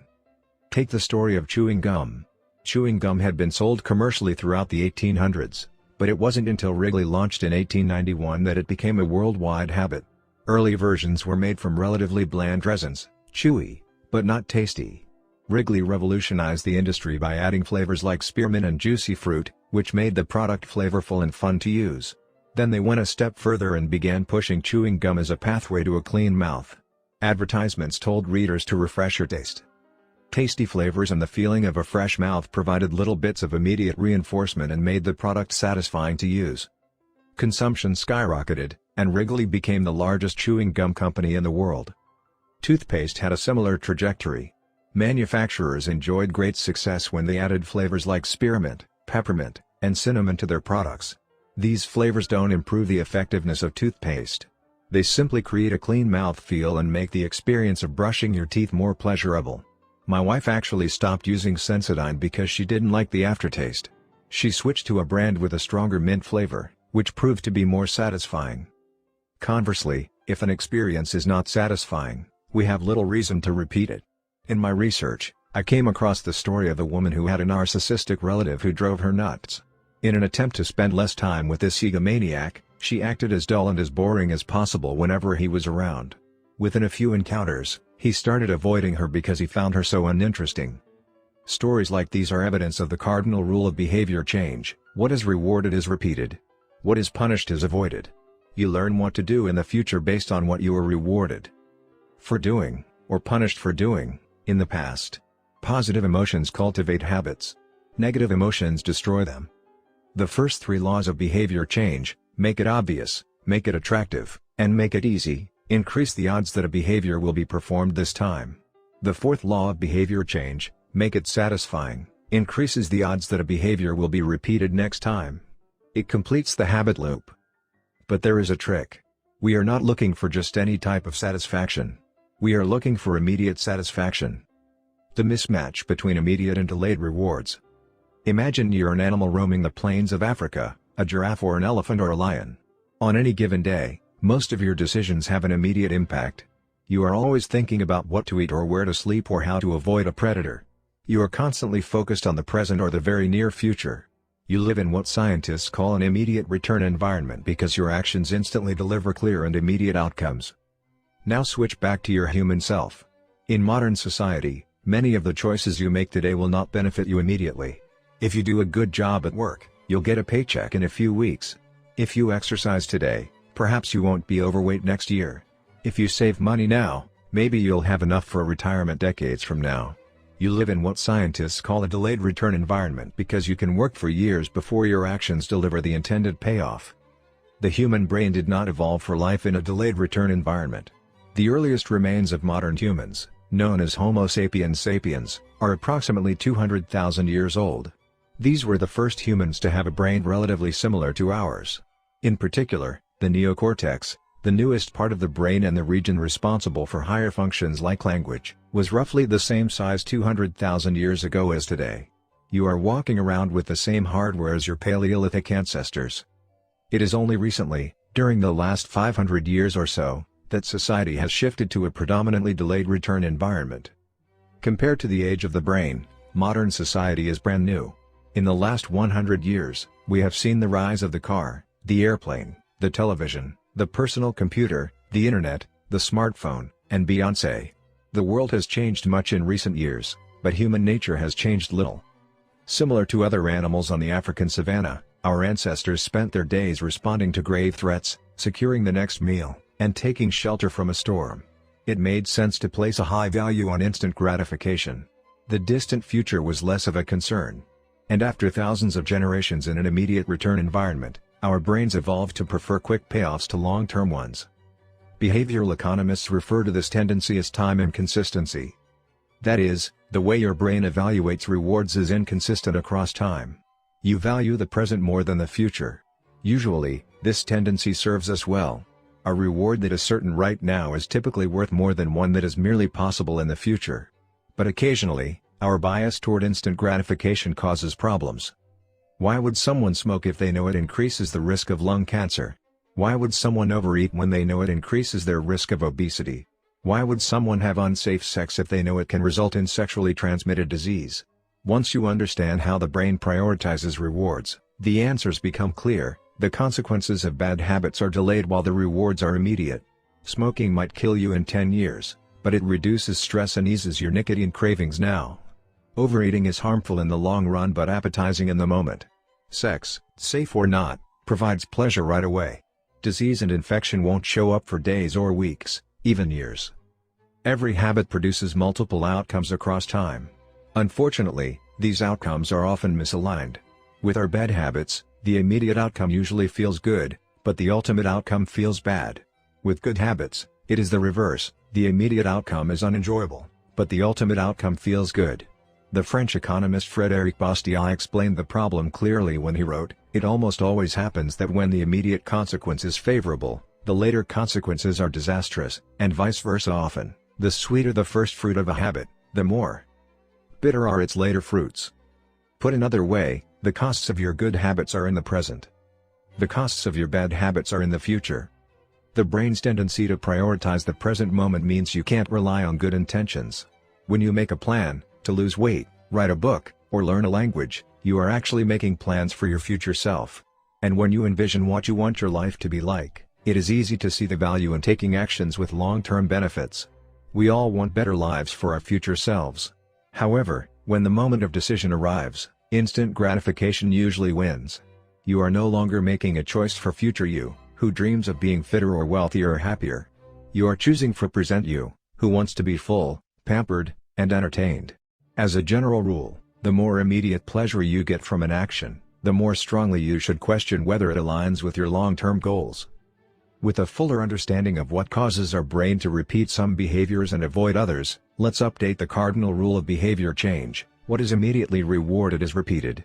What is immediately punished is avoided. Our preference for instant gratification reveals an important truth about success. Because of how we are wired, most people will spend all day chasing quick hits of satisfaction. The road less traveled is the road of delayed gratification. If you're willing to wait for the rewards, you'll face less competition and often get a bigger payoff. As the saying goes, the last mile is always the least crowded.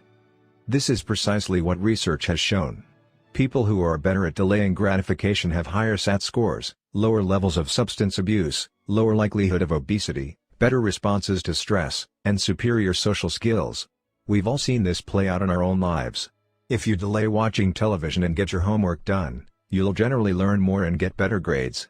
If you don't buy desserts and chips at the store, you'll often eat healthier food when you get home.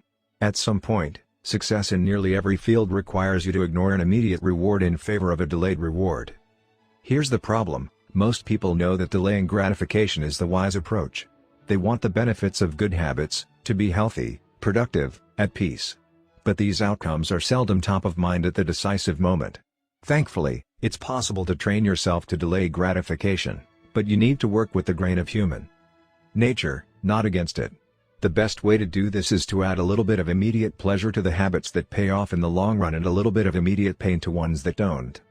How to turn instant gratification to your advantage. The vital thing in getting a habit to stick is to feel successful, even if it's in a small way.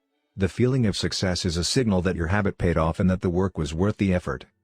In a perfect world, the reward for a good habit is the habit itself. In the real world, good habits tend to feel worthwhile only after they have provided you with something. Early on, it's all sacrifice. You've gone to the gym a few times, but you're not stronger or fitter or faster, at least, not in any noticeable sense. It's only months later, once you shed a few pounds or your arms gain some definition, that it becomes easier to exercise for its own sake. In the beginning, you need a reason to stay on track. This is why immediate rewards are essential. They keep you excited while the delayed rewards accumulate in the background. What we're really talking about here, when we're discussing immediate rewards, is the ending of a behavior. The ending of any experience is vital because we tend to remember it more than other phases. You want the ending of your habit to be satisfying. The best approach is to use reinforcement, which refers to the process of using an immediate reward to increase the rate of a behavior. Habit stacking, which we covered in Chapter 5, ties your habit to an immediate cue, which makes it obvious when to start. Reinforcement ties your habit to an immediate reward, which makes it satisfying when you finish. Immediate reinforcement can be especially helpful when dealing with habits of avoidance, which are behaviors you want to stop doing. It can be challenging to stick with habits like no frivolous purchases or no alcohol this month because nothing happens when you skip happy hour drinks or don't buy that pair of shoes. It can be hard to feel satisfied when there is no action in the first place. All you're doing is resisting temptation, and there isn't much satisfying about that. One solution is to turn the situation on its head. You want to make avoidance visible. Open a savings account and label it for something you want, maybe leather jacket. Whenever you pass on a purchase, put the same amount of money in the account. Skip your morning latte? Transfer $5. Pass on another month of Netflix? Move $10 over. It's like creating a loyalty program for yourself.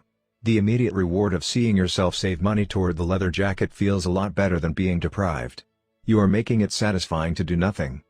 One of my readers and his wife used a similar setup. They wanted to stop eating out so much and start cooking together more. They labeled their savings account trip to Europe. Whenever they skipped going out to eat, they transferred $50 into the account. At the end of the year, they put the money toward the vacation. It is worth noting that it is important to select short-term rewards that reinforce your identity rather than ones that conflict with it. Buying a new jacket is fine if you're trying to lose weight or read more books, but it doesn't work if you're trying to budget and save money. Instead, taking a bubble bath or going on a leisurely walk are good examples of rewarding yourself with free time, which aligns with your ultimate goal of more freedom and financial independence. Similarly, if your reward for exercising is eating a bowl of ice cream, then you're casting votes for conflicting identities, and it ends up being a wash. Instead, maybe your reward is a massage, which is both a luxury and a vote toward taking care of your body. Now the short-term reward is aligned with your long-term vision of being a healthy person. Eventually, as intrinsic rewards like a better mood, more energy, and reduced stress kick in, you'll become less concerned with chasing the secondary reward. The identity itself becomes the reinforcer. You do it because it's who you are and it feels good to be you. The more a habit becomes part of your life, the less you need outside encouragement to follow through. Incentives can start a habit. Identity sustains a habit. That said, it takes time for the evidence to accumulate and a new identity to emerge. Immediate reinforcement helps maintain motivation in the short term while you're waiting for the long-term rewards to arrive. In summary, a habit needs to be enjoyable for it to last. Simple bits of reinforcement, Like soap that smells great or toothpaste that has a refreshing mint flavor, or seeing $50 hit your savings account, can offer the immediate pleasure you need to enjoy a habit. And change is easy when it is enjoyable. Chapter Summary. The fourth law of behavior change is make it satisfying. We are more likely to repeat a behavior when the experience is satisfying. The human brain evolved to prioritize immediate rewards over delayed rewards. The cardinal rule of behavior change: what is immediately rewarded is repeated. What is immediately punished is avoided. To get a habit to stick, you need to feel immediately successful, even if it's in a small way. The first three laws of behavior change: make it obvious, make it attractive, and make it easy, increase the odds that a behavior will be performed this time. The fourth law of behavior change: make it satisfying, increases the odds that a behavior will be repeated next time. 16. How to stick with good habits every day.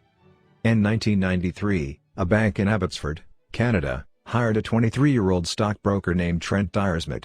Abbotsford was a relatively small suburb, tucked away in the shadow of nearby Vancouver, where most of the big business deals were being made. Given the location, and the fact that Dyersmid was a rookie, nobody expected too much of him. But he made brisk progress thanks to a simple daily habit. Dyersmid began each morning with 2 jars on his desk. One was filled with 120 paper clips. The other was empty. As soon as he settled in each day, he would make a sales call. Immediately after, he would move one paper clip from the full jar to the empty jar, and the process would begin again. Every morning I would start with 120 paper clips in one jar, and I would keep dialing the phone until I had moved them all to the second jar, he told me. Within 18 months, Dyersmid was bringing in $5 million to the firm. By age 24, he was making $75,000 per year, the equivalent of $125,000 today. Not long after, he landed a 6-figure job with another company. I like to refer to this technique as the paperclip strategy, and, over the years, I've heard from readers who have employed it in a variety of ways. One woman shifted a hairpin from one container to another whenever she wrote a page of her book. Another man moved a marble from one bin to the next after each set of push-ups. Making progress is satisfying, and visual measures, like moving paper clips or hairpins or marbles, provide clear evidence of your progress. As a result, they reinforce your behavior and add a little bit of immediate satisfaction to any activity. Visual measurement comes in many forms: food journals, workout logs, loyalty punch cards, the progress bar on a software download, even the page numbers in a book. But perhaps the best way to measure your progress is with a habit tracker. How to keep your habits on track. A habit tracker is a simple way to measure whether you did a habit. The most basic format is to get a calendar and cross off each day you stick with your routine. For example, if you meditate on Monday, Wednesday, and Friday, each of those dates gets an X. As time rolls by, the calendar becomes a record of your habit streak. Countless people have tracked their habits, but perhaps the most famous was Benjamin Franklin. Beginning at age 20, Franklin carried a small booklet everywhere he went and used it to track 13 personal virtues. This list included goals like lose no time, be always employed in something useful, and avoid trifling conversation. At the end of each day, Franklin would open his booklet and record his progress. Jerry Seinfeld reportedly uses a habit tracker to stick with his streak of writing jokes. In the documentary Comedian, he explains that his goal is simply to never break the chain of writing jokes every day. In other words, he is not focused on how good or bad a particular joke is or how inspired he feels. He is simply focused on showing up and adding to his streak. Don't break the chain is a powerful mantra. Don't break the chain of sales calls and you'll build a successful book of business. Don't break the chain of workouts and you'll get fit faster than you'd expect. Don't break the chain of creating every day and you will end up with an impressive portfolio. Habit tracking is powerful because it leverages multiple laws of behavior change. It simultaneously makes a behavior obvious, attractive, and satisfying. Let's break down each one. Benefit number 1, habit tracking is obvious. Recording your last action creates a trigger that can initiate your next one. Habit tracking naturally builds a series of visual cues like the streak of X's on your calendar or the list of meals in your food log. When you look at the calendar and see your streak, you'll be reminded to act again.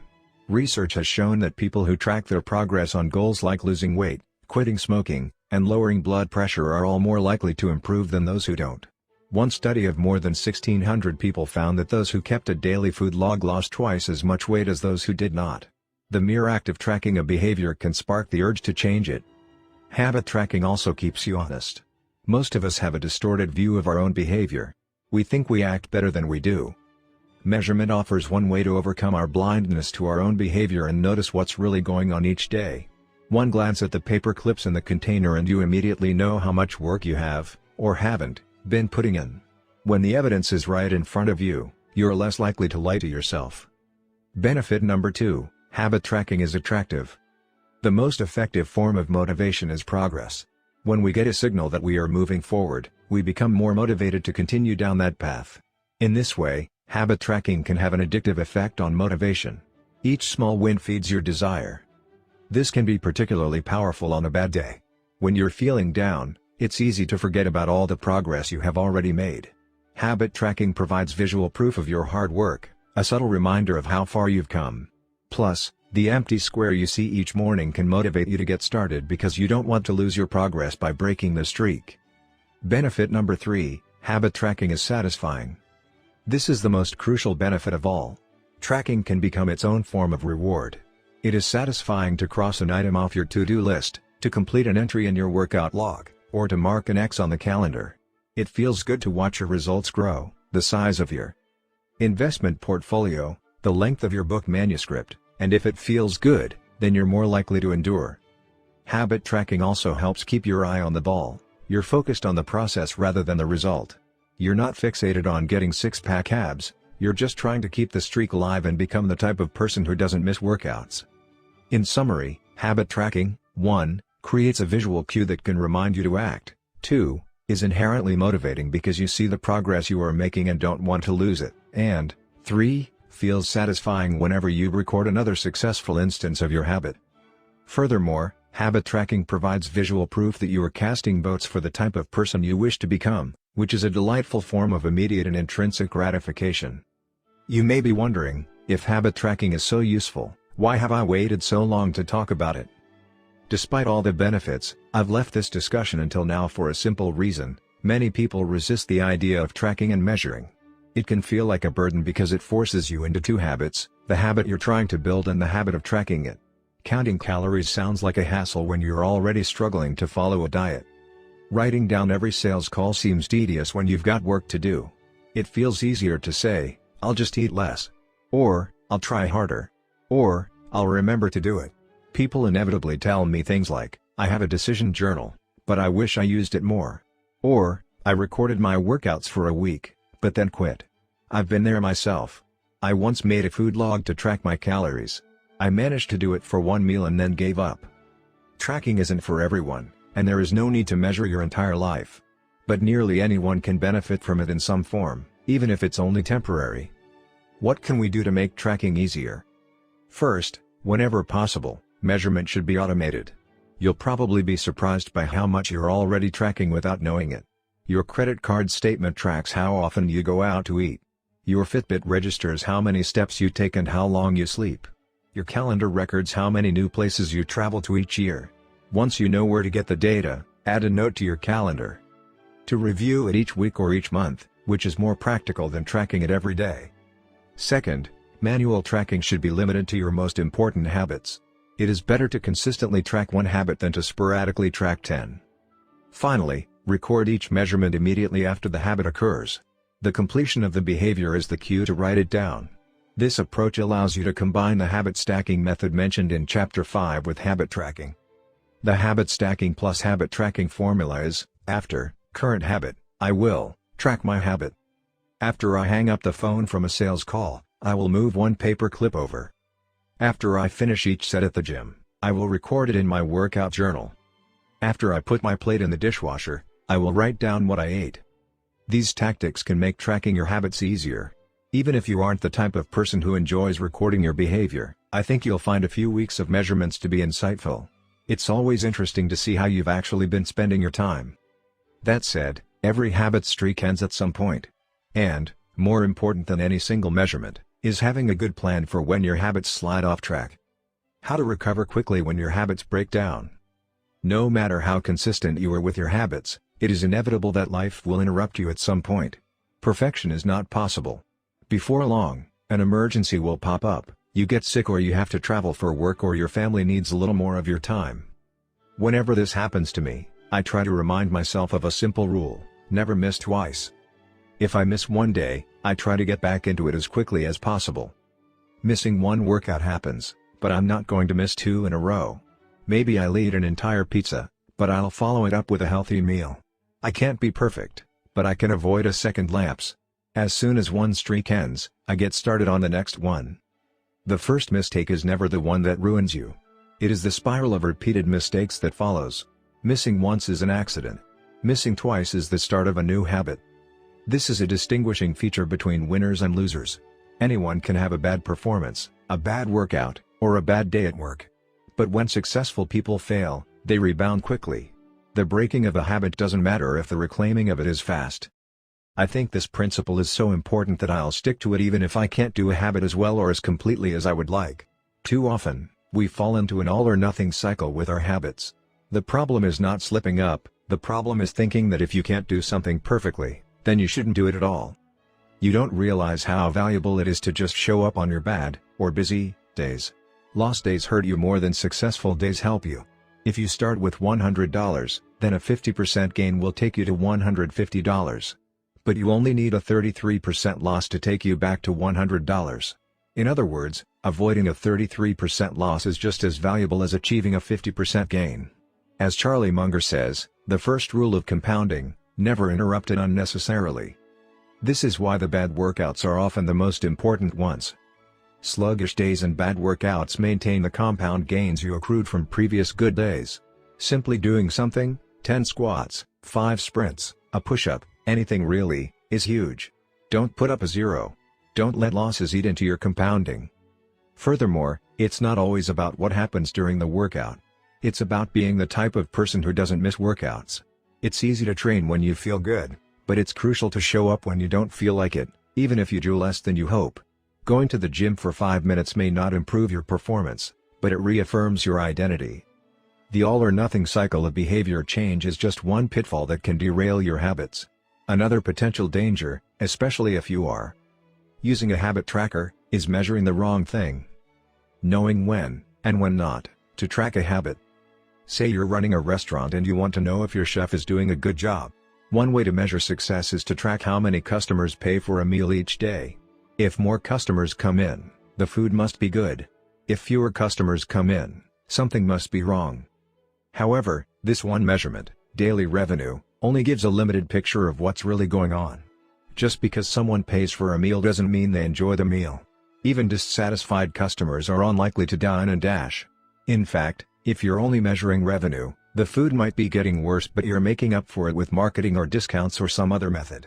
Instead, it may be more effective to track how many customers finish their meal or perhaps the percentage of customers who leave a generous tip. The dark side of tracking a particular behavior is that we become driven by the number rather than the purpose behind it. If your success is measured by quarterly earnings, you will optimize sales, revenue, and accounting for quarterly earnings. If your success is measured by a lower number on the scale, you will optimize for a lower number on the scale, even if that means embracing crash diets, juice cleanses, and fat loss pills. The human mind wants to win whatever game is being played. This pitfall is evident in many areas of life. We focus on working long hours instead of getting meaningful work done. We care more about getting 10,000 steps than we do about being healthy. We teach for standardized tests instead of emphasizing learning, curiosity, and critical thinking. In short, we optimize for what we measure. When we choose the wrong measurement, we get the wrong behavior. This is sometimes referred to as Goodhart's law. Named after the economist Charles Goodhart, the principle states, when a measure becomes a target, it ceases to be a good measure.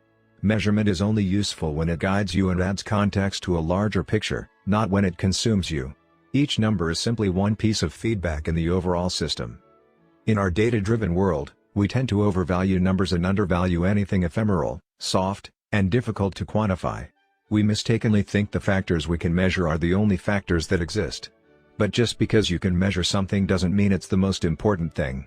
And just because you can't measure something doesn't mean it's not important at all. All of this to say, it's crucial to keep habit tracking in its proper place. It can feel satisfying to record a habit and track your progress, but the measurement is not the only thing that matters. Furthermore, there are many ways to measure progress, and sometimes it helps to shift your focus to something entirely different. This is why non-scale victories can be effective for weight loss. The number on the scale may be stubborn, so if you focus solely on that number, your motivation will sag. But you may notice that your skin looks better, or you wake up earlier, or your sex drive got a boost. All of these are valid ways to track your improvement. If you're not feeling motivated by the number on the scale, perhaps it's time to focus on a different measurement, one that gives you more signals of progress. No matter how you measure your improvement, habit tracking offers a simple way to make your habits more satisfying. Each measurement provides a little bit of evidence that you're moving in the right direction and a brief moment of immediate pleasure for a job well done. Chapter Summary. One of the most satisfying feelings is the feeling of making progress. A habit tracker is a simple way to measure whether you did a habit, like marking an X on a calendar. Habit trackers and other visual forms of measurement can make your habits satisfying by providing clear evidence of your progress. Don't break the chain. Try to keep your habit streak alive. Never miss twice. If you miss one day, try to get back on track as quickly as possible. Just because you can measure something doesn't mean it's the most important thing. 17. How an accountability partner can change everything. After serving as a pilot in World War II, Roger Fisher attended Harvard Law School and spent 34 years specializing in negotiation and conflict management. He founded the Harvard Negotiation Project and worked with numerous countries and world leaders on peace resolutions, hostage crises, and diplomatic compromises. But it was in the 1970s and 1980s, as the threat of nuclear war escalated, that Fisher developed perhaps his most interesting idea. At the time, Fisher was focused on designing strategies that could prevent nuclear war, and he had noticed a troubling fact.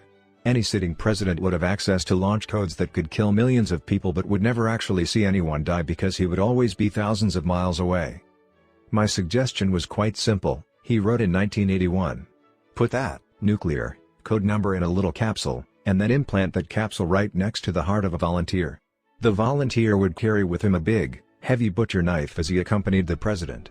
If ever the president wanted to fire nuclear weapons, the only way he could do so would be for him first, with his own hands, to kill one human being. The president says, "George, I'm sorry but tens of millions must die." He has to look at someone and realize what death is, what an innocent death is. Blood on the White House carpet. It's reality brought home. When I suggested this to friends in the Pentagon, they said, "My God, that's terrible. Having to kill someone would distort the president's judgment. He might never push the button." Throughout our discussion of the fourth law of behavior change, we have covered the importance of making good habits immediately satisfying. Fisher's proposal is an inversion of the fourth law: make it immediately unsatisfying.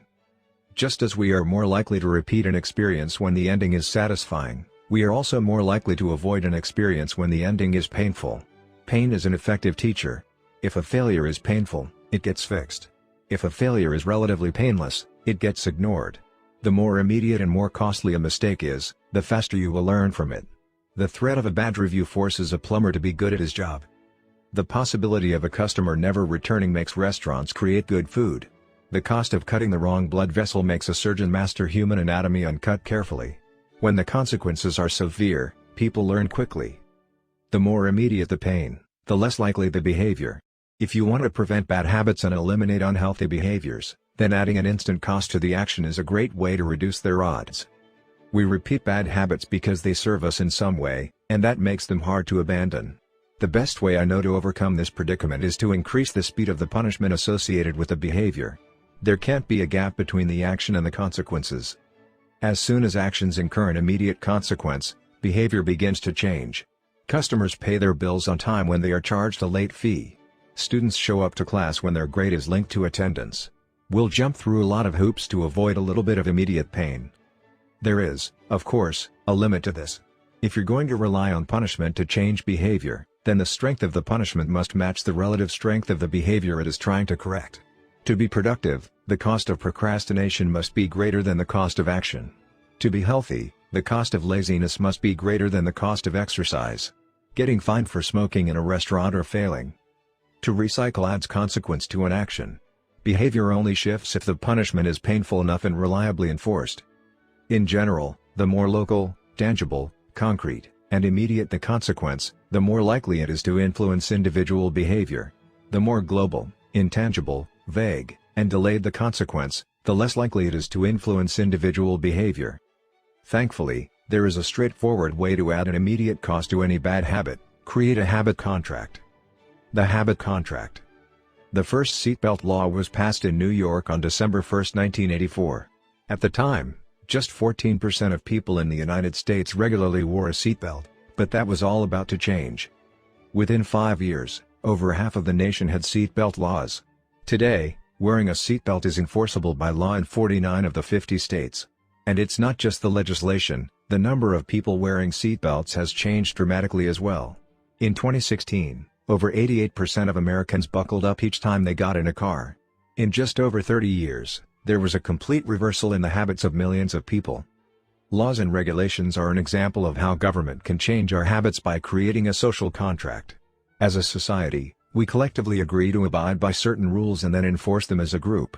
Whenever a new piece of legislation impacts behavior, seatbelt laws, banning smoking inside restaurants, mandatory recycling, it is an example of a social contract shaping our habits.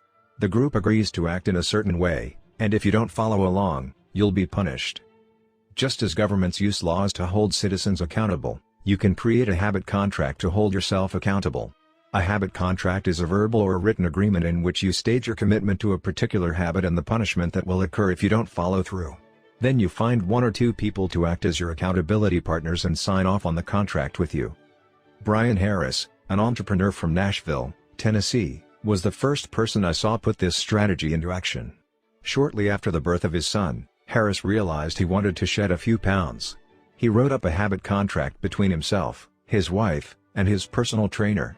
The first version read, "Brian's #1 objective for Q1 of 2017 is to start eating correctly again so he feels better, looks better, and is able to hit his long-term goal of 200 pounds at 10% body fat."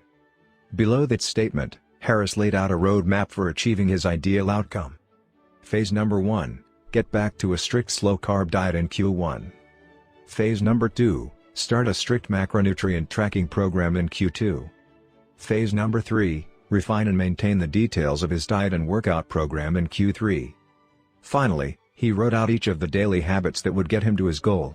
For example, write down all food that he consumes each day and weigh himself each day.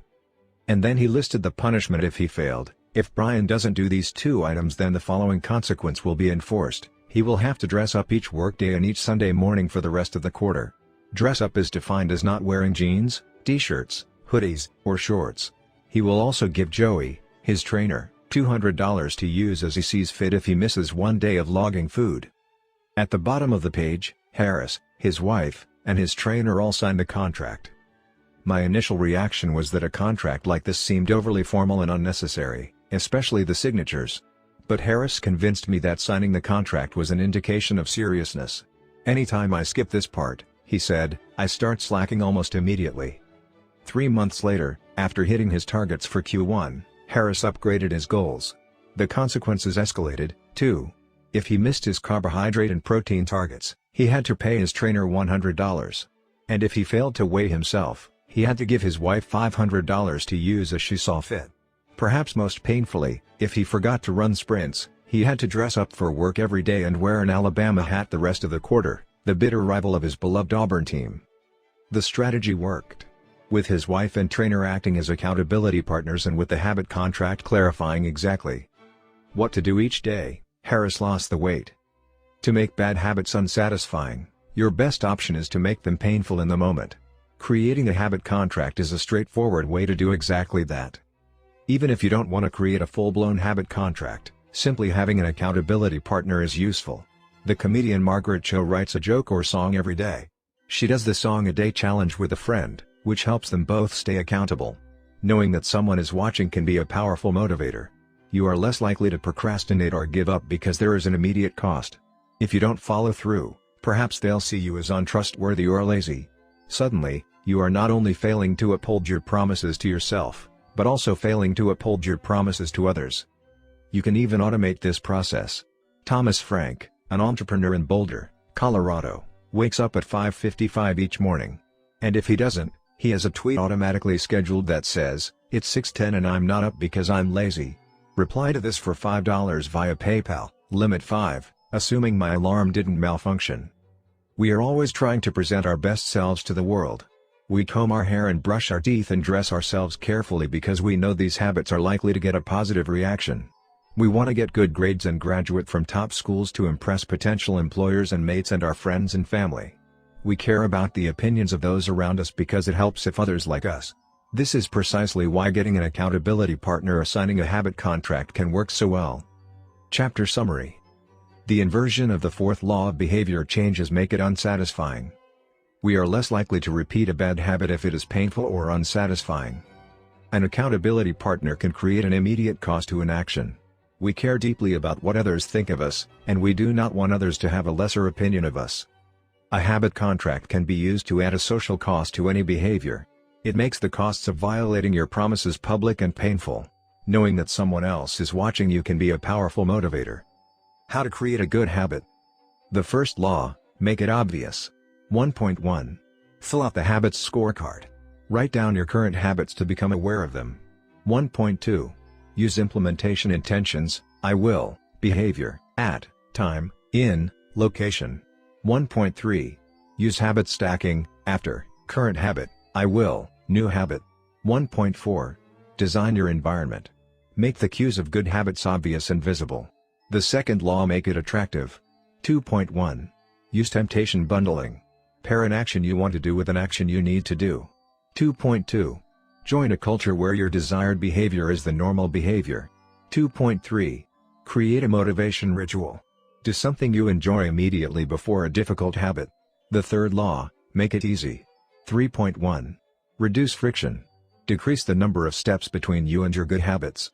3.2. Prime the environment.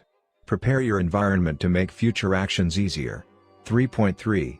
Master the decisive moment. Optimize the small choices that deliver outsized impact. 3.4. Use the 2-minute rule. Downscale your habits until they can be done in 2 minutes or less. 3.5. Automate your habits.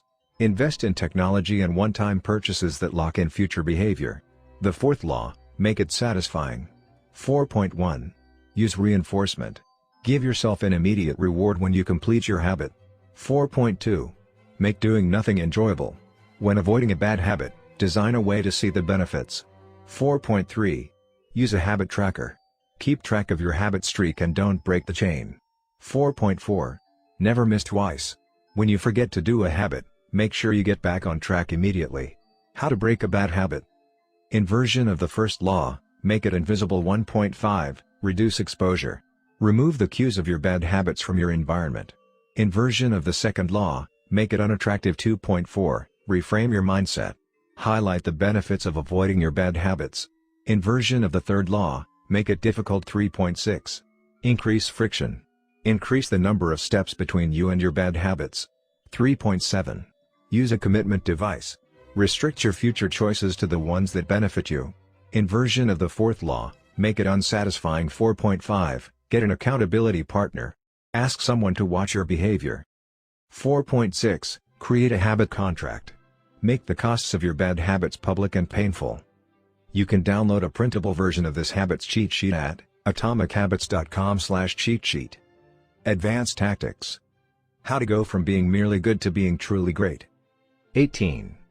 The truth about talent, when genes matter and when they don't. Any people are familiar with Michael Phelps, who is widely considered to be one of the greatest athletes in history. Phelps has won more Olympic medals not only than any swimmer but also more than any Olympian in any sport. Fewer people know the name Hicham El Guerrouj, but he was a fantastic athlete in his own right. El Guerrouj is a Moroccan runner who holds 2 Olympic gold medals and is one of the greatest middle-distance runners of all time. For many years, he held the world record in the mile, 1,500-meter, and 2,000-meter races. At the Olympic Games in Athens, Greece, in 2004, he won gold in the 1,500-meter and 5,000-meter races. These two athletes are wildly different in many ways. For starters, one competed on land and the other in water, but most notably, they differ significantly in height. El Guerrouj is 5 feet, 9 inches tall. Phelps is 6 feet, 4 inches tall. Despite this 7-inch difference in height, the two men are identical in one respect. Michael Phelps and Hicham El Guerrouj wear the same length inseam on their pants. How is this possible? Phelps has relatively short legs for his height and a very long torso, the perfect build for swimming. Al Garouge has incredibly long legs and a short upper body, an ideal frame for distance running. Now, imagine if these world-class athletes were to switch sports. Given his remarkable athleticism, could Michael Phelps become an Olympic-caliber distance runner with enough training? It's unlikely. At peak fitness, Phelps weighed 194 pounds, which is 40% heavier than Al Garouge, who competed at an ultralight 138 pounds. Taller runners are heavier runners, and every extra pound is a curse when it comes to distance running. Against elite competition, Phelps would be doomed from the start. Similarly, Al Garouge might be one of the best runners in history, but it's doubtful he would ever qualify for the Olympics as a swimmer. Since 1976, the average height of Olympic gold medalists in the men's 1,500-meter run is 5 feet, 10 inches. In comparison, the average height of Olympic gold medalists in the men's 100-meter freestyle swim is 6 feet, 4 inches. Swimmers tend to be tall and have long backs and arms, which are ideal for pulling through the water. Al Garouge would be at a severe disadvantage before he ever touched the pool. The secret to maximizing your odds of success is to choose the right field of competition. This is just as true with habit change as it is with sports and business. Habits are easier to perform, and more satisfying to stick with, when they align with your natural inclinations and abilities. Like Michael Phelps in the pool or Hisham Al Garouge on the track, you want to play a game where the odds are in your favor. Embracing this strategy requires the acceptance of the simple truth that people are born with different abilities. Some people don't like to discuss this fact. On the surface, your genes seem to be fixed, and it's no fun to talk about things you cannot control. Plus, phrases like biological determinism makes it sound like certain individuals are destined for success and others doomed to failure. But this is a short-sighted view of the influence of genes on behavior. The strength of genetics is also their weakness. Genes cannot be easily changed, which means they provide a powerful advantage in favorable circumstances and a serious disadvantage in unfavorable circumstances. If you want to dunk a basketball, being 7 feet tall is very useful. If you want to perform a gymnastics routine, being 7 feet tall is a great hindrance. Our environment determines the suitability of our genes and the utility of our natural talents. When our environment changes, so do the qualities that determine success. This is true not just for physical characteristics but for mental ones as well. I'm smart if you ask me about habits and human behavior. Not so much when it comes to knitting, rocket propulsion, or guitar chords. Competence is highly dependent on context. The people at the top of any competitive field are not only well-trained, they are also well-suited to the task. And this is why, if you want to be truly great, selecting the right place to focus is crucial. In short, genes do not determine your destiny. They determine your areas of opportunity. As physician Gabor Mate notes, genes can predispose, but they don't predetermine. The areas where you are genetically predisposed to success are the areas where habits are more likely to be satisfying. The key is to direct your effort toward areas that both excite you and match your natural skills, to align your ambition with your ability.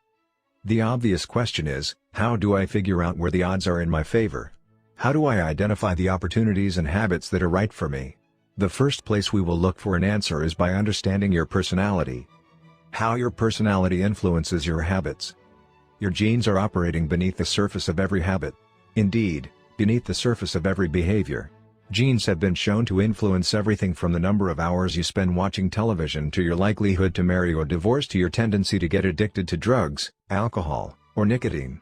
There's a strong genetic component to how obedient or rebellious you are when facing authority, how vulnerable or resistant you are to stressful events, how proactive or reactive you tend to be, and even how captivated or bored you feel during sensory experiences like attending a concert.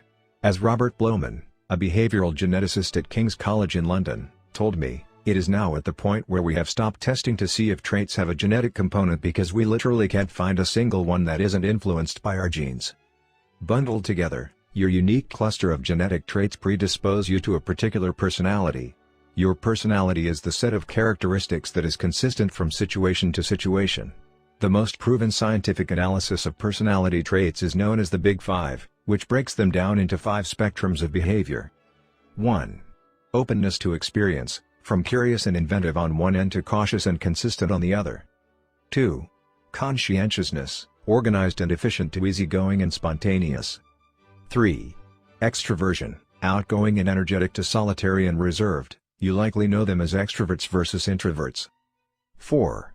Agreeableness, friendly and compassionate to challenging and detached. 5. Neuroticism, anxious and sensitive to confident, calm, and stable. All 5 characteristics have biological underpinnings. Extroversion, for instance, can be tracked from birth. If scientists play a loud noise in the nursing ward, some babies turn toward it while others turn away. When the researchers tracked these children through life, they found that the babies who turned toward the noise were more likely to grow up to be extroverts. Those who turned away were more likely to become introverts. People who are high in agreeableness are kind, considerate, and warm. They also tend to have higher natural oxytocin levels, a hormone that plays an important role in social bonding, increases feelings of trust, and can act as a natural antidepressant. You can easily imagine how someone with more oxytocin might be inclined to build habits like writing thank you notes or organizing social events. As a third example, consider neuroticism, which is a personality trait all people possess to various degrees. People who are high in neuroticism tend to be anxious and worry more than others. This trait has been linked to hypersensitivity of the amygdala, the portion of the brain responsible for noticing threats. In other words, people who are more sensitive to negative cues in their environment are more likely to score high in neuroticism.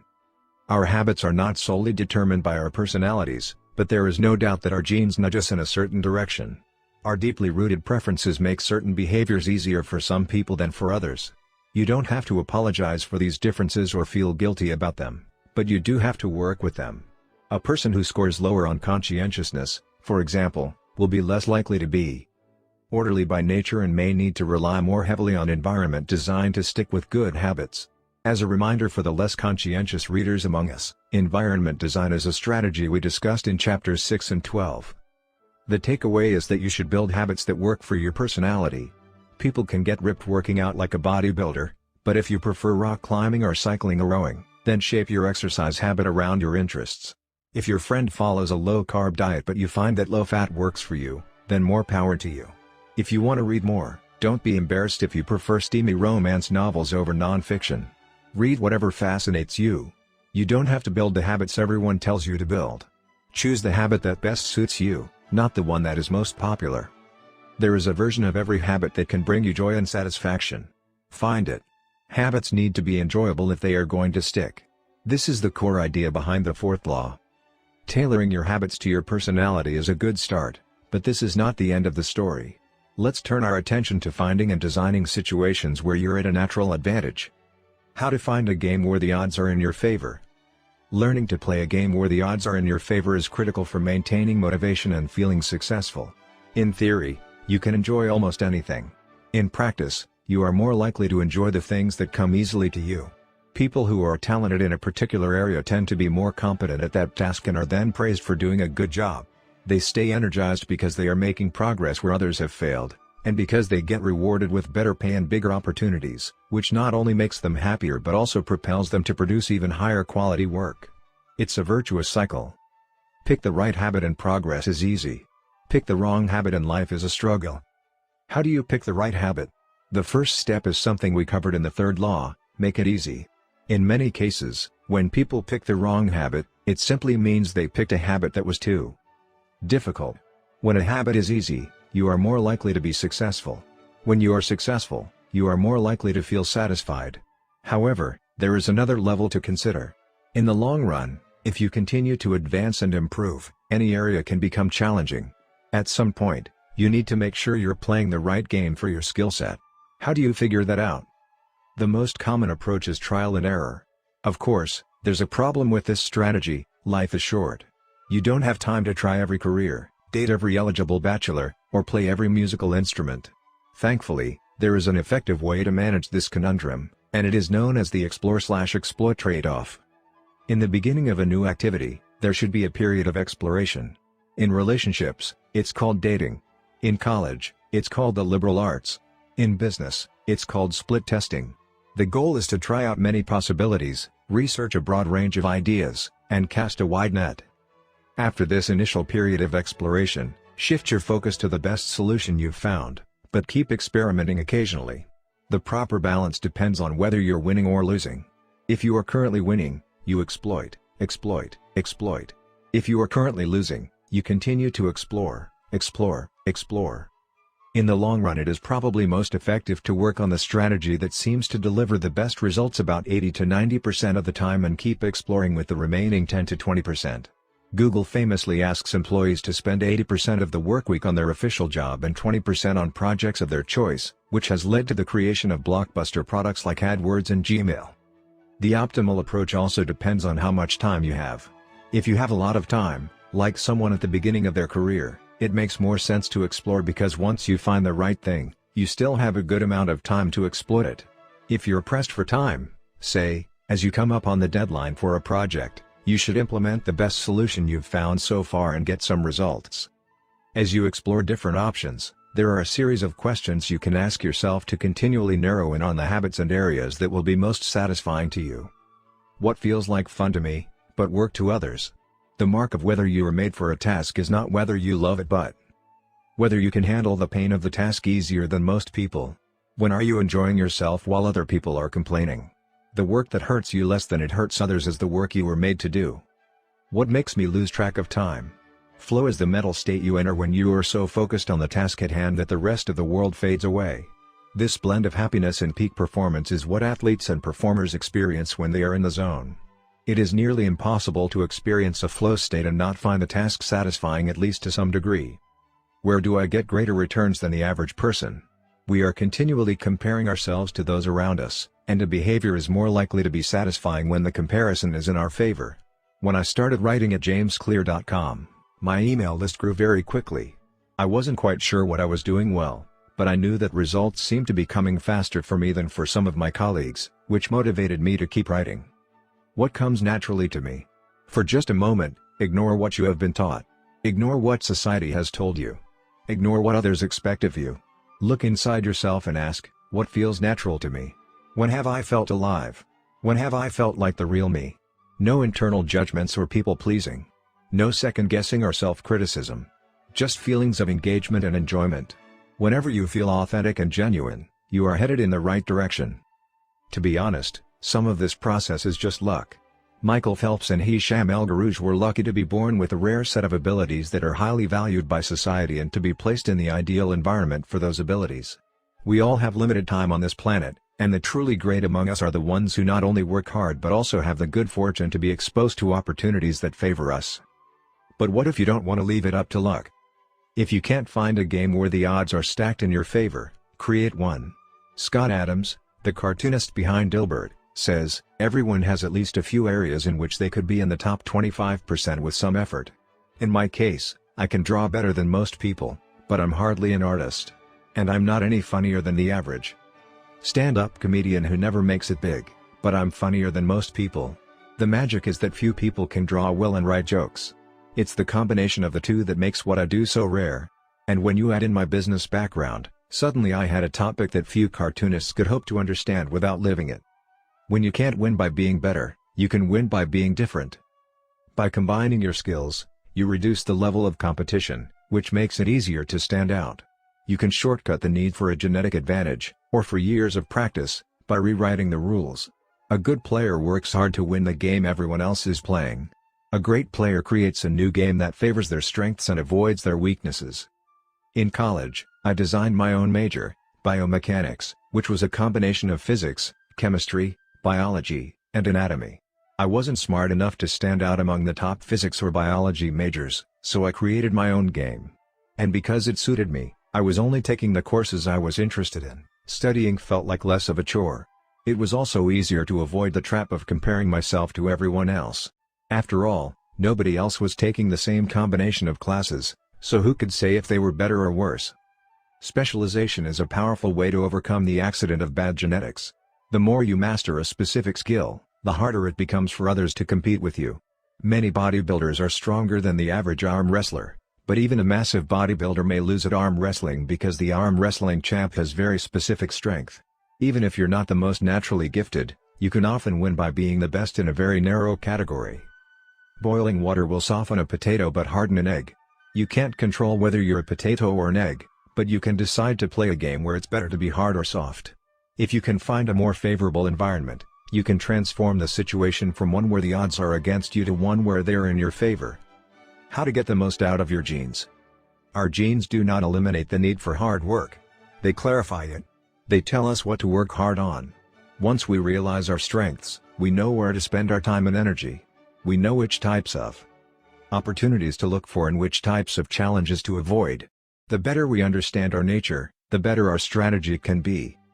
Biological differences matter.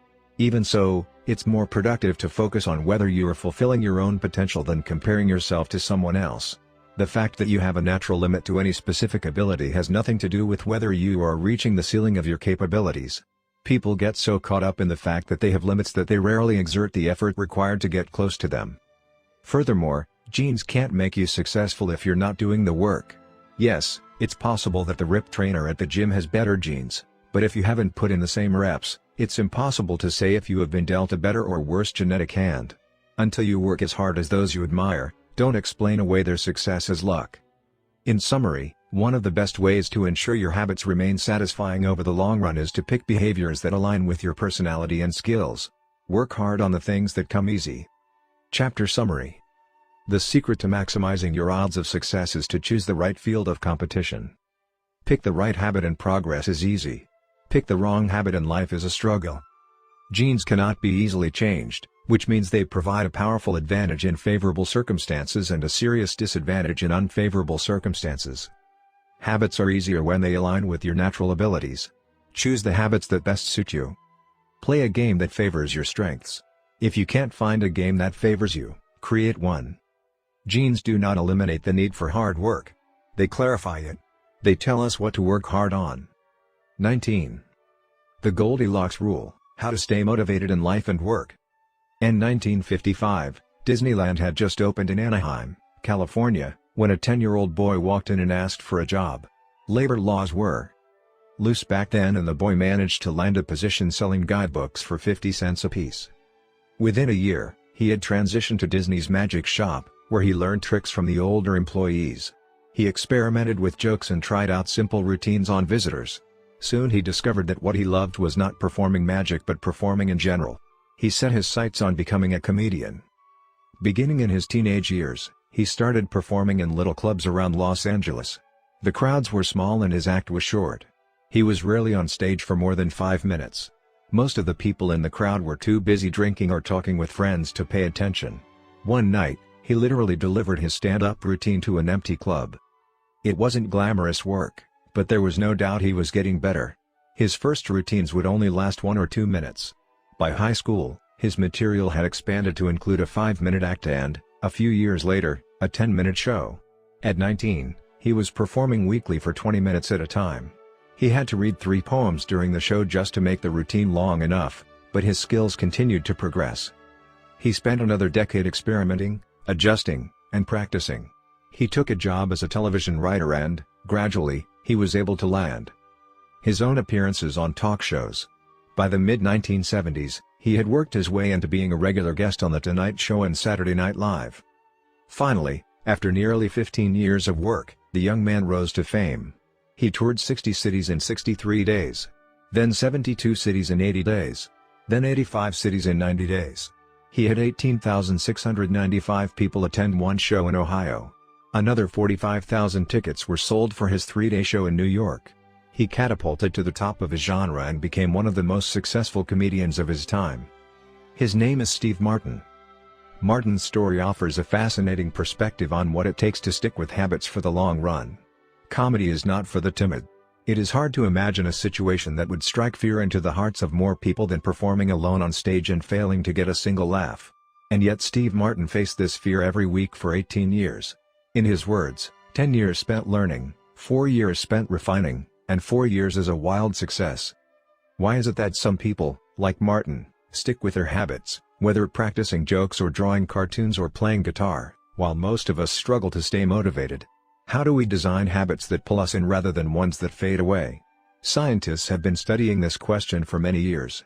While there is still much to learn, one of the most consistent findings is that the way to maintain motivation and achieve peak levels of desire is to work on tasks of just manageable difficulty. The human brain loves a challenge, but only if it is within an optimal zone of difficulty. If you love tennis and try to play a serious match against a 4-year-old, you will quickly become bored. It's too easy. You'll win every point. In contrast, If you play a professional tennis player like Roger Federer or Serena Williams, you will quickly lose motivation because the match is too difficult. Now consider playing tennis against someone who is your equal. As the game progresses, you win a few points and you lose a few. You have a good chance of winning, but only if you really try. Your focus narrows, distractions fade away, and you find yourself fully invested in the task at hand. This is a challenge of just manageable difficulty, and it is a prime example of the Goldilocks rule. The Goldilocks rule states that humans experience peak motivation when working on tasks that are right on the edge of their current abilities. Not too hard. Not too easy. Just right. The Goldilocks rule. Figure 15. Maximum motivation occurs when facing a challenge of just manageable difficulty. In psychology research, this is known as the Yerkes-Dodson law, which describes the optimal level of arousal as the midpoint between boredom and anxiety. Martin's comedy career is an excellent example of the Goldilocks rule in practice. Each year, he expanded his comedy routine, but only by a minute or two. He was always adding new material, but he also kept a few jokes that were guaranteed to get laughs. There were just enough victories to keep him motivated and just enough mistakes to keep him working hard. When you're starting a new habit, it's important to keep the behavior as easy as possible so you can stick with it even when conditions aren't perfect. This is an idea we covered in detail while discussing the third law of behavior change. Once a habit has been established, however, it's important to continue to advance in small ways. These little improvements and new challenges keep you engaged. And if you hit the Goldilocks zone just right, you can achieve a flow state. A flow state is the experience of being in the zone and fully immersed in an activity. Scientists have tried to quantify this feeling. They found that to achieve a state of flow, a task must be roughly 4% beyond your current ability.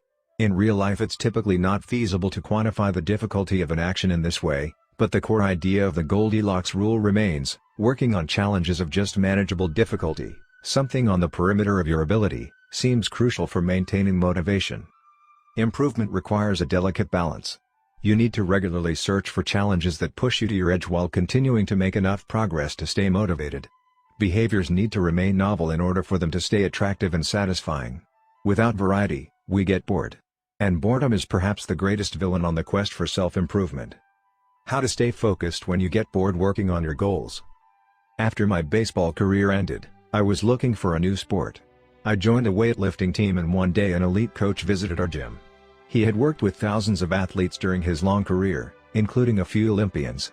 I introduced myself and we began talking about the process of improvement. "What's the difference between the best athletes and everyone else?" I asked. "What do the really successful people do that most don't?" He mentioned the factors you might expect: genetics, luck, talent. But then he said something I wasn't expecting: at some point it comes down to who can handle the boredom of training every day, doing the same lifts over and over and over. His answer surprised me because it's a different way of thinking about work ethic. People talk about getting amped up to work on their goals. Whether it's business or sports or art, you hear people say things like, "It all comes down to passion," or, "You have to really want it." As a result, many of us get depressed when we lose focus or motivation because we think that successful people have some bottomless reserve of passion. But this coach was saying that really successful people feel the same lack of motivation as everyone else. The difference is that they still find a way to show up despite the feelings of boredom. Mastery requires practice. But the more you practice something, the more boring and routine it becomes. Once the beginner gains have been made and we learn what to expect, our interest starts to fade. Sometimes it happens even faster than that. All you have to do is hit the gym a few days in a row or publish a couple of blog posts on time, and letting one day slip doesn't feel like much. Things are going well. It's easy to rationalize taking a day off because you're in a good place. The greatest threat to success is not failure but boredom. We get bored with habits because they stop delighting us. The outcome becomes expected. And as our habits become ordinary, we start derailing our progress to seek novelty. Perhaps this is why we get caught up in a never-ending cycle, jumping from one workout to the next, one diet to the next, one business idea to the next. As soon as we experience the slightest dip in motivation, we begin seeking a new strategy, even if the old one was still working. As Machiavelli noted, men desire novelty to such an extent that those who are doing well wish for a change as much as those who are doing badly. Perhaps this is why many of the most habit-forming products are those that provide continuous forms of novelty. Video games provide visual novelty. Porn provides sexual novelty. Junk foods provide culinary novelty. Each of these experiences offer continual elements of surprise. In psychology, this is known as a variable reward. Slot machines are the most common real-world example. A gambler hits the jackpot every now and then, but not at any predictable interval. The pace of rewards varies. This variance leads to the greatest spike of dopamine, enhances memory recall, and accelerates habit formation. Variable rewards won't create a craving, that is, you can't take a reward people are uninterested in, give it to them at a variable interval, and hope it will change their mind, but they are a powerful way to amplify the cravings we already experience because they reduce boredom. The sweet spot of desire occurs at a 50-50 split between success and failure. Half of the time you get what you want. Half of the time you don't. You need just enough winning to experience satisfaction and just enough wanting to experience desire. This is one of the benefits of following the Goldilocks rule. If you're already interested in a habit, working on challenges of just manageable difficulty is a good way to keep things interesting. Of course, not all habits have a variable reward component, and you wouldn't want them to. If Google only delivered a useful search result some of the time, I would switch to a competitor pretty quickly. If Uber only picked up half of my trips, I doubt I'd be using that service much longer. And if I flossed my teeth each night and only sometimes ended up with a clean mouth, I think I'd skip it. Variable rewards or not, no habit will stay interesting forever. At some point, everyone faces the same challenge on the journey of self-improvement: you have to fall in love with boredom. We all have goals that we would like to achieve and dreams that we would like to fulfill, but it doesn't matter what you are trying to become better at, if you only do the work when it's convenient or exciting, then you'll never be consistent enough to achieve remarkable results. I can guarantee that if you manage to start a habit and keep sticking to it, there will be days when you feel like quitting. When you start a business, there will be days when you don't feel like showing up. When you're at the gym, there will be sets that you don't feel like finishing. When it's time to write, there will be days that you don't feel like typing. But stepping up when it's annoying or painful or draining to do so, that's what makes the difference between a professional and an amateur. Professionals stick to the schedule, amateurs let life get in the way. Professionals know what is important to them and work toward it with purpose, amateurs get pulled off course by the urgencies of life. David Kane, an author and meditation teacher, encourages his students to avoid being fair-weather meditators.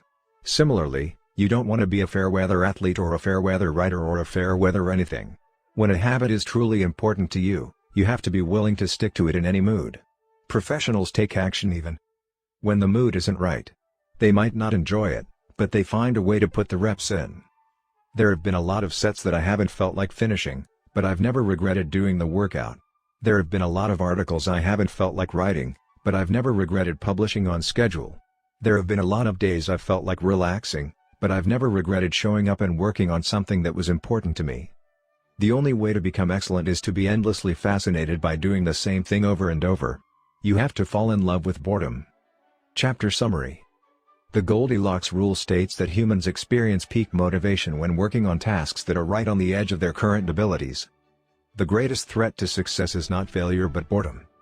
As habits become routine, they become less interesting and less satisfying. We get bored. Anyone can work hard when they feel motivated.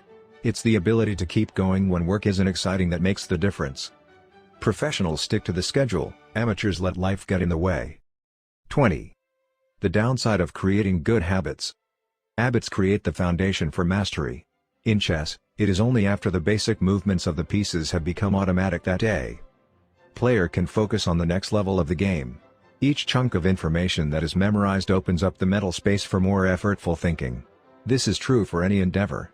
When you know the simple movements so well that you can perform them without thinking, you are free to pay attention to more advanced details. In this way, habits are the backbone of any pursuit of excellence. However, the benefits of habits come at a cost. At first, each repetition develops fluency, speed, and skill. But then, as a habit becomes automatic, you become less sensitive to feedback. You fall into mindless repetition. It becomes easier to let mistakes slide. When you can do it good enough on autopilot, you stop thinking about how to do it better. The upside of habits is that we can do things without thinking. The downside of habits is that you get used to doing things a certain way and stop paying attention to little errors. You assume you're getting better because you're gaining experience. In reality, you are merely reinforcing your current habits, not improving them. In fact, some research has shown that once a skill has been mastered, there is usually a slight decline in performance over time. Usually, This minor dip in performance is no cause for worry. You don't need a system to continuously improve how well you brush your teeth or tie your shoes or make your morning cup of tea. With habits like these, good enough is usually good enough. The less energy you spend on trivial choices, the more you can spend it on what really matters. However, when you want to maximize your potential and achieve elite levels of performance, you need a more nuanced approach. You can't repeat the same things blindly and expect to become exceptional. Habits are necessary, but not sufficient for mastery. What you need is a combination of automatic habits and deliberate practice. Habits plus deliberate practice equals mastery. To become great, certain skills do need to become automatic. Basketball players need to be able to dribble without thinking before they can move on to mastering layups with their non-dominant hand. Surgeons need to repeat the first incision so many times that they could do it with their eyes closed, so that they can focus on the hundreds of variables that arise during surgery. But after one habit has been mastered, you have to return to the effortful part of the work and begin building the next habit. Mastery is the process of narrowing your focus to a tiny element of success, repeating it until you have internalized the skill, and then using this new habit as the foundation to advance to the next frontier of your development. Old tasks become easier the second time around, but it doesn't get easier overall because now you're pouring your energy into the next challenge. Each habit unlocks the next level of performance. It's an endless cycle. Mastering one habit. Mastering a field. Figure 16. The process of mastery requires that you progressively layer improvements on top of one another, each habit building upon the last until a new level of performance has been reached and a higher range of skills has been internalized. Although habits are powerful, what you need is a way to remain conscious of your performance over time, so you can continue to refine and improve. It is precisely at the moment when you begin to feel like you have mastered a skill, right when things are starting to feel automatic and you are becoming comfortable, that you must avoid slipping into the trap of complacency. The solution? Establish a system for reflection and review. How to review your habits and make adjustments. In 1986, the Los Angeles Lakers had one of the most talented basketball teams ever assembled, but they are rarely remembered that way. The team started the 1985-1986 NBA season with an astounding 29-5 record. The pundits were saying that we might be the best team in the history of basketball, head coach Pat Riley said after the season. Surprisingly, the Lakers stumbled in the 1986 playoffs and suffered a season-ending defeat in the Western Conference Finals. The best team in the history of basketball didn't even play for the NBA championship. After that blow, Riley was tired of hearing about how much talent his players had and about how much promise his team held. He didn't want to see flashes of brilliance followed by a gradual fade in performance. He wanted the Lakers to play up to their potential, night after night. In the summer of 1986, he created a plan to do exactly that, a system that he called the Career Best Effort Program or CBE. When players first joined the Lakers, Riley explained, "We tracked their basketball statistics all the way back to high school. I call this taking their number. We look for an accurate gauge of what a player can do, then build him into our plan for the team, based on the notion that he will maintain and then improve upon his averages." After determining a player's baseline level of performance, Riley added a key step. He asked each player to improve their output by at least 1% over the course of the season. If they succeeded, it would be a CBE, or Career Best Effort. Similar to the British cycling team that we discussed in Chapter 1, the Lakers sought peak performance by getting slightly better each day. Riley was careful to point out that CBE was not merely about points or statistics but about giving your best effort spiritually and mentally and physically. Players got credit for allowing an opponent to run into you when you know that a foul will be called against him, diving for loose balls, going after rebounds whether you are likely to get them or not, helping a teammate when the player he's guarding has surged past him, and other unsung hero deeds. As an example, let's say that Magic Johnson, the Lakers' star player at the time, had 11 points, 8 rebounds, 12 assists, 2 steals, and 5 turnovers in a game. Magic also got credit for an unsung hero deed by diving after a loose ball, +1. Finally, he played a total of 33 minutes in this imaginary game. The positive numbers, 11 + 8 + 12 + 2 + 1, add up to 34. Then, we subtract the 5 turnovers, 34 to 5, to get 29. Finally, we divide 29 by 33 minutes played. 2933 equals 0.879. Magic's CBE number here would be 879. This number was calculated for all of a player's games, and it was the average CBE that a player was asked to improve by 1% over the season. Riley compared each player's current CBE to not only their past performances but also those of other players in the league. As Riley put it, "We rank team members alongside league opponents who play the same position and have similar role definitions." Sports writer Jackie McMullen noted, "Riley trumpeted the top performers in the league in bold lettering on the blackboard each week and measured them against the corresponding players on his own roster. Solid, reliable players generally rated a score in the 600s, while elite players scored at least 800. Magic Johnson, who submitted 138 triple-doubles in his career, often scored over 1,000. The Lakers also emphasized year-over-year progress by making historical comparisons of CBE data. Riley said, "We stacked the month of November 1986, next to November 1985, and showed the players whether they were doing better or worse than at the same point last season. Then we showed them how their performance figures for December 1986, stacked up against November's." The Lakers rolled out CBE in October 1986. 8 months later, they were NBA champions. The following year, Pat Riley led his team to another title as the Lakers became the first team in 20 years to win back-to-back NBA championships. Afterward, he said, "Sustaining an effort is the most important thing for any enterprise. The way to be successful is to learn how to do things right, then do them the same way every time." The CBE program is a prime example of the power of reflection and review. The Lakers were already talented.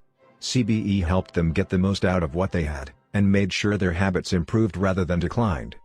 Reflection and review enables the long-term improvement of all habits because it makes you aware of your mistakes and helps you consider possible paths for improvement. Without reflection, we can make excuses, create rationalizations, and lie to ourselves. We have no process for determining whether we are performing better or worse compared to yesterday. Top performers in all fields engage in various types of reflection and review, and the process doesn't have to be complex. Kenyan runner Eliud Kipchoge is one of the greatest marathoners of all time and an Olympic gold medalist. He still takes notes after every practice in which he reviews his training for the day and searches for areas that can be improved. Similarly, gold medal swimmer Katie Ledecky records her wellness on a scale of 1 to 10 and includes notes on her nutrition and how well she slept. She also records the times posted by other swimmers. At the end of each week, her coach goes over her notes and adds his thoughts. It's not just athletes, either. When comedian Chris Rock is preparing fresh material, he will first appear at small nightclubs dozens of times and test hundreds of jokes. He brings a notepad on stage and records which bits go over well and where he needs to make adjustments. The few killer lines that survive will form the backbone of his new show. I know of executives and investors who keep a decision journal in which they record the major decisions they make each week, why they made them, and what they expect the outcome to be. They review their choices at the end of each month or year to see where they were correct and where they went wrong. Improvement is not just about learning habits, it's also about fine-tuning them. Reflection and review ensures that you spend your time on the right things and make course corrections whenever necessary, like Pat Riley adjusting the effort of his players on a nightly basis. You don't want to keep practicing a habit if it becomes ineffective. Personally, I employ two primary modes of reflection and review. Each December, I perform an annual review, in which I reflect on the previous year. I tally my habits for the year by counting up how many articles I published, how many workouts I put in, how many new places I visited, and more. Then, I reflect on my progress, or lack thereof, by answering 3 questions. 1. What went well this year? 2. What didn't go so well this year? 3. What did I learn? 6 months later, when summer rolls around, I conduct an integrity report. Like everyone, I make a lot of mistakes. My integrity report helps me realize where I went wrong and motivates me to get back on course. I use it as a time to revisit my core values and consider whether I have been living in accordance with them. This is when I reflect on my identity and how I can work toward being the type of person I wish to become. My yearly integrity report answers 3 questions. 1. What are the core values that drive my life and work? 2. How am I living and working with integrity right now? 3. How can I set a higher standard in the future? These 2 reports don't take very long, just a few hours per year, but they are crucial periods of refinement. They prevent the gradual slide that happens when I don't pay close attention. They provide an annual reminder to revisit my desired identity and consider how my habits are helping me become the type of person I wish to be.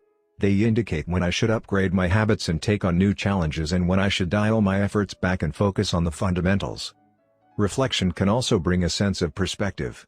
Daily habits are powerful because of how they compound, but worrying too much about every daily choice is like looking at yourself in the mirror from an inch away. You can see every imperfection and lose sight of the bigger picture. There is too much feedback. Conversely, never reviewing your habits is like never looking in the mirror. You aren't aware of easily fixable flaws, a spot on your shirt, a bit of food in your teeth. There is too little feedback. Periodic reflection and review is like viewing yourself in the mirror from a conversational distance. You can see the important changes you should make without losing sight of the bigger picture.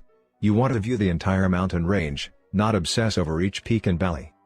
Finally, reflection and review offers an ideal time to revisit one of the most important aspects of behavior change, identity.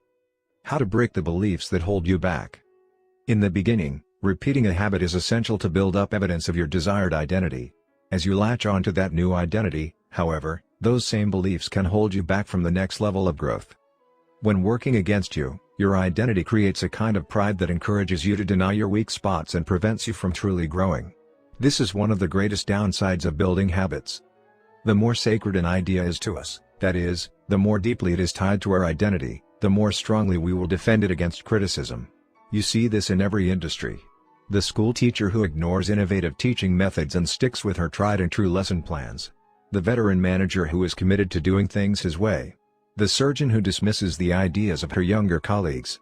The band who produces a mind-blowing first album and then gets stuck in a rut. The tighter we cling to an identity, the harder it becomes to grow beyond it.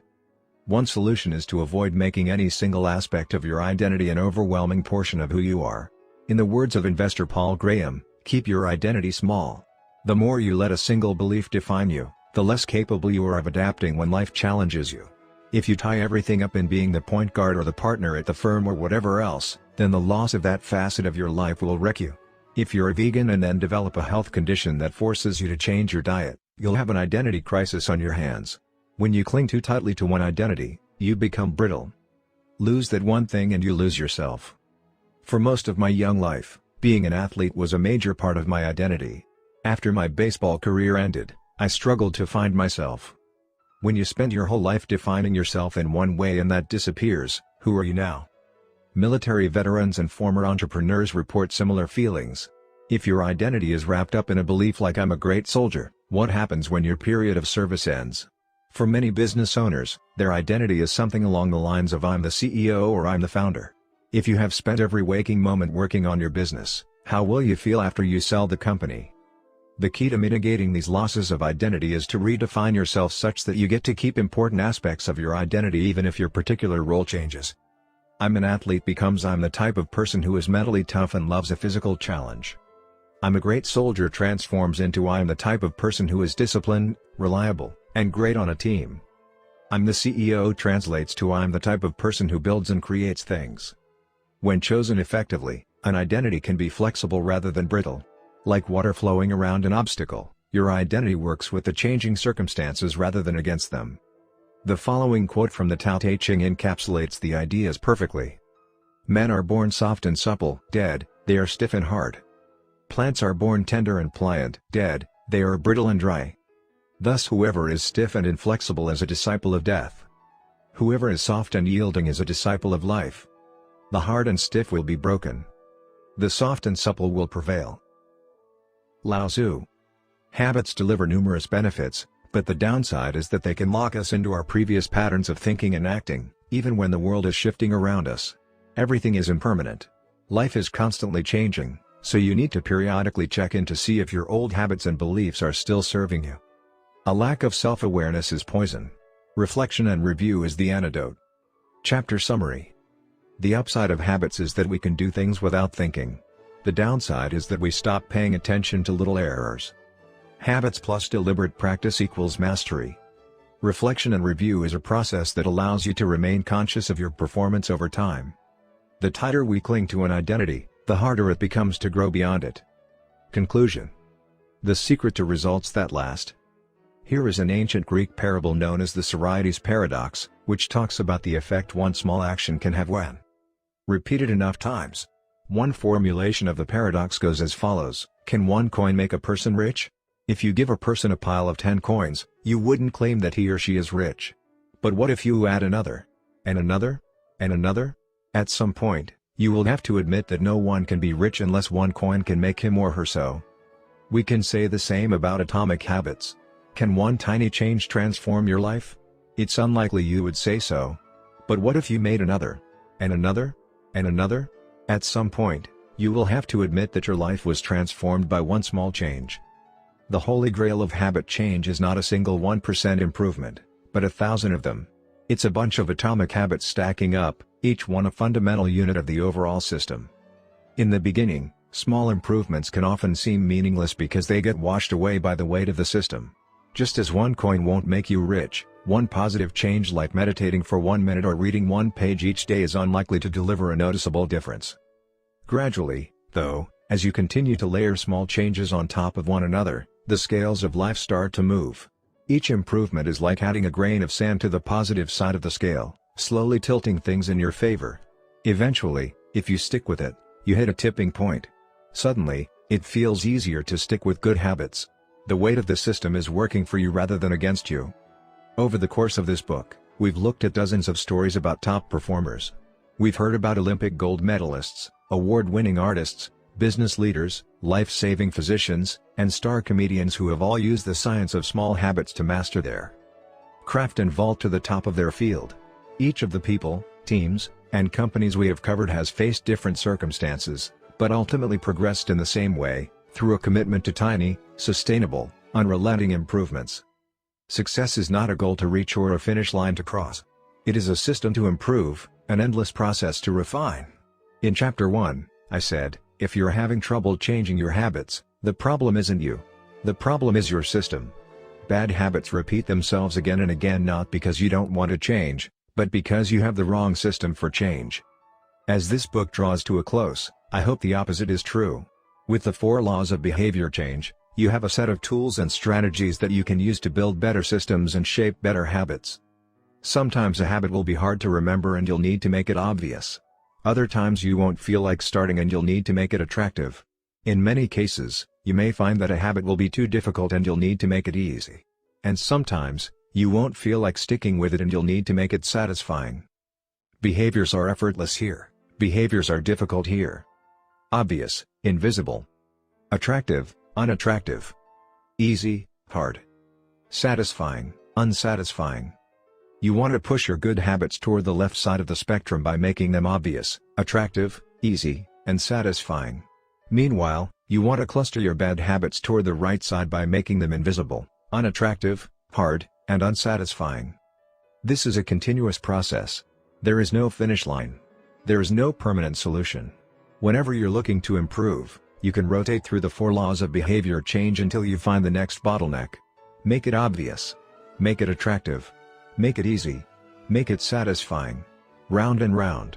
Always looking for the next way to get 1% better. The secret to getting results that last is to never stop making improvements. It's remarkable what you can build if you just don't stop. It's remarkable the business you can build if you don't stop working. It's remarkable the body you can build if you don't stop training. It's remarkable the knowledge you can build if you don't stop learning. It's remarkable the fortune you can build if you don't stop saving. It's remarkable the friendships you can build if you don't stop caring. Small habits don't add up. They compound. That's the power of atomic habits. Tiny changes. Remarkable results. Appendix. What should you read next? Thank you so much for taking the time to read this book. It has been a pleasure sharing my work with you. If you are looking for something to read next, allow me to offer a suggestion. If you enjoyed Atomic Habits, then you may like my other writing as well. My latest articles are sent out in my free weekly newsletter. Subscribers are also the first to hear about my newest books and projects. Finally, in addition to my own work, each year I send out a reading list of my favorite books from other authors on a wide range of subjects. You can sign up at jamesclear.com/newsletter. Little Lessons from the 4 Laws. In this book, I have introduced a 4-step model for human behavior: cue, craving, response, reward. This framework not only teaches us how to create new habits but also reveals some interesting insights about human behavior. In this section, I have compiled some lessons, and a few bits of common sense, that are confirmed by the model. The purpose of these examples is to clarify just how useful and wide-ranging this framework is when describing human behavior. Once you understand the model, you'll see examples of it everywhere. Awareness comes before desire. A craving is created when you assign meaning to a cue. Your brain constructs an emotion or feeling to describe your current situation, and that means a craving can only occur after you have noticed an opportunity. Happiness is simply the absence of desire. When you observe a cue, but do not desire to change your state, you are content with the current situation. Happiness is not about the achievement of pleasure, which is joy or satisfaction, but about the lack of desire. It arrives when you have no urge to feel differently. Happiness is the state you enter when you no longer want to change your state. However, happiness is fleeting because a new desire always comes along. As Sid Budrus says, happiness is the space between one desire being fulfilled and a new desire forming. Likewise, suffering is the space between craving a change in state and getting it. It is the idea of pleasure that we chase. We seek the image of pleasure that we generate in our minds. At the time of action, we do not know what it will be like to attain that image, or even if it will satisfy us. The feeling of satisfaction only comes afterward. This is what the Austrian neurologist Viktor Frankl meant when he said that happiness cannot be pursued, it must ensue. Desire is pursued. Pleasure ensues from action. Peace occurs when you don't turn your observations into problems. The first step in any behavior is observation. You notice a cue, a bit of information, an event. If you do not desire to act on what you observe, then you are at peace. Craving is about wanting to fix everything. Observation without craving is the realization that you do not need to fix anything. Your desires are not running rampant. You do not crave a change in state. Your mind does not generate a problem for you to solve. You're simply observing and existing. With a big enough why you can overcome any how. Friedrich Nietzsche, the German philosopher and poet, famously wrote, "He who has a why to live for can bear almost any how." This phrase harbors an important truth about human behavior. If your motivation and desire are great enough, that is, why you are acting, you'll take action even when it is quite difficult. Great craving can power great action, even when friction is high. Being curious is better than being smart. Being motivated and curious counts for more than being smart because it leads to action.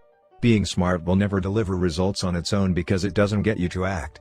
It is desire, not intelligence, that prompts behavior.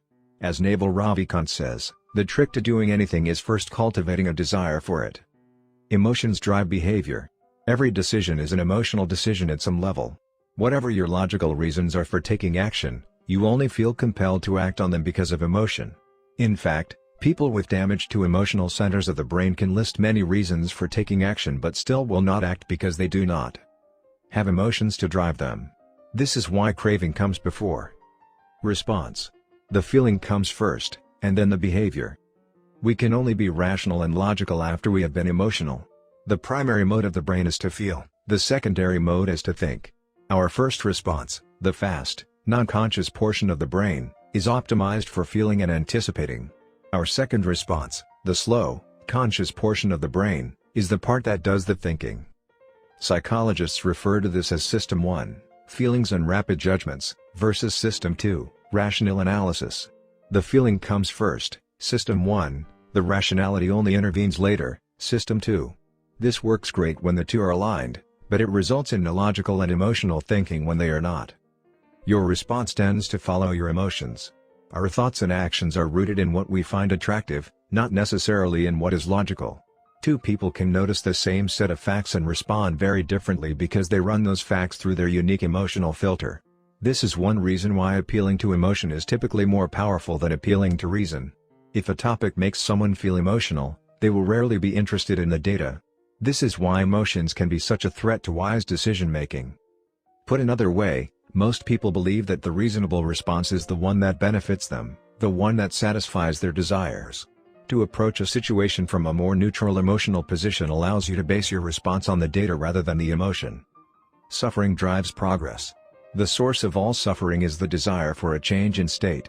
This is also the source of all progress. The desire to change your state is what powers you to take action. It is wanting more that pushes humanity to seek improvements, develop new technologies, and reach for a higher level. With craving, we are dissatisfied but driven. Without craving, we are satisfied but lack ambition. Your actions reveal how badly you want something. If you keep saying something is a priority but you never act on it, then you don't really want it. It's time to have an honest conversation with yourself. Your actions reveal your true motivations. Reward is on the other side of sacrifice. Response, sacrifice of energy, always precedes reward, the collection of resources. The runner's high only comes after the hard run. The reward only comes after the energy is spent. Self-control is difficult because it is not satisfying. A reward is an outcome that satisfies your craving. This makes self-control ineffective because inhibiting our desires does not usually resolve them. Resisting temptation does not satisfy your craving, it just ignores it. It creates space for the craving to pass. Self-control requires you to release a desire rather than satisfy it.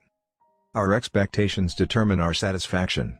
The gap between our cravings and our rewards determines how satisfied we feel after taking action. If the mismatch between expectations and outcomes is positive, surprise and delight, then we are more likely to repeat a behavior in the future. If the mismatch is negative, disappointment and frustration, then we are less likely to do so. For example, if you expect to get $10 and get $100, you feel great. If you expect to get $100 and get $10, you feel disappointed. Your expectation changes your satisfaction. An average experience preceded by high expectations is a disappointment.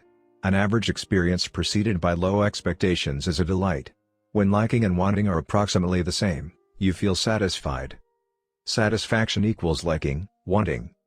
This is the wisdom behind Seneca's famous quote, "Being poor is not having too little, it is wanting more." If your wants outpace your likes, you'll always be unsatisfied.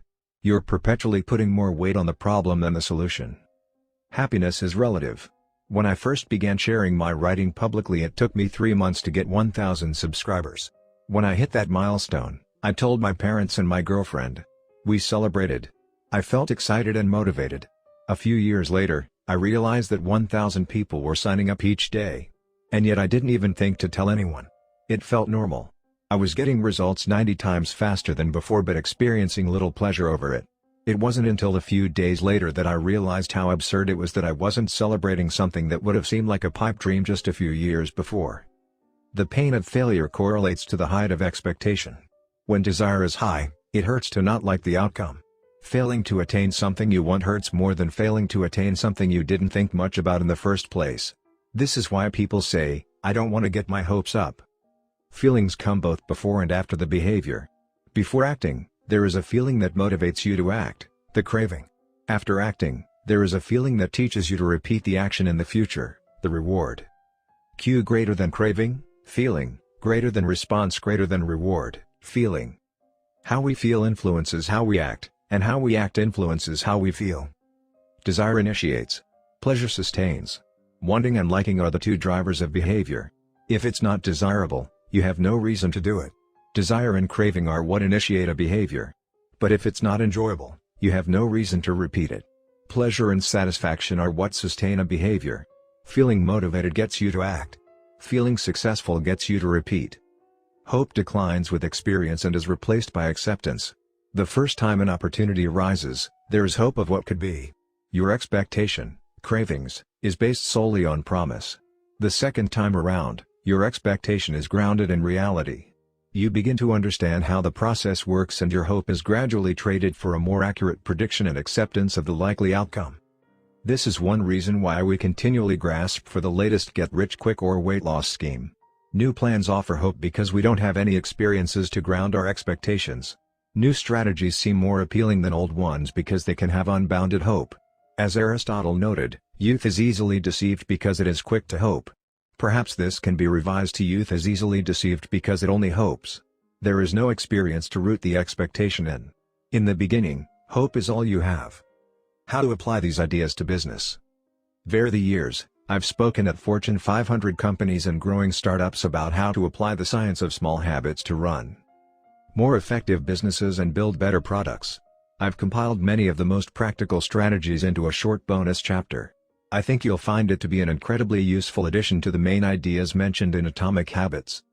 You can download this chapter at atomichabits.com/business. How to apply these ideas to parenting. One of the most common questions I hear from readers is something along the lines of, "How can I get my kids to do this stuff?" The ideas in Atomic Habits are intended to apply broadly to all of human behavior, Teenagers are humans, too, which means you should find plenty of useful strategies in the main text. That said, parenting does face its own set of challenges. As a bonus chapter, I've put together a brief guide on how to apply these ideas specifically to parenting. You can download this chapter at atomichabits.com/parenting. Acknowledgements. Have relied heavily on others during the creation of this book. Before anyone else, I must thank my wife, Christy, who has been indispensable throughout this process. She has played every role a person can play in the writing of a book: spouse, friend, fan, critic, editor, researcher, therapist. It is no exaggeration to say this book would not be the same without her. It might not exist at all. Like everything in our life, we did it together. Second, I'm grateful to my family, not only for their support and encouragement on this book but also for believing in me no matter what project I happen to be working on. I have benefited from many years of support from my parents, grandparents, and siblings. In particular, I want my mom and dad to know that I love them. It is a special feeling to know that your parents are your greatest fans. Third, to my assistant, Lindsay Knuckles. At this point, her job defies description as she has been asked to do nearly everything one could imagine for a small business. Thankfully, her skills and talents are more powerful than my questionable management style. Some sections of this book are as much hers as they are mine. I am deeply grateful for her help. As for the content and writing of the book, I have a long list of people to thank. To start, there are a few people from whom I have learned so much that it would be a crime to not mention them by name. Leo Babauta, Charles Duhigg, Nir Eyal, and B.J. Fogg have each influenced my thoughts on habits in meaningful ways. Their work and ideas can be found sprinkled throughout this text. If you enjoyed this book, I'd encourage you to read their writing as well. At various stages of writing, I benefited from the guidance of many fine editors. Thanks to Peter Gazzardi for walking me through the early stages of the writing process and for a kick in the pants when I really needed it. I am indebted to Blake Atwood and Robin Delabow for transforming my ugly and insanely long first drafts into a tight, readable manuscript. And I am thankful to Anne Barngrover for her ability to add a little class and poetic style to my writing. I'd like to thank the many people who read early versions of the manuscript, including Bruce Ammons, Darcy Ansell, Tim Ballard, Vishal Bardwaj, Charlotte Blank, Jerome Burt, Sim Campbell, Al Carlos, Nikki Case, Julie Chang, Jason Collins, Deborah Croy, Roger Dooley, Diago Forte, Matt Gartland, Andrew Girer, Randy Giffen, John Gigandi, Adam Gilbert, Stefan Guillenay, Jeremy Hendon, Jane Horvath, Joachim Jansen, Josh Kaufman, Ann Kavanaugh, Chris Klaus, Zeke Lopez, Katie Macon, Sid Madsen, Kira McGrath, Amy Mitchell, Anna Moise, Stacey Morris, Darren Nicole Nelson, Taylor Pearson, Max Shank, Trey Shelton, Jason Shen, Jacob Zangelides, and Aries Elmanau. The book benefited greatly from your feedback. To the team at Avery and Penguin Random House who made this book a reality, thank you. I owe a debt of special thanks to my publisher, Megan Newman, for her endless patience as I continually pushed back deadlines. She gave me the space I needed to create a book I was proud of and championed my ideas at every step.